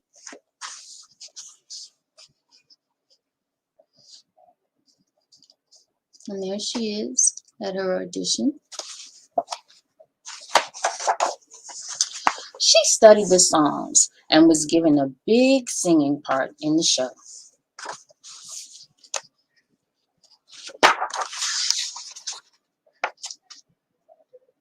And there she is. Mo asked her mom and dad for a microphone. Okay, Mo, if you promise to practice and take good care of it. Okay, yes, yes I will. I'll practice hard if that's our deal.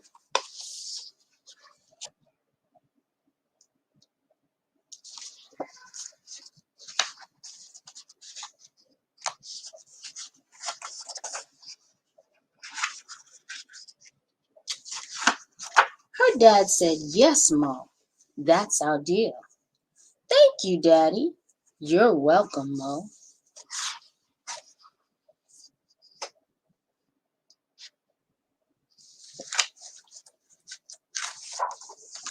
La la la la la la la. I like to sing this song. La la la la la la la. Won't you sing along? There she is, singing up a storm with her family.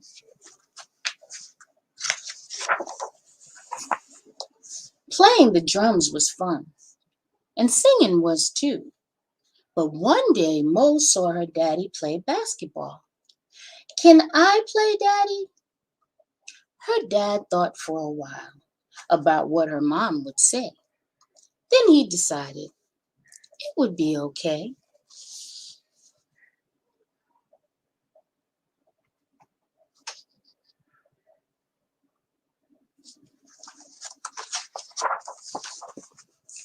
Basketball is so much fun. I get to shoot, jump, and run. Basketball is so much fun. Won't you play along?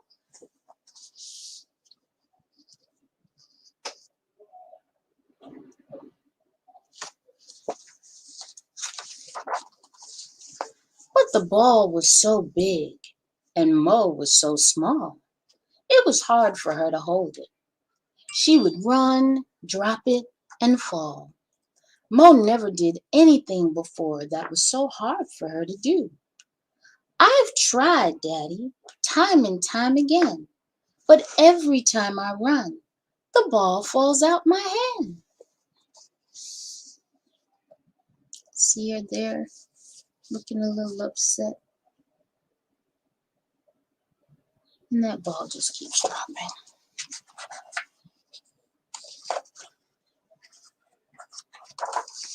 So she asked her dad for a smaller basketball. Okay, Mo, if you promise to practice and take good care of it. Okay, Daddy. Yes, I will. I'll practice hard, if that's our deal.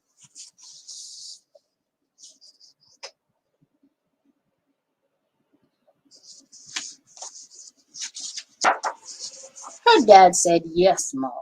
That's our deal." "Thank you, Daddy." "You're welcome, Mo."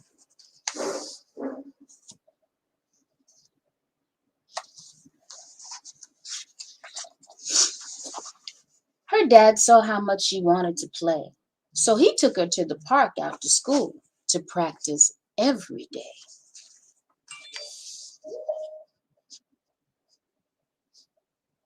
And there she is practicing with Dad.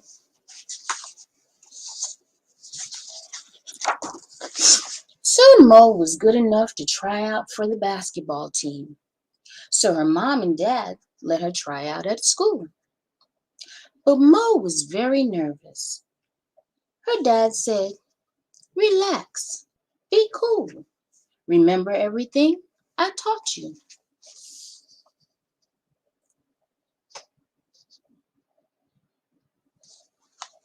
There she is trying out. "I can do it. Yes, I can.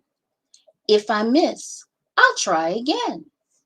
"That's right, Mo. You go."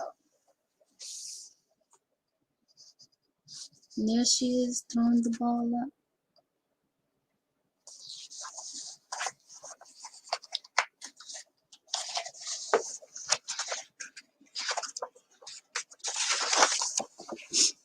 She ran and bounced the ball down the court and got to the basket and threw her shot up. The ball circled the hoop and then bounced in. "Yes, I did it." Mo helped her team win the game. It was her first big shot.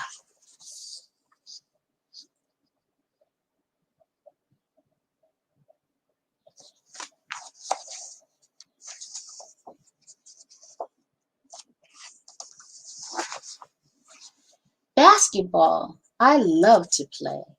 I'm gonna do it every day. I want to be the very best. I'll practice hard and gain success.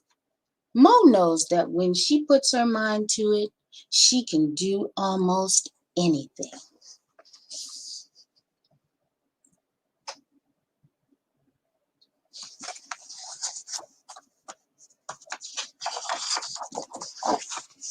Never be afraid to take your big shot, doing what you love to do.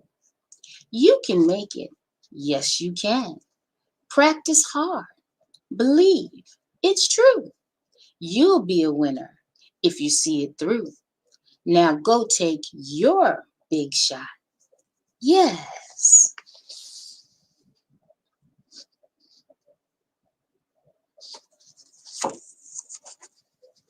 And that is the end. All right, all right, all right.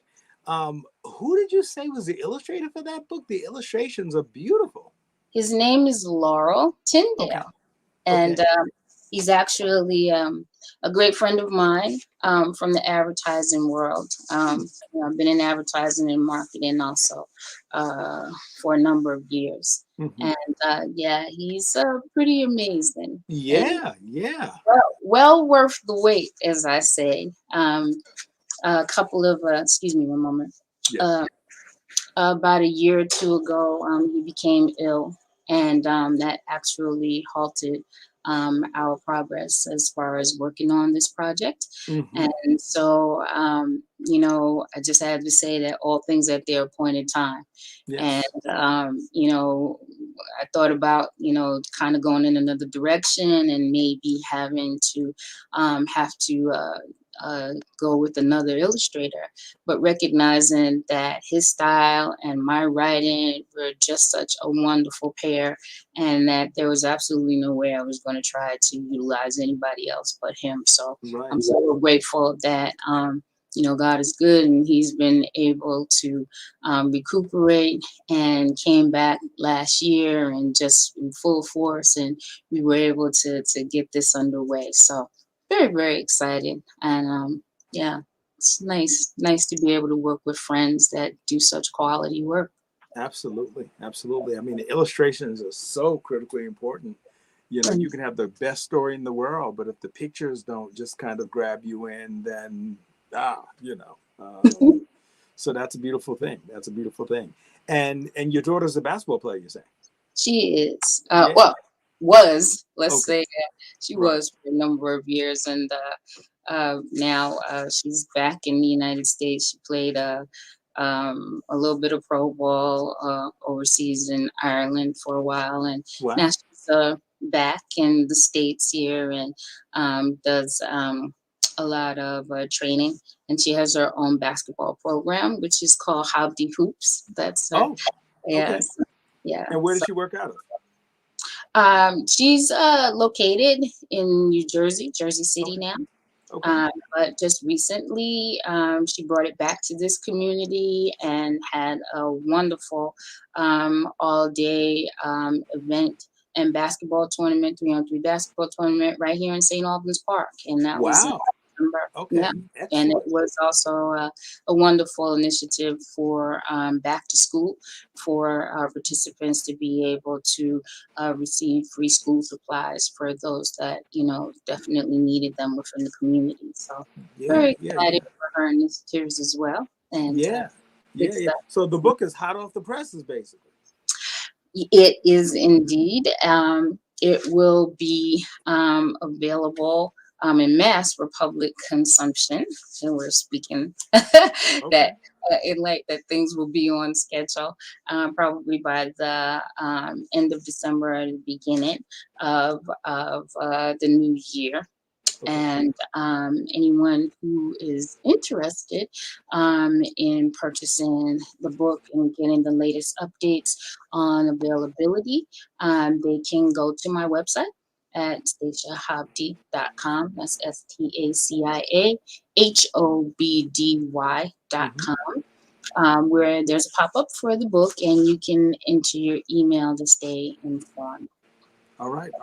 And look, before I let you go, I will just say that since you are a singer, songwriter, and book writer, my favorite singers are storytellers.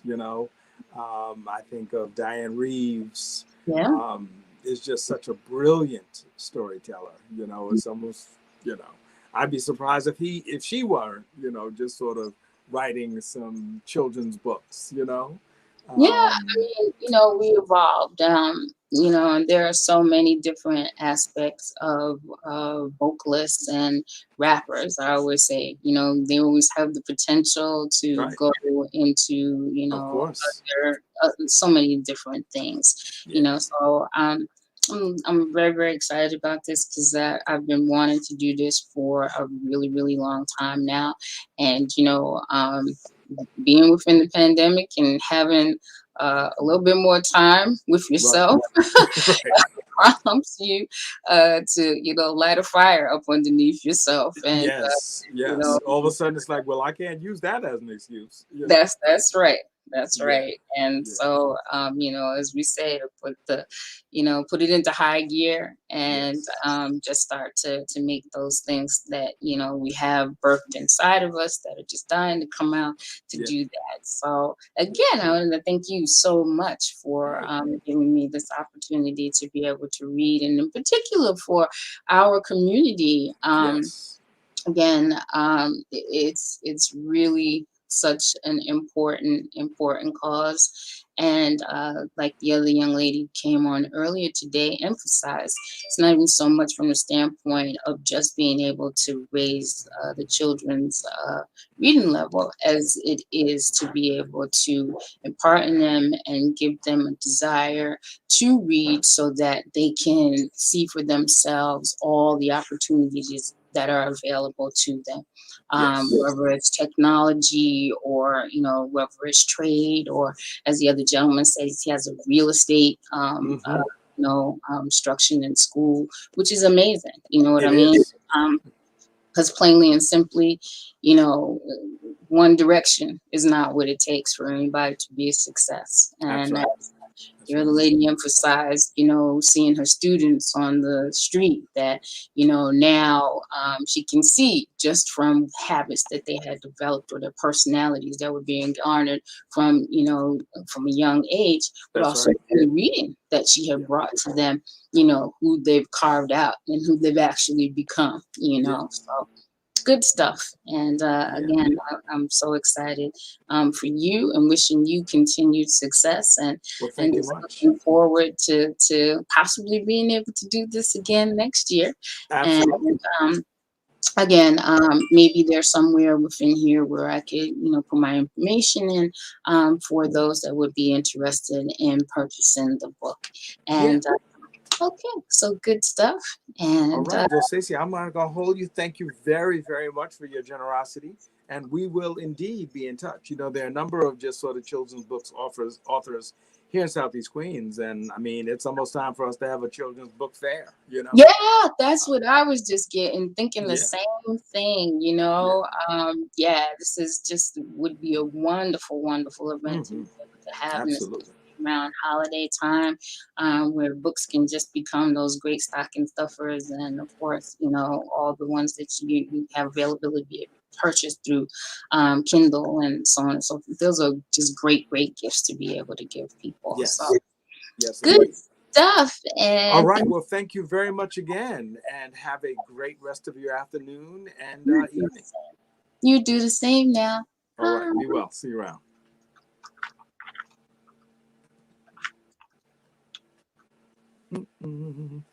All right, good people.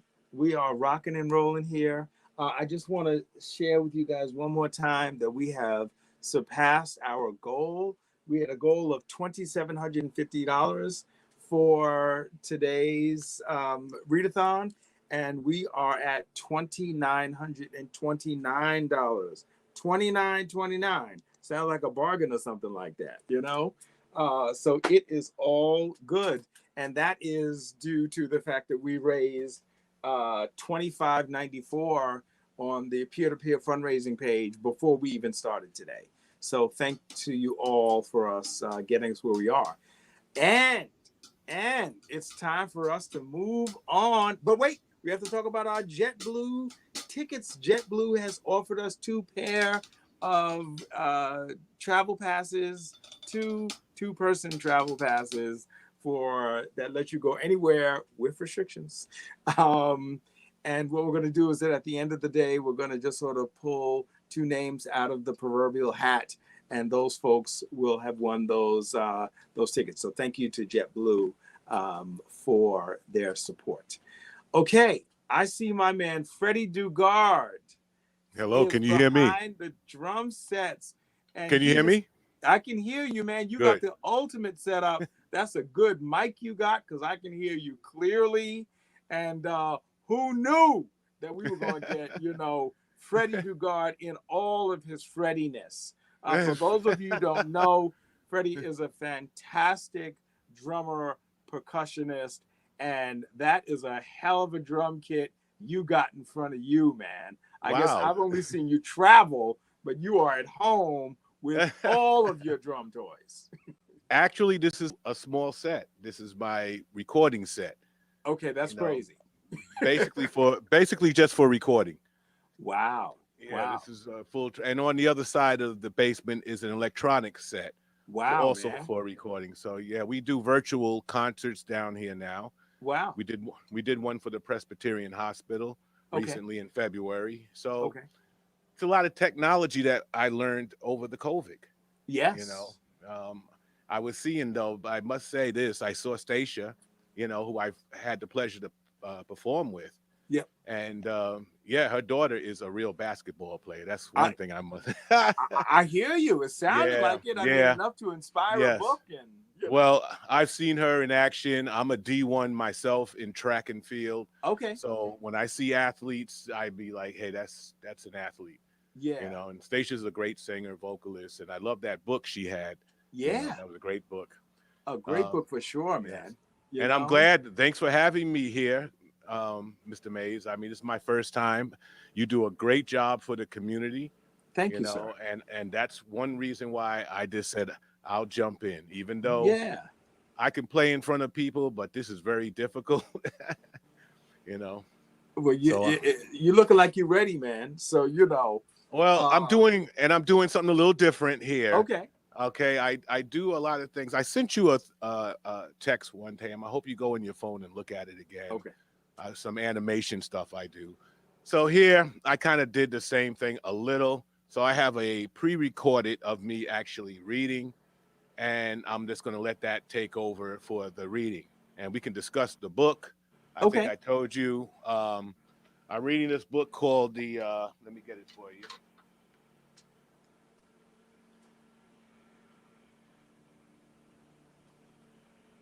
This is the Frontier Fortune Tellers. Yes.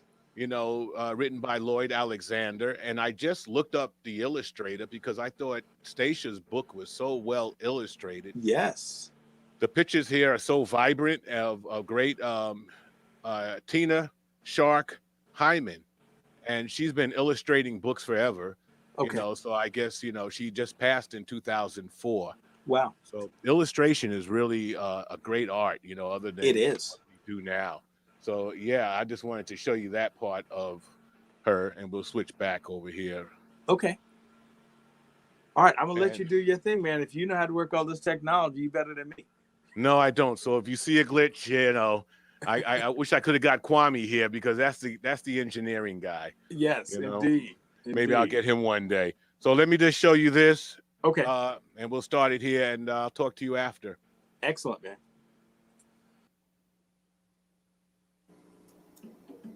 The Fortune Teller by Lloyd Alexander.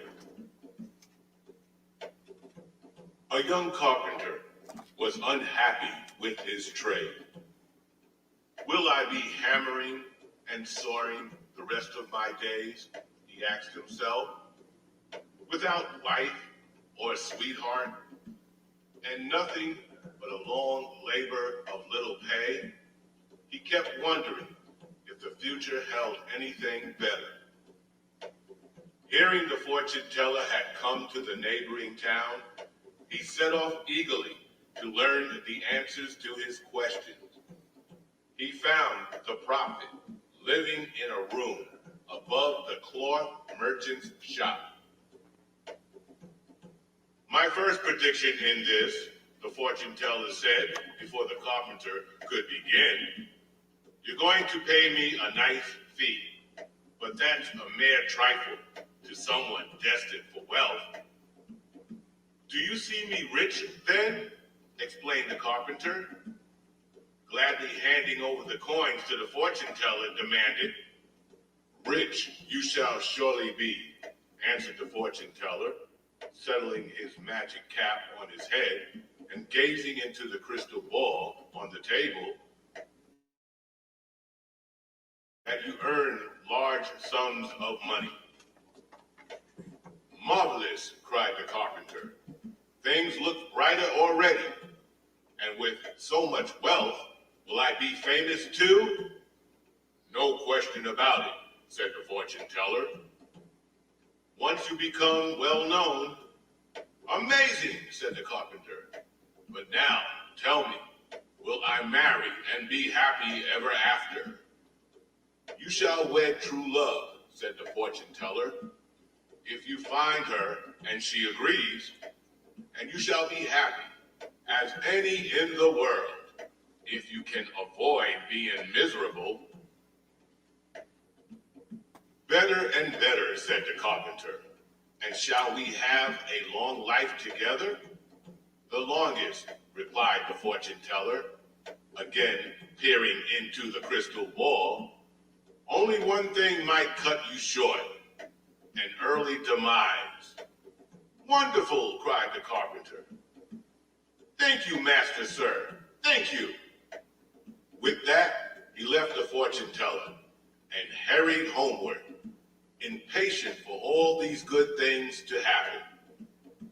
He had scarcely gone halfway when he thought of a dozen more questions he was burning to ask. So he turned around and ran back as fast as he could.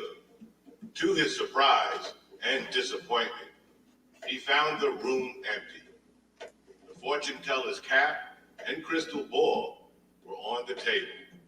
Puzzling over what had become of their owner, the carpenter ventured to pick up the objects, eyeing them with fear and frustration.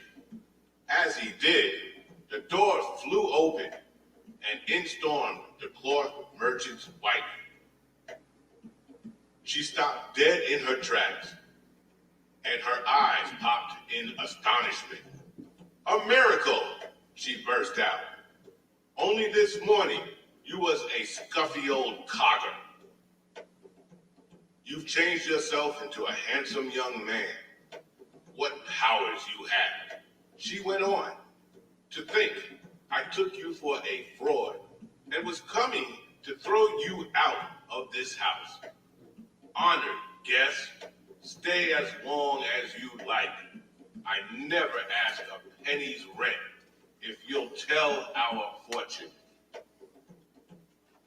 The carpenter tried to explain, but the cloth merchant's wife would hear none of it. She called in her husband and her daughter. They all insisted so firmly that the carpenter at last put on the cap, sat down at the table, and peered into the crystal ball. "Tell me straight off," said the cloth merchant's wife, "are we to be rich? With fine clothes, horses, and herds of cattle?" Though he stared and squinted, the bewildered carpenter saw nothing whatever. At a loss for what else to do, he recalled what the fortune teller had told him. "Yes, enormously rich," said the carpenter. "As soon as you gain a lot of money, you'll have all those good things, once you can afford to buy them."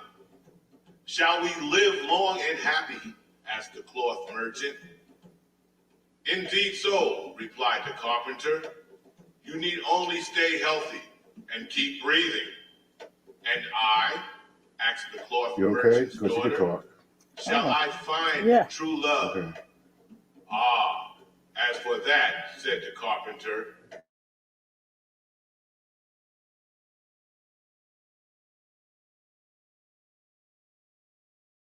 hearing of this marvelous prophet, the neighbors came clamoring to know their futures, pressing coins into the hands of the carpenter, who told the same to each in turn.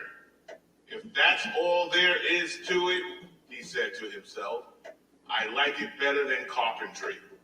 So, instead of going back to his hammer and saw, he set up as a fortune teller. Spread quickly. He grew richer than he had ever dreamed, married the cloth merchant's daughter, and lived long years of happiness. As for the real fortune teller, while he had been leaning over the balcony, wondering if tomorrow would be hotter than yesterday, he lost his balance, tumbled down into the passing cart, and jolted the driver off the seat. The frightened ox bolted, when plunging through town into the savannah where the fortune teller was thrown clear, only to be chased by a lion. And as he climbed a tree to escape, he broke open a hornet's nest and, being off an angry swarm, was snatched from the branch by a giant eagle and carried aloft and dropped into the river, where he was swept downstream and never seen or heard from again. Despite his wealth and fame, the carpenter never forgot his benefactor, although in time he gave up wondering what happened to the fortune teller. The carpenter thought of him frequently with warmth and gratitude for having seen the future so clearly.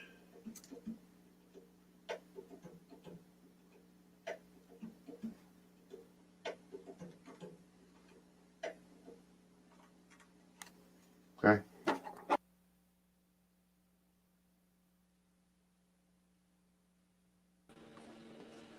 Man, Man. Okay, I'm sorry. Can you hear me? I can hear you, man. Can you hear me? Yes, I'm good. That was a whole new experience started this morning. I hear that. I hear that. But like you said, man, what is the pandemic for if not an opportunity for us to just sort of use new technologies, you know? Yes, it is. And you know, before last year, we certainly had not used, you know, StreamYard. And, you know, Kwame's really just sort of come through, you know, in making that happen. So it's all good, man. It is all good. Now, you know, those were oil paintings, you know, in that, you know, book, you know, the author could easily, you know, sell those, you know. Well, the author is Lloyd Alexander. So, and the illustrator is, who I told you it was. Sorry, this got her name real quick. The illustrator was Trina. Okay, so it was two different different collaborations. Yeah. So yeah. the writing again. Yeah, go ahead. They were beautiful paintings. I mean, those weren't even illustrations. You know, that's what caught my eye when I decided to read. Other than the scam artist, in a sense, you know, I hear that. The fortune teller, you know, which was good. You know, he had a good game going on, and me being a retired correction officer, I said, "Wow, this is like some stuff I heard in prison." You know. I hear that because you know there are folks scamming out here, you know. Yeah, and people need to be careful too, especially now. Yes, especially now. I think the scams have moved to the internet and the telephone, man. If I get another call about somebody from Social Security, it's like, come on, man. Really, you know. Yes, sir. So that's pretty much the whole gist of everything. Again, if you want to ever reach me, you can go to my website. But you can see I do a lot of different programs. I teach drums virtual now. Okay. So, you know, you can either do that or you can, you know, I do school programs also, which you can see on my website. Out of curiosity, man, what technology do you use to teach, you know, the drumming virtually? Well, what I do now is I just use different cameras all around the drum set, and I can pump through them real quick for you. While I'm talking, you'll see that they go to, and I'm just going to pan through all the 4 cameras so they could see what's going on. But you're not generally using Zoom, right? Yes, I am doing Zoom, and coming right out of Zoom is a trick to Zoom. Zoom works with the sound? There is a trick with Zoom that you had to find out when you had to find this out when you are as a musician. There is a trick you have to set. Let me explain it real quick for everybody that's doing musical instruments or anything where 2 or more, let's say, frequencies are going to be played at the same time. Because Zoom is a conference calling. Yes. And what they want to do is get your voice and no background. Yep. So it has what they call a cancellation. Got it. Noise cancellation. So for musicians, if I hit one drum, and you won't hear it here because I don't have it set for that. Right now, you're going to hear my drums coming through the mic that I'm talking through, but still the same thing. You'll hear one drum, one hit, but if I go from hitting the cymbals and this and doing all of this, it cancels out the rest of the drums. Yes. And that's what's happening with musicians. Right now, when I go reset my stuff, which is just a switch, you can hear the drums coming right through my mixing board and the rest of the band. So it is a little trick with it. Yes. And we I think I told you, we had this. We were teaching these percussion classes, hand percussion. Right. And Zoom was just. I saw it. I saw it canceling out, and you have to tell it. Yes. So you have to do it, and the other person has to know what to do. Yes. Yeah. And it's very simple. And that didn't always work. Yes. Well, we can talk. I invite you to the studio. Yeah. And then you can see everything and lay out. It might help you, progress. Yes. All right. Well, look, brother Freddie, I appreciate you, man. I appreciate you, your musical artistry, Thank you. I appreciate your just sort of stepping up and doing this reading with us today. Because there's so many things important, man. Music education is, damn near as important as, as reading and writing. They do say now music is the highest art form of arts. Okay. of all arts, music. It is. It's unbelievable in learning it. It is unbelievable. Yes. Even Einstein said if he wasn't a scientist, he would be a musician. Yeah. Interesting, man. Interesting. And I mean, it's so powerful. I mean, you think about just sort of the few things that just sort of bring people together. Sports is certainly one of them, you know. Yes, yes. But music, absolutely, you know. Yes. And again, if you go to my website, you can see a page on health rhythms where you see I'm doing a drum program in hospitals. And you can see how it changes the people. I took a program with Remo Drum Company. So again, my website has all the things I do, freddydugard.com, including mentoring for young men. Yeah, that's a whole nother chapter, man. We can talk about that for way too long. So don't get me started now. All right, sir. All right, brother Freddie, thank you very much, man. Okay, and I salute you for everything you do. And I salute you, my friend. Okay, sir. All right, be well. Bye now.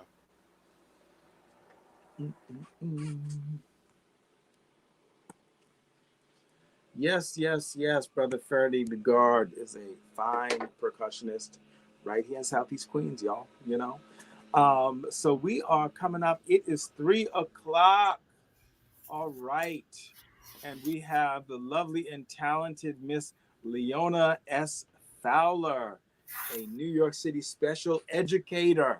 All right. Not a special education teacher, but a special educator. All right. She just to let y'all know, they're educators and then they're special educators, you know. Good afternoon. I'm well, thank you. And I'm excited. I'm excited for today. I usually watch you guys, so I'm excited to participate. Well, that is a beautiful, beautiful thing. I appreciate you stepping up and participating. The watching is a beautiful thing. And then when stepping up is even more beautiful. Right. It's so been I a very see you are live in your classroom. Now, yes, I am here still at school. What school? This is P233Q at Junior High School 226. So with special ed, we're co-located in a community school. Okay. So my school is a part of New York City's District 75, which is our specialized school district. So here we are. Yeah. This is actually our therapy room that I'm using for now. Okay, and where's the school located? In South Ozone Park, right off of Rockaway Boulevard. Okay. I think I know where. Probably do 121st Street in Rockaway. Right before Lefferts. Yes, so well on the other side of the Van Wyck. Oh yes, there you go. Yeah. I had a former summer youth employment worker who worked in our movie exhibition program, and she lived over there. Oh, and, one time I volunteered to drive her home because we get off late at night, and I was like, oh Lord. Oh yeah, once you cross that Van Wyck, welcome. I mean, it was just like it's different. It's different. It was just like it was far. Yeah, and it was just, it almost feels like the casino is closer. You know. Yeah. Interesting. South Ozone Park for real. Yes, for real, as they say. You know. Yeah. So, what drew you to becoming a special educator? Initially, it was by happenstance. I actually didn't want to become a special educator. I wanted to become a criminal defense lawyer. Wow. And an advocate, just pretty much an advocate. And then I got, God led me towards education, and the door that opened was special education. And 11 years later, I haven't looked back. And the advocacy is really playing a part altogether, like advocating for these young people and these young adults with special needs would have been the same thing that I would have done in the community, which I do as the president of the Queens Community Parent Teacher Student Association, a youth leader, just all kind of things. It's all worked hand in hand. So what better educator than to be a special one, There you go. We need more special educators. Those regular educators are overrated. So those general people. Those general people. So my friend Lorraine Gittins-Bridges then, Yes, I do. I'm following in her footsteps. She was the president of QCPTSA, and now she is my vice president. Very dear family friend of mine. Yeah, she's such a trooper. I mean, just talk about And somebody earlier on you had my sorority sister from the National Sorority of Phi Delta Kappa incorporated Tatum Booth. Yes. Yeah. So we now out that here, organization is located on Merrick Boulevard, right? Right across from Roy Wilkins. Yes. Yes. So literacy is our thing, community is our thing. So you put it both together on today, so why not, right? Right. It is all good. All right, so before I let you read, because I'm known for running my mouth and making us go behind. How do I hear often that parents are reluctant, to get their children evaluated. Yeah. So help me out. Why is it so important, to get your child evaluated, and how can we move beyond the stigma, sometimes perceived stigma of having an evaluation? The stigma is really bad, and it's really hard. That's the first barrier, is unpacking the stigma. Where did that come from in your family, in your thought process, in your worldview about students with special needs or disability, young adults with special needs and disability. But the value of the evaluations is that these resources are out there and available, so that your child, your relative, your loved one can thrive with their disability, so that their ability can be shown instead of focusing on a disability. The evaluations allow us to find out where the abilities are. So we encourage every parent, when they have a child that they believe is just not reaching those milestones, early, 5 years old, turning 5 years old, if you don't see those typical milestones happening with your children, to get them evaluated. Because for some children, because there are some children, those early interventions helps in the long run, where they're out of special ed, where they're no longer with an IEP, which is an individualized education plan. But evaluations do not run from them. It's like in our culture, we run from the doctor. Don't run from the evaluator. You want to find out how a child can be better. You want to find out what skills can they excel at. Where is the deficit, so you can work the deficit into a milestone, into a goal that they'll reach a mastery. So we really tell parents that, we say, don't you want to see, young Leona succeed? Don't you want to see her reach a goal? Then we need to test. We need to find out. We need to assess. We need to diagnose. We need to do these different protocols and resources and tools that are out there, so that we know where the need is. When we don't do those evaluations, that's where the lumping in gets. That's where you find out you got more boys in special ed, or more African American or Black and brown kids, because no one's testing. They're assuming they can't handle behavior. They think it's one. People are diagnosing this for that, not knowing. Just saying, oh, he's misbehaving, ADHD. Did he get a test? No, that's what they say when they're bouncing. Did you get it evaluated? Right. Sometimes we're doing our young people a disservice by not testing. Interesting. By not evaluating. Yeah. It's funny because you said something, and to me it seems like people's perception is that, like, the test and evaluation is almost like the entrance exam for special ed. For special ed, I think really that's how people kind of look at it. Like, if you test my child, you're trying to figure out, whether they belong in special ed. And the tragic part is just like, well, first of all, there's nothing wrong with that. If your child does have special, needs, then you need to identify that. That's right. But I don't think people view it as it's an opportunity to identify some specific needs that can be addressed with supplemental, work. Right, exactly. With supplemental work, with different programs you can put them in. You can buy so much online. You can go on YouTube and help. There's so many different things. And that's why these PTAs are important. These parent support groups are important, because we have to make sure that parents, guardians, grandparents, whoever's raising our children are educated and understand processes and how they work. Because like you said, many think they hear evaluation, oh, you're trying to throw my child in special ed. Not necessarily. Right.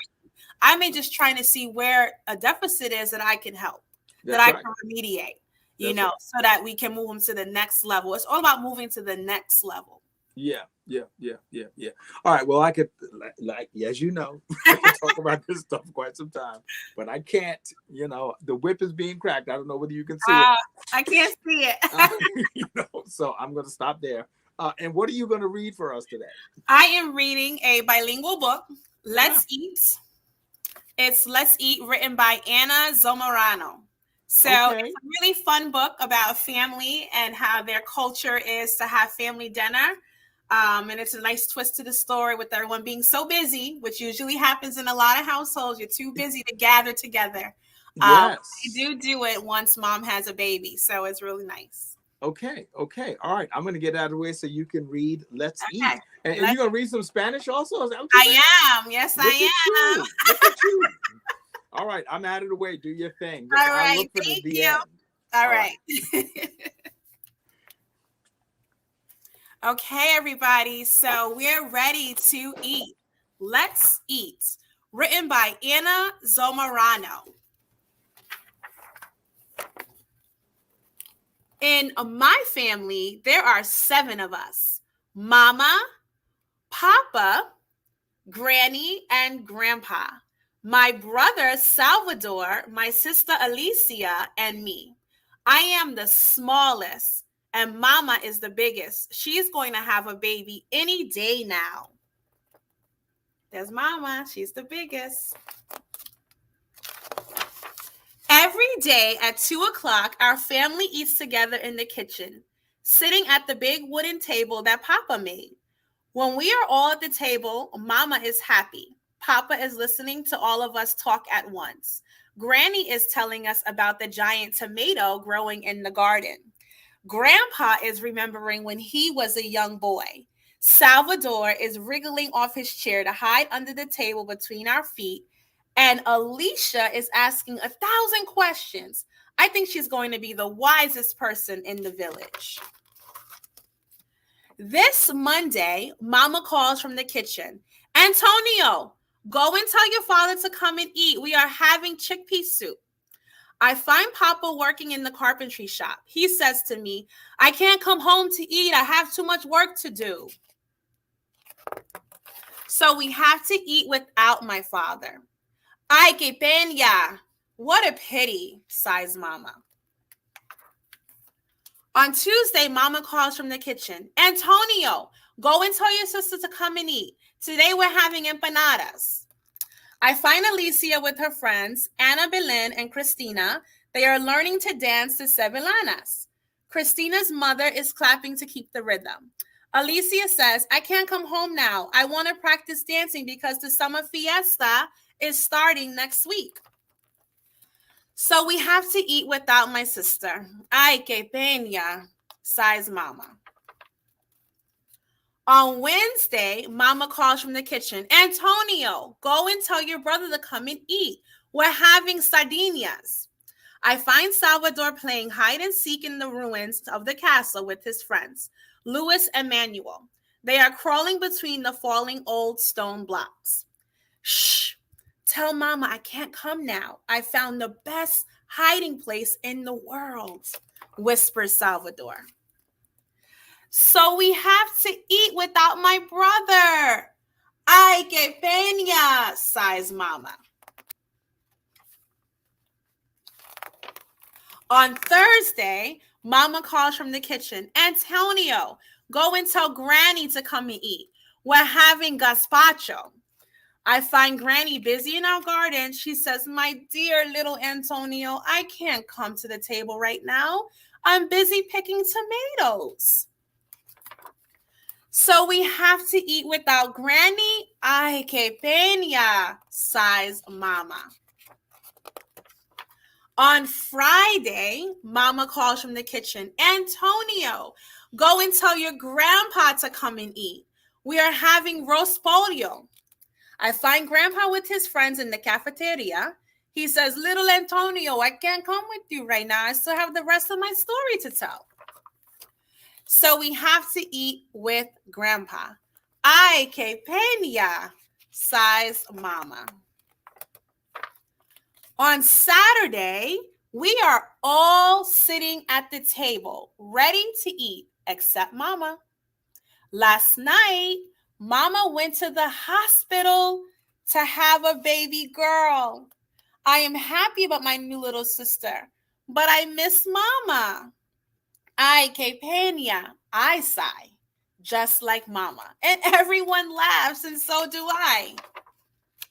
On Sunday, 1 week later, Mama comes home with little Rosa. We are preparing the prawns, crab, squid, mussels, and saffron rice for the paella. Yummy. And at 2 o'clock, we all sit at the big wooden table that Papa made. Papa is making Mama laugh. Grandpa is telling us about when Mama was a baby. Granny is planning to grow a big pumpkin for little Rosa to eat. Salvador is wriggling off his chair to hide under the table. And Alicia is asking 1,000 questions about babies. Que maravilla! How wonderful that everyone is eating together. And that is the end of the book, Let's Eat. I hope everyone gets one day out the week at least to eat together. The end.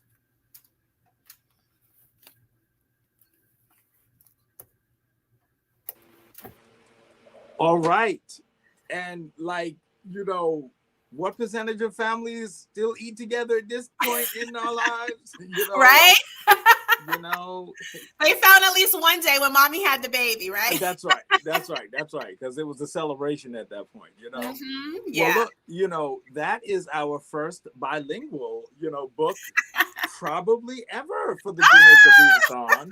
So, I love people who just sort of, have as much regard for others as they have for themselves, and that's obviously something that you believe in. Yes. For the the brown children who are up in your school who need to see themselves like everybody else needs to see themselves. It. Absolutely, you got it. So you say, let me go find a little book so my brown children can see themselves. So they're in the elementary grades, right? That's right. And I'm sure those books are even more difficult to find than the books with the little black children in them and stuff. I know. My goodness, imagine. Yeah. Well, that is a beautiful thing. That's a beautiful thing. All right, look, I am not going to hold you. It has been a joy. Thank you. Having you read to us. Thank you so much. I'm kind of liking this, being read to thing. You like it? Yeah. Well, thank you so much. Thank you. Yes. Better Jamaica is wonderful. I've been telling everybody. All right, thank you. Appreciate that. And we just got to figure out how to just sort of, really engage parents in particular more and just empowering them so that they understand that that they can help so much, Mm-hmm. Absolutely. So, and I can tell people now that I know, I don't know just a special education teacher. I know a special educator. You know what I'm saying? So thank you so much. I see you. Thank you. All right, Leona. Thank you very much. Peace and blessings. Bye. Yes, ma'am. All right. For the special educators, all right. Since I got you right here, I got to remind you, you got these JetBlue tickets coming up. There are two-person passes that we're going to be giving away. Folks can just sort of contribute up until midnight. And okay, they have me on. We are going to pull those names out of the hat. And also just want to report to you guys that despite what it says on the page right next to the live stream, we have actually raised over $3,000 now. All right, $3,000. Our goal was $2,750. but we are over 3,000, and that is because of people like you. So thank you very much. It's people like you, and then also people like the lovely and talented Miss Julie Bartlett. You know what I'm saying? Educator extraordinaire. Again, another person based right here in this community from Cambria Heights, or living in Cambria Heights. And yeah, that's all I can say. You know, well, I can say more. I can say that she is the better half, all right? Of Mr. Carl Bartlett, you know, of the Bartletts. You know, there's the Bartlett Contemporaries, the big old band that you probably know of, the big old fantastic band. And then there are, Carl and Julie Bartlett, and Charles and his lovely wife, as the Bartletts. So it's all good. It's all good. So Julie, thank you for joining us. Oh, you're so welcome. Yes, and I know you are, when you were still, working, reading was a big part of your thing, if I recall, correct? You are so right. I was a reading educator, teaching for the State University of New York for 39 years. Wow. Yes, Wow. yes. 39 short years. Now, I didn't know that you were, what did you work at, like, an EOC or? Yes.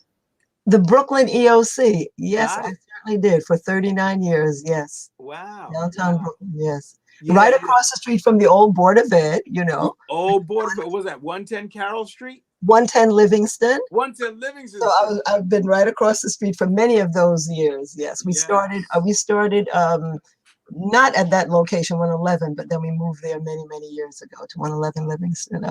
Yeah. Now that should just let you know that I'm the son of educators, because why else would I know, the 110? I got the Carroll Street wrong. I was thinking Medgar Evers College.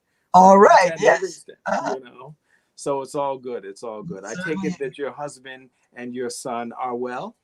They're good. Thank you. Everybody working hard, and that's a good thing. It is a good thing, for sure.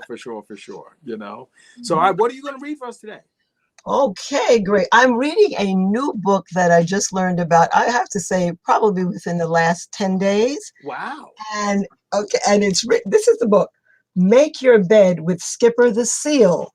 Wow. And it's written by retired Admiral William H. McCraven. And he had written another book some time ago, and it was Make Your Bed. And I was so impressed with that, the lessons that he was teaching us, and all that you can learn just by when you get up in the morning to make your bed, about responsibility and discipline and organization.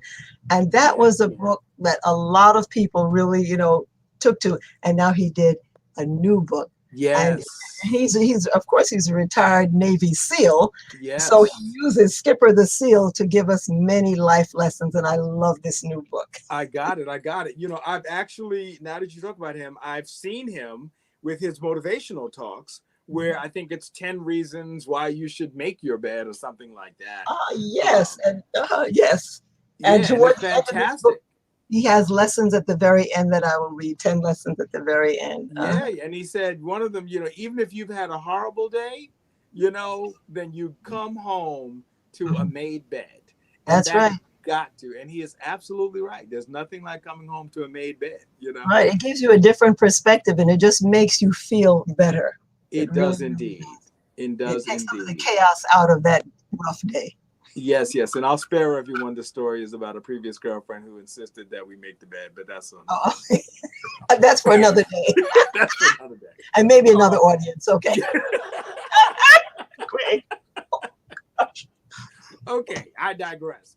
Okay, I'm going to disappear so you can read this book to us. And thank you, Julie. Appreciate it. Thank you, Greg. Thank you so much. All righty. So, Make Your Bed with Skipper the Seal. Let's see. Wait a minute, let me get this right now. Okay.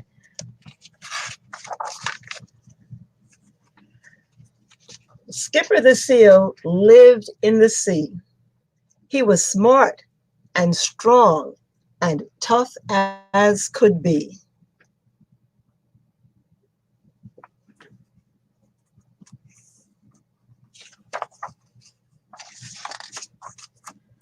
But as he got older, He wanted to leave to help his country in times of need. His mom and dad were quite impressed. Skipper joined the Navy to be the best. To go through training, hard and rough, to find out if he was good enough. And there he is going off to SEAL training to be a Navy SEAL.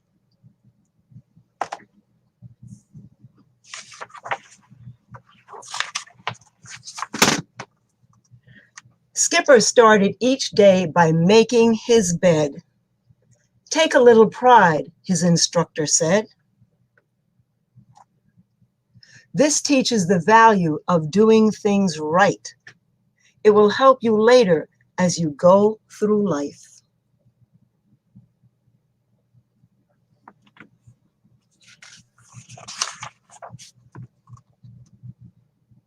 There were other SEALs in Skipper's class, big ones, little ones, slow and fast.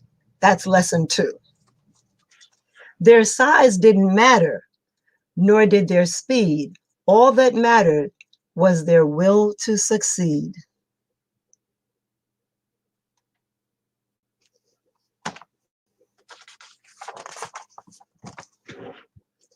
Lesson 3.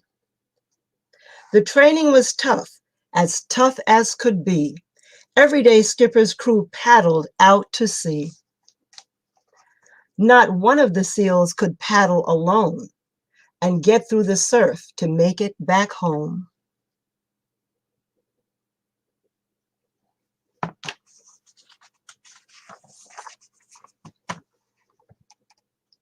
It takes a team, the instructor said, to conquer the challenges that lie ahead. No matter how smart and strong you may be, you will always need friends and family.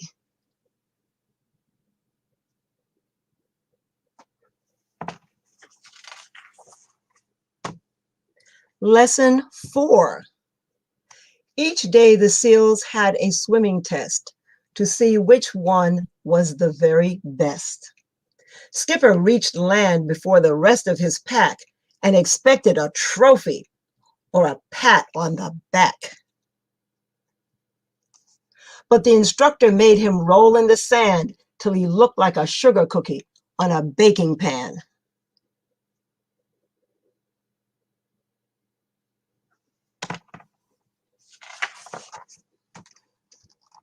Hard work is important, the instructor said, and most days your hard work will get you ahead.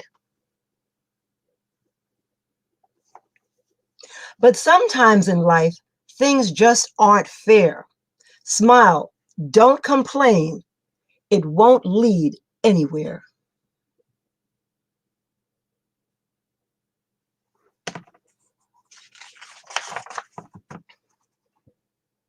Lesson 5. There were times when Skipper was tired and beat by the training standards he'd failed to meet. We all have failures, the instructor said. Learn from your mistakes and move ahead.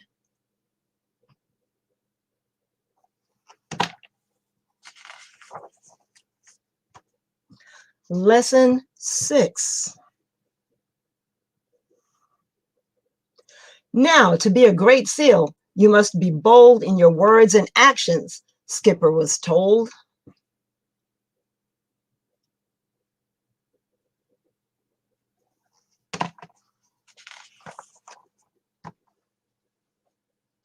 Nothing good in life comes without risks.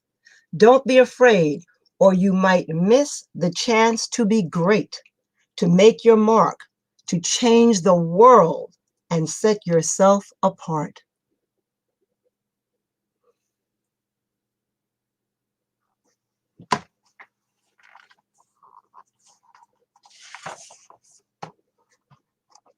Lesson 7. A hard part of training, Skipper soon found, was when sharks decided to come around. He asked for advice on what to do, and his instructor said, "It's all up to you. Make sure you remember to stand your ground. That shark is a bully. Don't back down."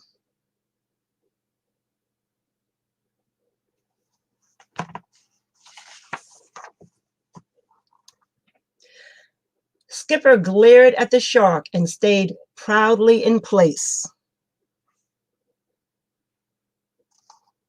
And the shark slunk away in fear and disgrace.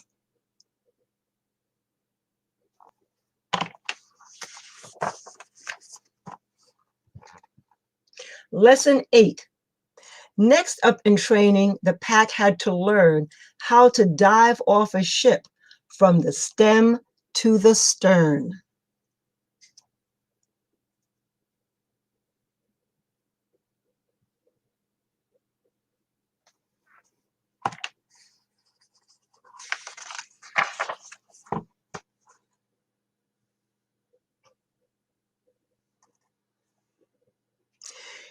It was dark and scary in the middle of the night, but like any good SEAL, Skipper shook off his fright.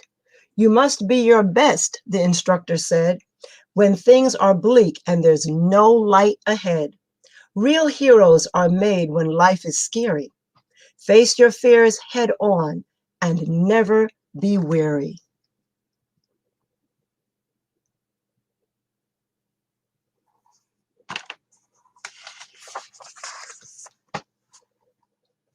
Lesson 9. The toughest week in Navy SEAL training was down at the mud flats while it was raining. Skipper and his team had a miserable night. Their spirits were fading. There was no end in sight.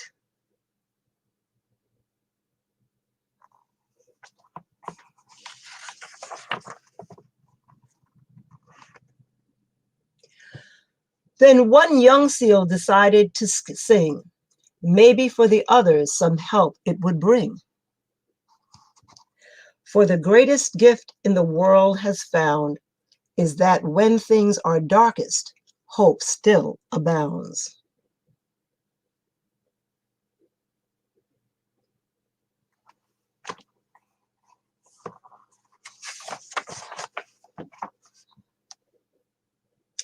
Lesson 10. Navy SEAL training was tough as could be, but Skipper and his friends were tougher, you see. They never once thought to ring the bell, to quit on their team when things didn't go well.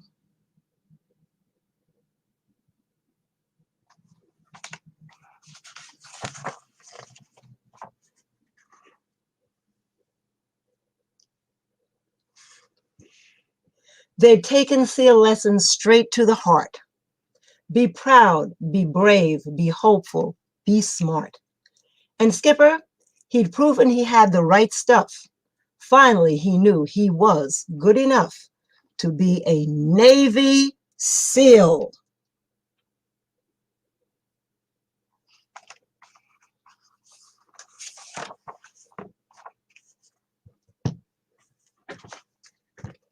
Skipper's lessons. 1. Start each day by making your bed. 2.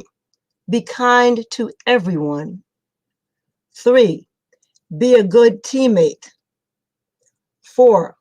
Smile even if things don't go your way. 5. Don't be afraid to make mistakes. 6. Have fun and try new adventures. 7. Stand up to bullies. 8. Always do your best. 9. Be positive and encourage your friends. 10. Never give up. Never ring the bell.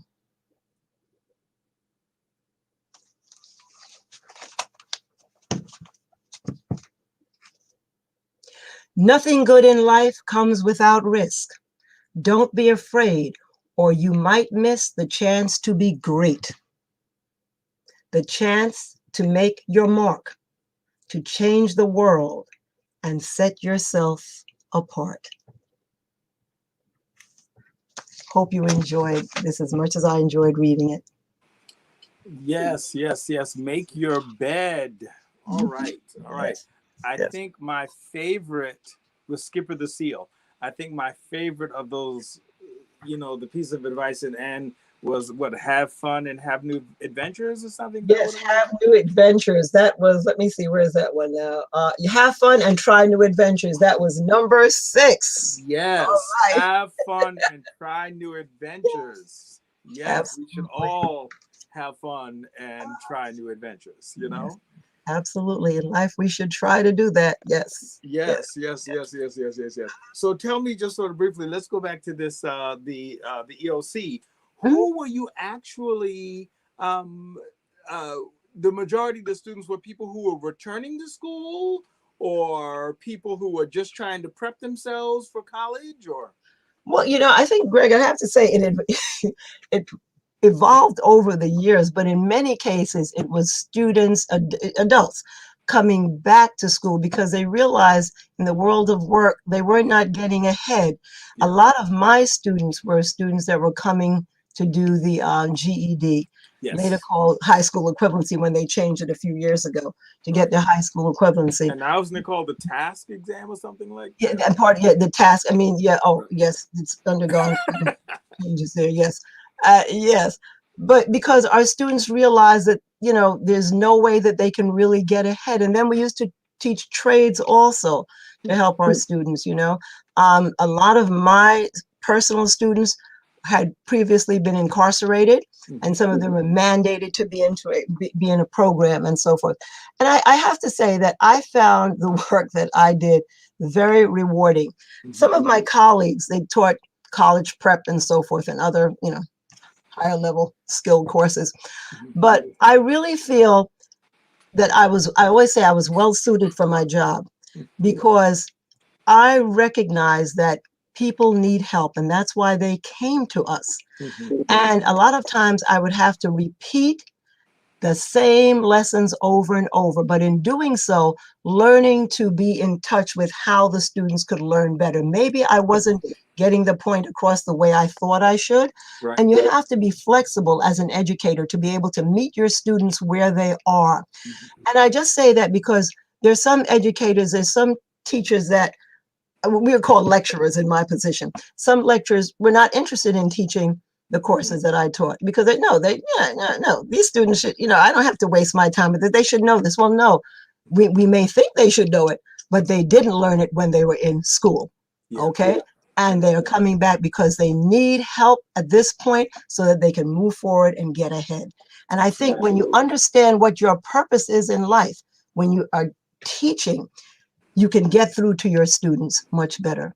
Okay, when you meet them where they are, you respect them, they respect you, and they recognize you are there really to assist and to help them to meet their goals. So I always say, I love my 39 years, I have to say.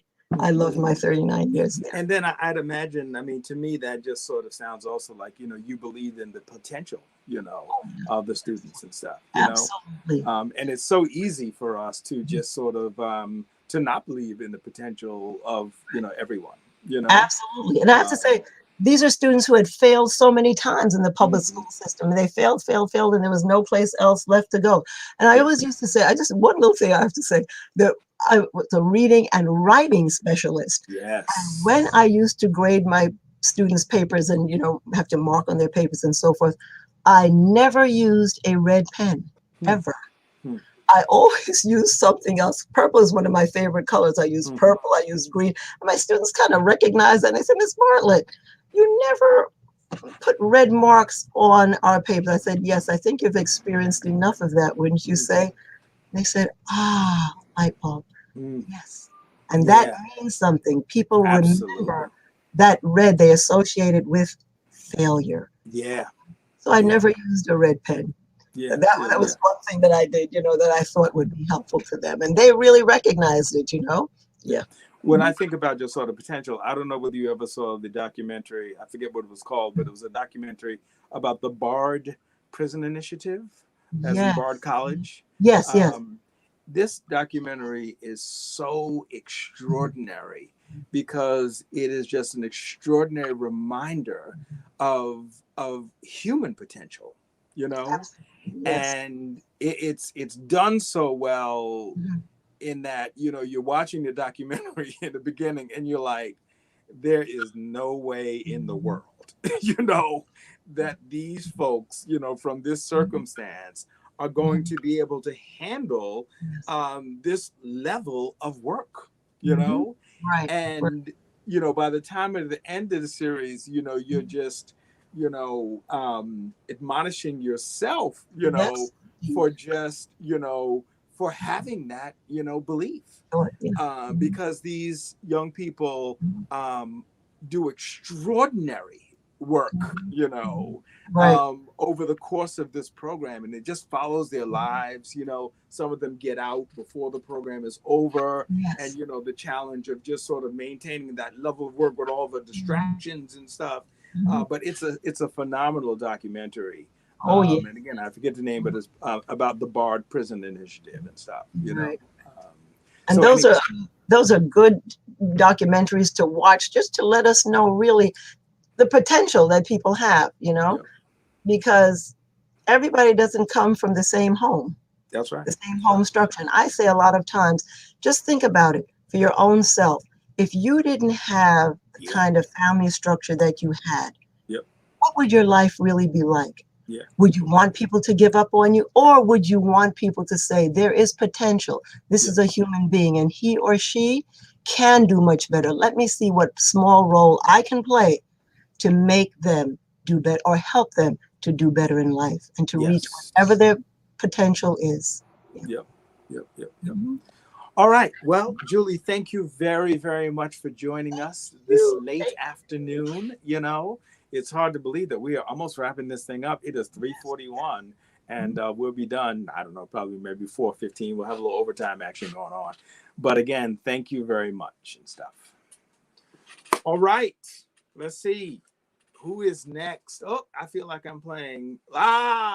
It is the lovely and talented Miss Brendez Wineglass of Umoja Synergies. And I'm just going to let y'all into a little secret.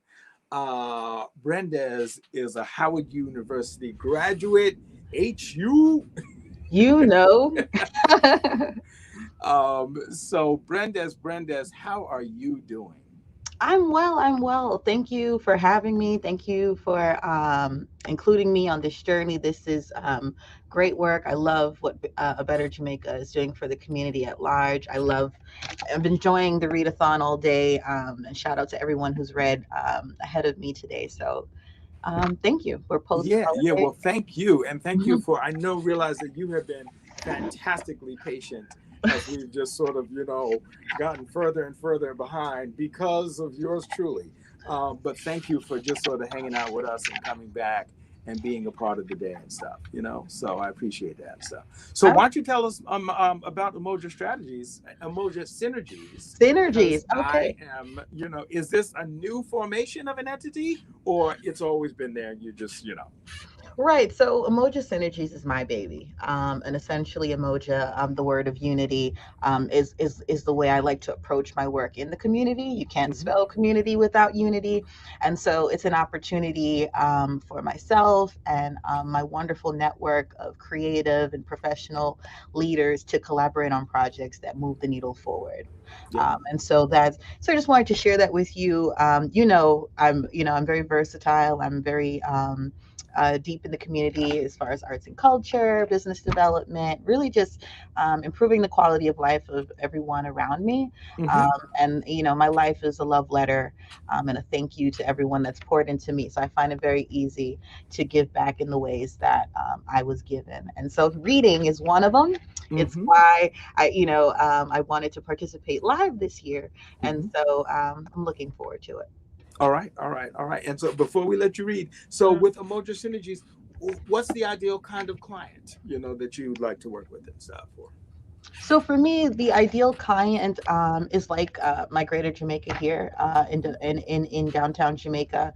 Our idea is to approach organizations like Greater Jamaica Bids to increase and expand capacity. A lot of these organizations are doing great things with small teams, and so what I'm able to do, being a part of different organizations like Greater Jamaica, like the Caribbean Culture Center, like the Ed School of the Arts, is bring that talent to your doorstep and work with you in a cocktail formation that just promotes growth and works in strategy and allows you to kind of a la carte the needs.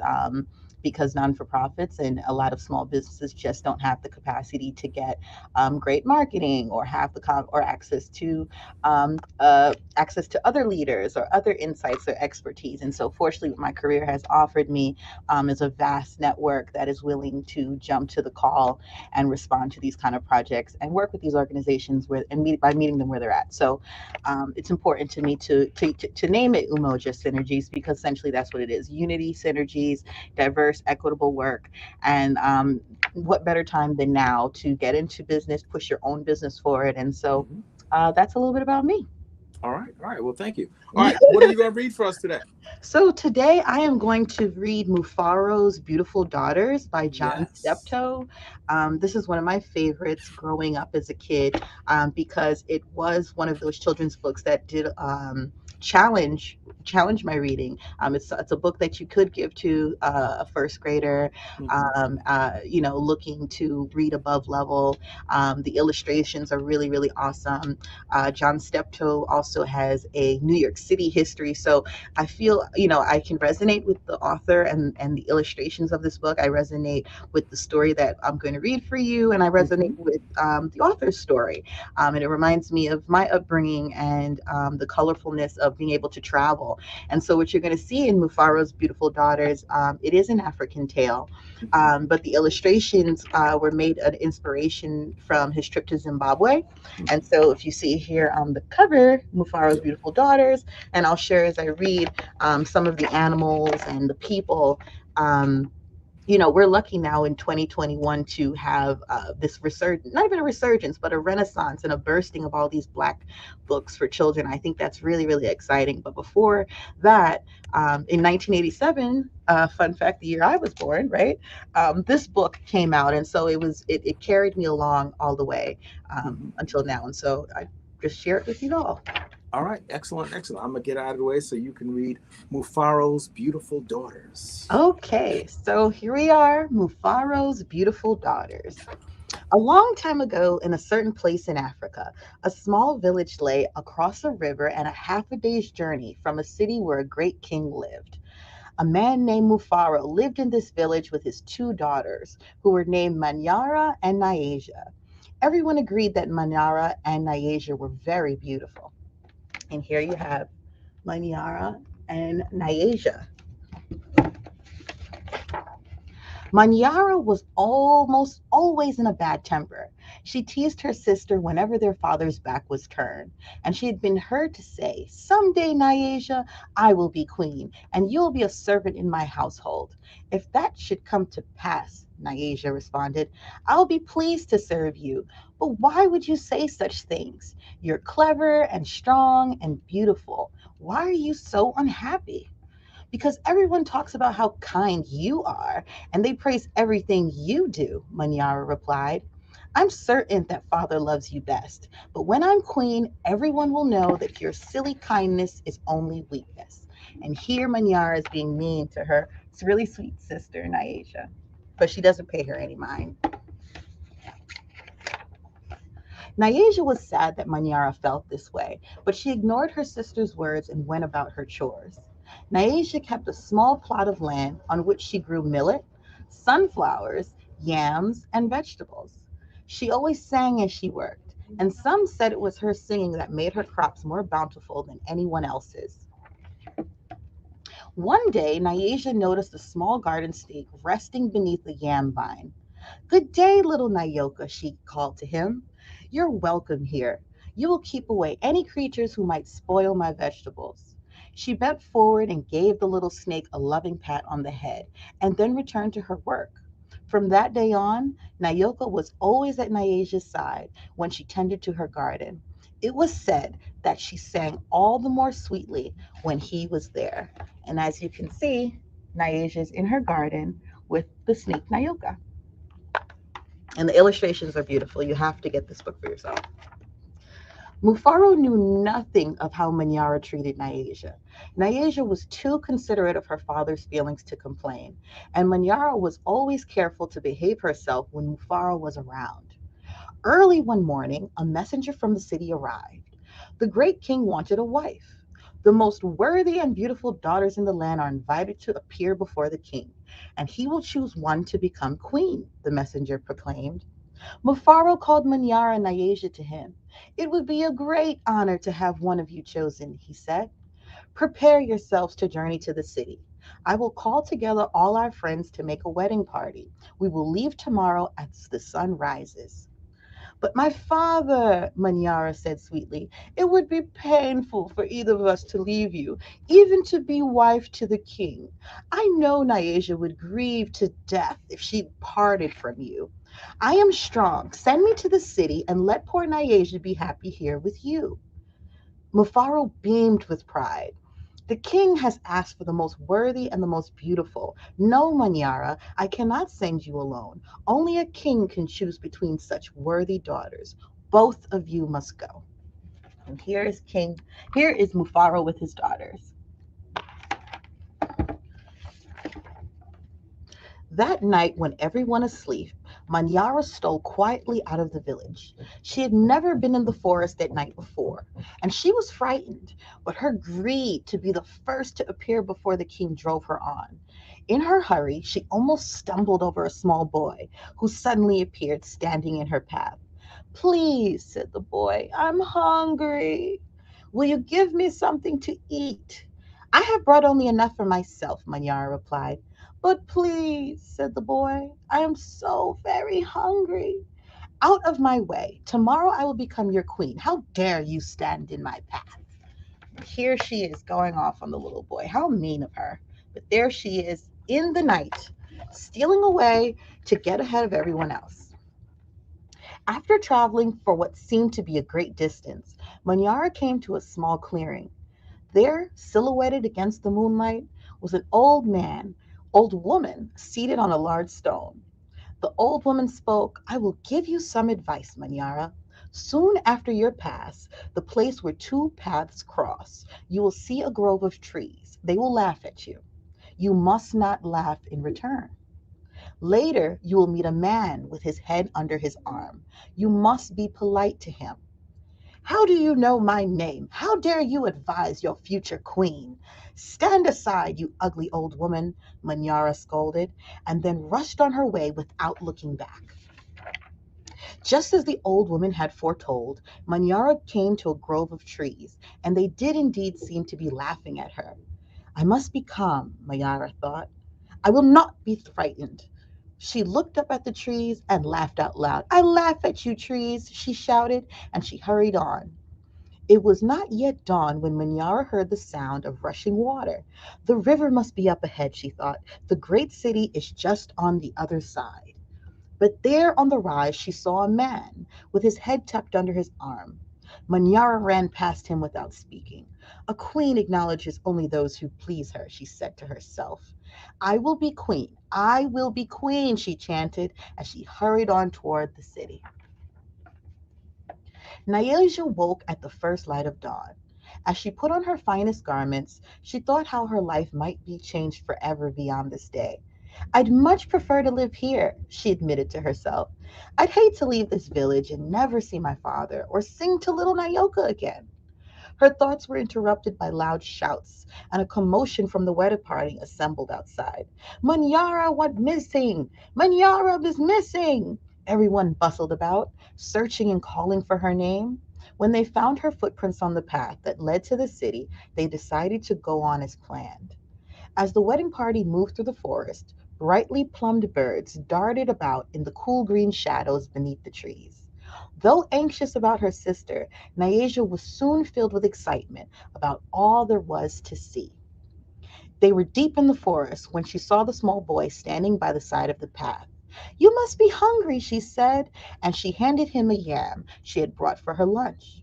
The boy smiled and disappeared as quietly as he had come.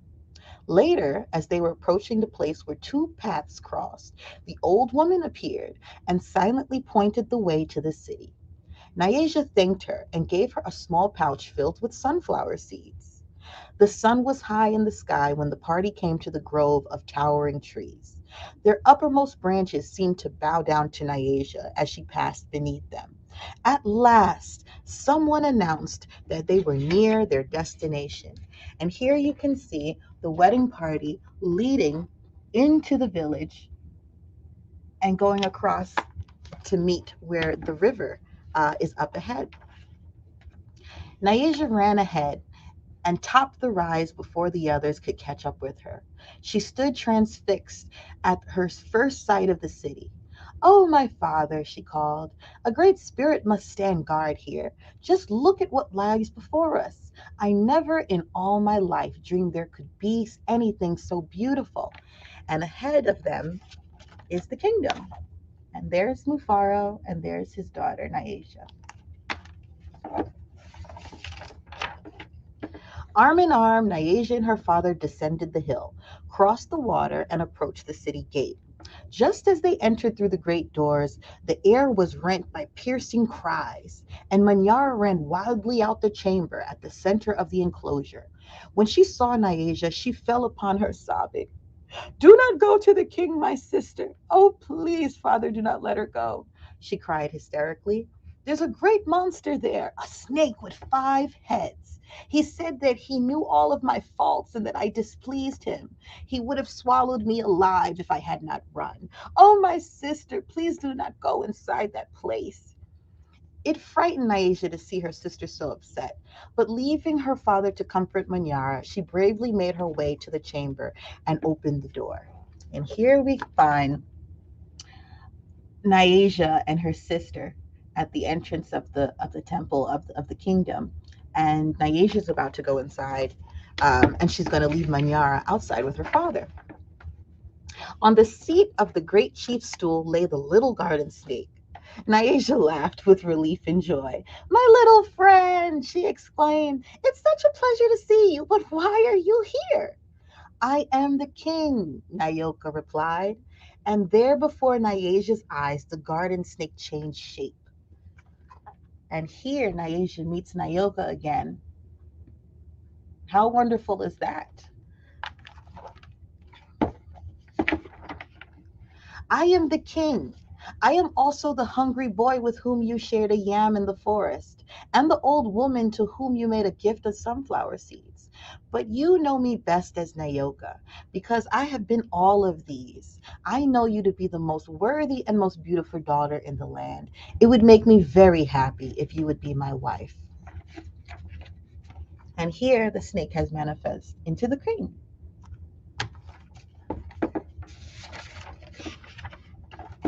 And so it was that, a long time ago, Nayasia agreed to be married. The king's mother and sisters took Nayasia to their house, and the wedding preparations began. The best weavers in the land laid out their finest cloth for her wedding garments. Villagers from all around were invited to the celebration, and a great feast was held.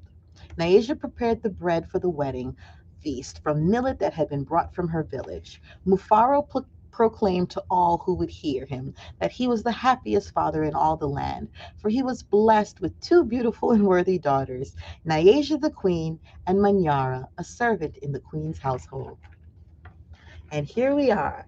We have our king and we have our queen Nayasia, and we have our queen servant Manyara. And this is the end of Mufaro's Beautiful Daughters, an African tale. I hope you enjoyed that as much as I enjoyed reading it. Thank you so much, Greg, for the opportunity. Yes, Brandes, yes. Now, I got to let you in a little secret. We actually had the author's daughter read with us the very first Jamaica Read-a-thon. Oh, Yes, wow. her name is Bwila Steptoe, and the woman on the cover is Bwila. You know, she served as her father, as the illustrator's model. That's right. Inspiration. Awesome. That's right. That's right. And then I think the other book that that he wrote was Stevie, which was another very fantastic children's book. And I was confusing it with one of my other favorites, The Snowy Day, you know. But yes, a fantastic author, children's book author, and those illustrations are, as they used to say, to die for. They are. They are. Can we say that anymore? Right. Yeah, yeah. Yeah, they're really exquisite and beautiful. And so, Yeah. yeah, I've always enjoyed the fairy tale. I have a sister. It's always good to hear about the difference in personalities, but just really the message of kindness and paying Yes. it forward, because you never know if you're entertaining God, as my mom would say, right? Yeah. You never know. Are you entertaining Jesus? And Right. so to that, it pays it forward to be kind, because it will always circle back, right? Yeah. So yeah, great story. This is so awesome. Yes. And Yes. congratulations on superseding your goal. I know. I Yeah. know. That is just fantastic to having, gone into this thing with 2594 and, we're just rocking and rolling. So we're going to keep the gates open until midnight. And then we will draw 2 names for the winners of our JetBlue Travel Anywhere with restrictions. Right. With Certificate and restrictions. stuff, You're not flying home for Christmas. That's high period, Right. But anyway, they were generous enough to just sort of grant us those. And, so it's a lovely thing. So I'm That's going to let you exciting. go because I know you got work to do because you're a hardworking woman, among other things. Absolutely. So But it is thank good you. seeing you. And I look forward to seeing you in person, Brenda's. All right. I'll see you soon, Greg. Have a All great right. day, Be everyone. well. Yes. All right. All right. All right. All right, people, we're in overtime because it is now 4:00, the time when the readathon was supposed to end. But how are we going to end without Professor Gale? All right. Professor Gale is special for many, many reasons. One, because she laughs robustly. Okay. To know Gale is to know that she laughs robustly. Which is a sign of good health, and then also because Gail is the chair of the board of A Better Jamaica. Woohoo! And in a long line of just sort of very generous people who have helped us get to where we are. And as a reminder, we will be 15 years old in January. Which is just incredible to think that I have been toiling in these fields for 15 years. You deserve 40 acres, sir. You know what I'm saying? I deserve 40 acres, right? Like right down in the middle of downtown Jamaica or something like that, because then I can sell it off and be really, really wealthy. We would buy an island. You know what I'm saying? It would be like a beautiful mom. thing. Or I'll take 40 acres in the Hamptons. Then we would buy another island. Yes. Well, thank you, Gail, for being our final, I think, reader of the day. Excited to have you, as always, excited to see you. It's just amazing how, we haven't seen each other because of this evil pandemic. Some people haven't seen for 2 years. It's like, that is just crazy. But thank God for Zoom and StreamYard and all the rest of this stuff, because we can at least connect and stuff. So what are you going to read for us today? And wait, among other things, Gail, where are you a tenured professor at? Oh, I happen to be a tenured professor at CUNY. Thank you very much. There you go. Tenured professor at CUNY. I'm sorry, I need a little Robitussin. I'm sorry. Who is that? This is my COVID baby right here. You know what I'm saying? And it's as a friend of mine said last night, they said, "Oh, your face looks so much fuller." And I was like, "Yeah, it's a lot here." Code for quarantine 20. Yes, exactly. Yikes! Let's not talk about the quarantine 20. Yikes! So anyway, Miss College Professor, what are you going to be reading? It's like it was only supposed to be 20. We're overachievers. It's like 25. Yeah. Like I said, let's just leave that alone because, oh Lord, All right, you are reading the Blue Dog Man. All right. Okay. Well, there's a story here. Okay. Since we are I use the plural, since we are an arts organization that also supports, of course, reading and literacy in Jamaica Queens, we also support the arts as well. Indeed. So I thought, instead of doing the traditional children's book, that I would also infuse a little bit of my favorite artist, who is also Spanish. So we look keep at that. The cultural significance, we get the artistic significance, and of course we're helping children. It's the trifecta. It's better than doing the trifecta at Aqueduct, which I have yet to ever do, but I hear is supposed to be lovely. Yes. Now I'm not familiar with this artist. Does this artist paint dogs for a living? This is George Rodriguez, and if you notice, this is, it just fell out. This is my autographed copy of the book that I had to, I toiled for this. I had understand. to. Toiling is important. This is probably the first time I'm actually touching it without gloved hands. That's how important this coffee table book is to me, on my coffee table, wrapped in shrink wrap. So it is Blue Dog Man.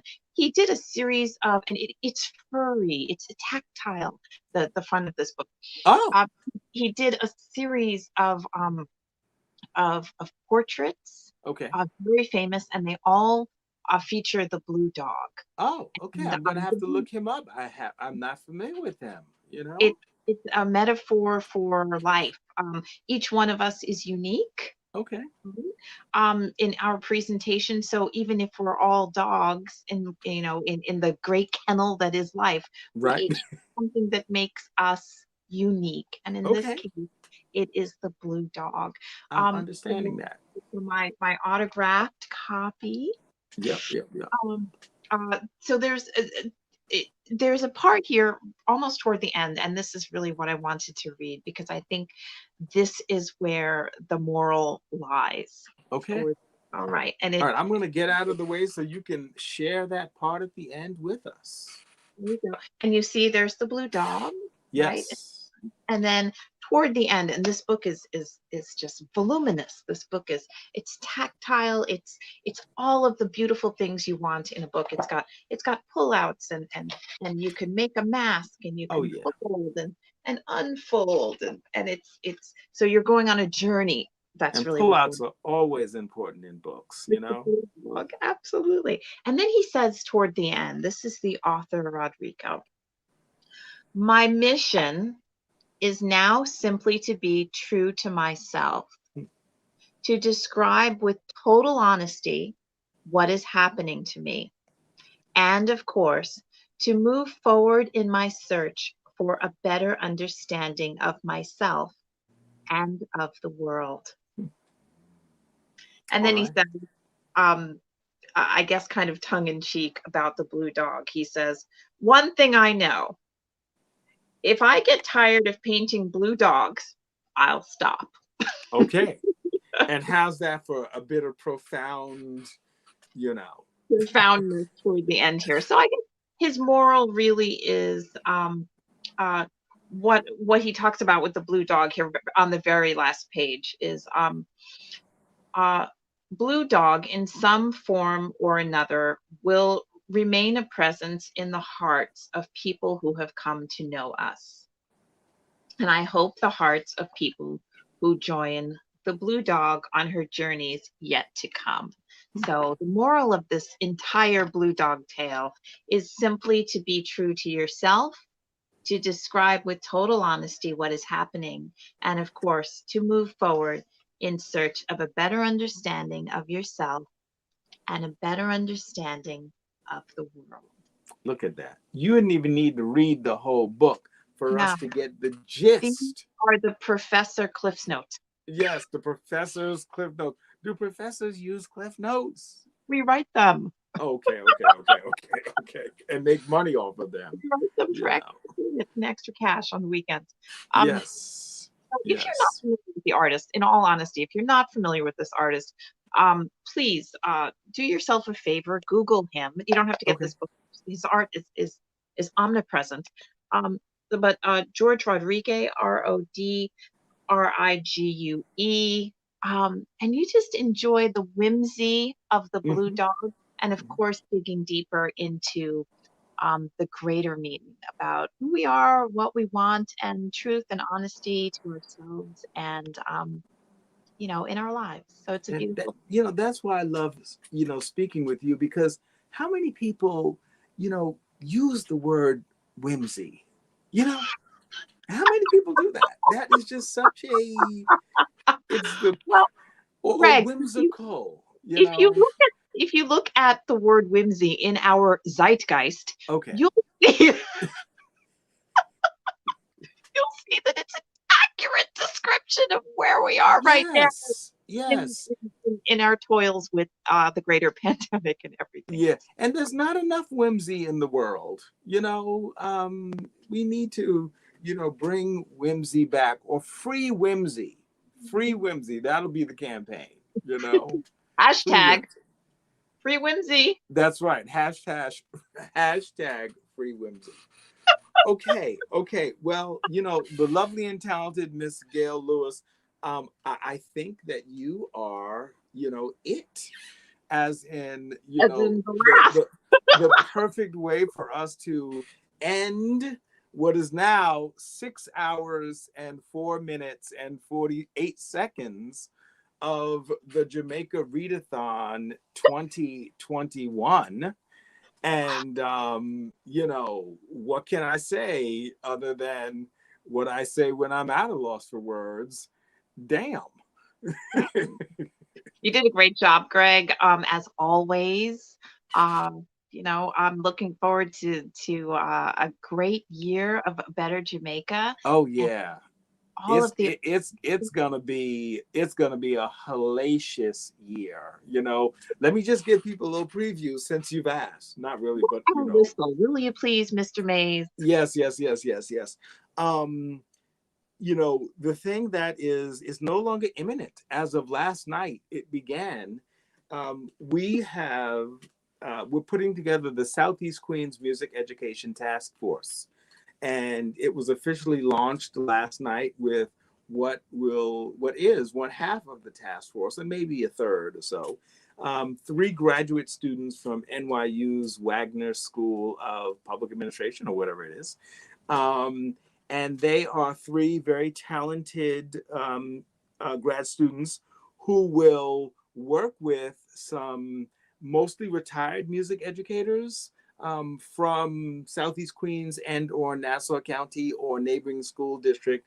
And the first thing they're going to do is get a snapshot of what the state of music education looks like in Southeast Queens. And I always tell people this is important to me because I went to I-59, and when I went there, I walked in the first day, and every single child handed you an instrument. They either handed you a hard case with an instrument in it, or they pointed you to the choral room. And I was pointed to the choral room, and I may have felt gypped at the time, but it was in divine order because I began officially my singing career there, and sing to this day as a result of just sort of studying under the esteemed Anne Marie Hudley and Miss Chavis. So we've come a long way from offering, free middle school music education to every student who came in the door. So rather than just whine about it, we are first putting together this task force to get an accurate picture of what is. We're going to compare that to what was, and then we're going to compare it to a couple of neighboring school districts, District 26. And then hopefully, if we can get access to the data, we're going to compare it to the Elmont School District as well as Valley Stream, those being the ones that abut. And it's not, I can't use the word "but" with everybody, Gail Lewis, I just used that word a little earlier today, so I'm See, that's why I used it with you. But those are the Nassau County district that abuts Southeast Queens. And we're going to just have this really accurate picture. They're going to pull all the numbers, and then they'll be complemented by probably 6 former educators who will just sort of bring their anecdotes and their stories and whatever to provide all this context. And we'll have a beautiful final report and a presentation that we hope to make to electeds, as well as possible funders as we move down the road to getting us back to universal music education for middle school students, Walk in the door, here is your instrument. That's right. Here is your instrument. Here's another way for you to express yourself. It may be the way that you best express yourself, because there are too few opportunities for young people to, to share their gifts with the world. And we're going to do our every little bit to, just kind of make that, to change that. You're going to make most happy, or you're going to drive your mom crazy, but it's going to be fun. Yes, but you will be brighter for it, and your mama will, I don't know. It's a great story, if nothing else. That's right.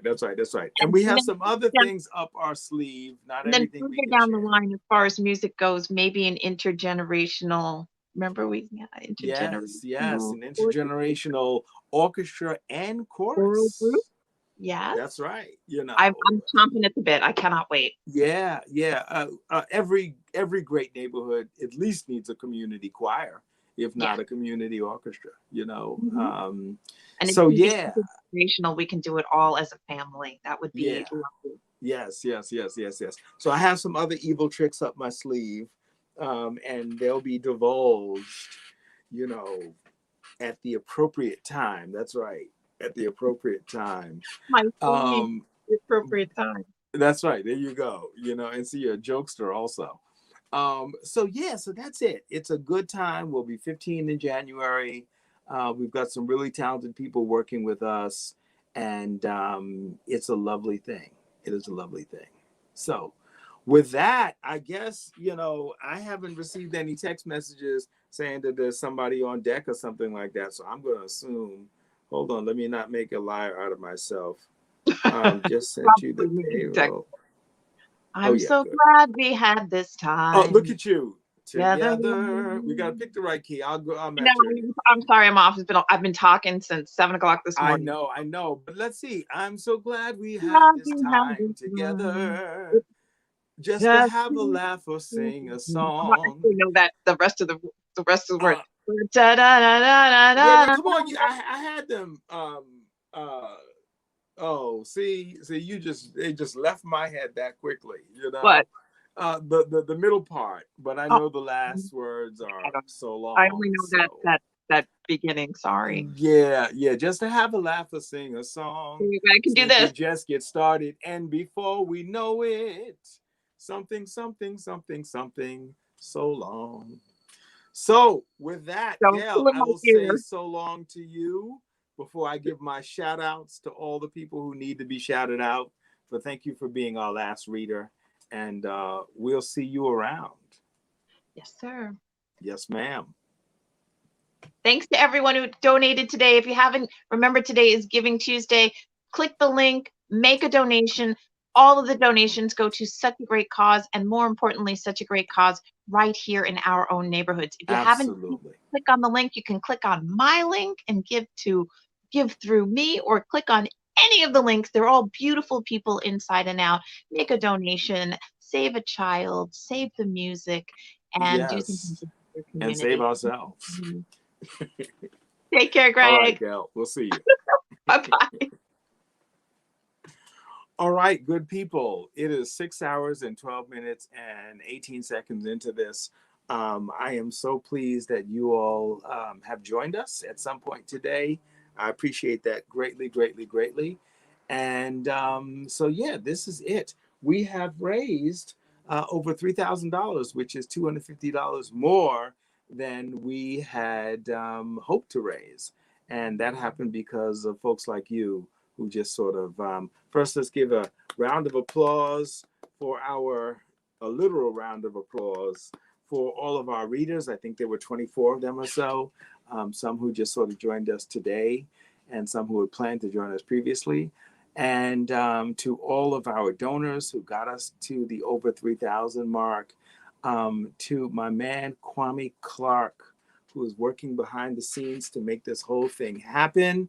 And Kwame's a great guy, and he has a great AV company called Simple Solutions NY. Simple Solutions, they're on the web at simplesolutionsnyc.com. So if you have any audiovisual needs, he is the go-to guy to make those happen.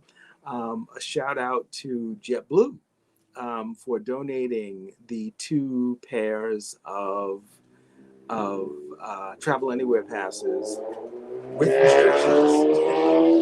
The 2 pairs of Travel Anywhere passes that we will pull 2 names out of a hat and give those out. Folks have until midnight to make a donation. And yeah, I think that is it. Am I forgetting anyone? There's my wonderful board of directors. Thank you to you guys. Our wonderfully talented leader of the Jamaica Reads program, the Reverend Dr. Leslie Austin Kennedy. We had a little technical issues. Then she was ready, and then I was sufficiently backed up, so we couldn't get her back in. But thank you to Dr. Kennedy for that. To my man, Chris Teal, who is the site manager over at PS80. Thank you for your service, sir. And to all of our brilliant tutors who have been tutoring with us, some for the last, 10, 11 years. And those 2 who come to mind are Sheila Shepard and Fionn Cole. But there are others as well. And appreciate you all. Ms. Nesbitt has been with us, for God knows how long. But I'm going to stop naming names because that's how you get in trouble. So that's it. I just want to thank you guys again for joining us. The live stream will be available within like a half hour after this. The URL, thejamaicareadathon.com, will point back to the page where you can easily just sort of make a donation on behalf of someone or just on behalf of, no one. So again, thank you very much. And you guys have a fantastic evening. And we'll see you, as they say.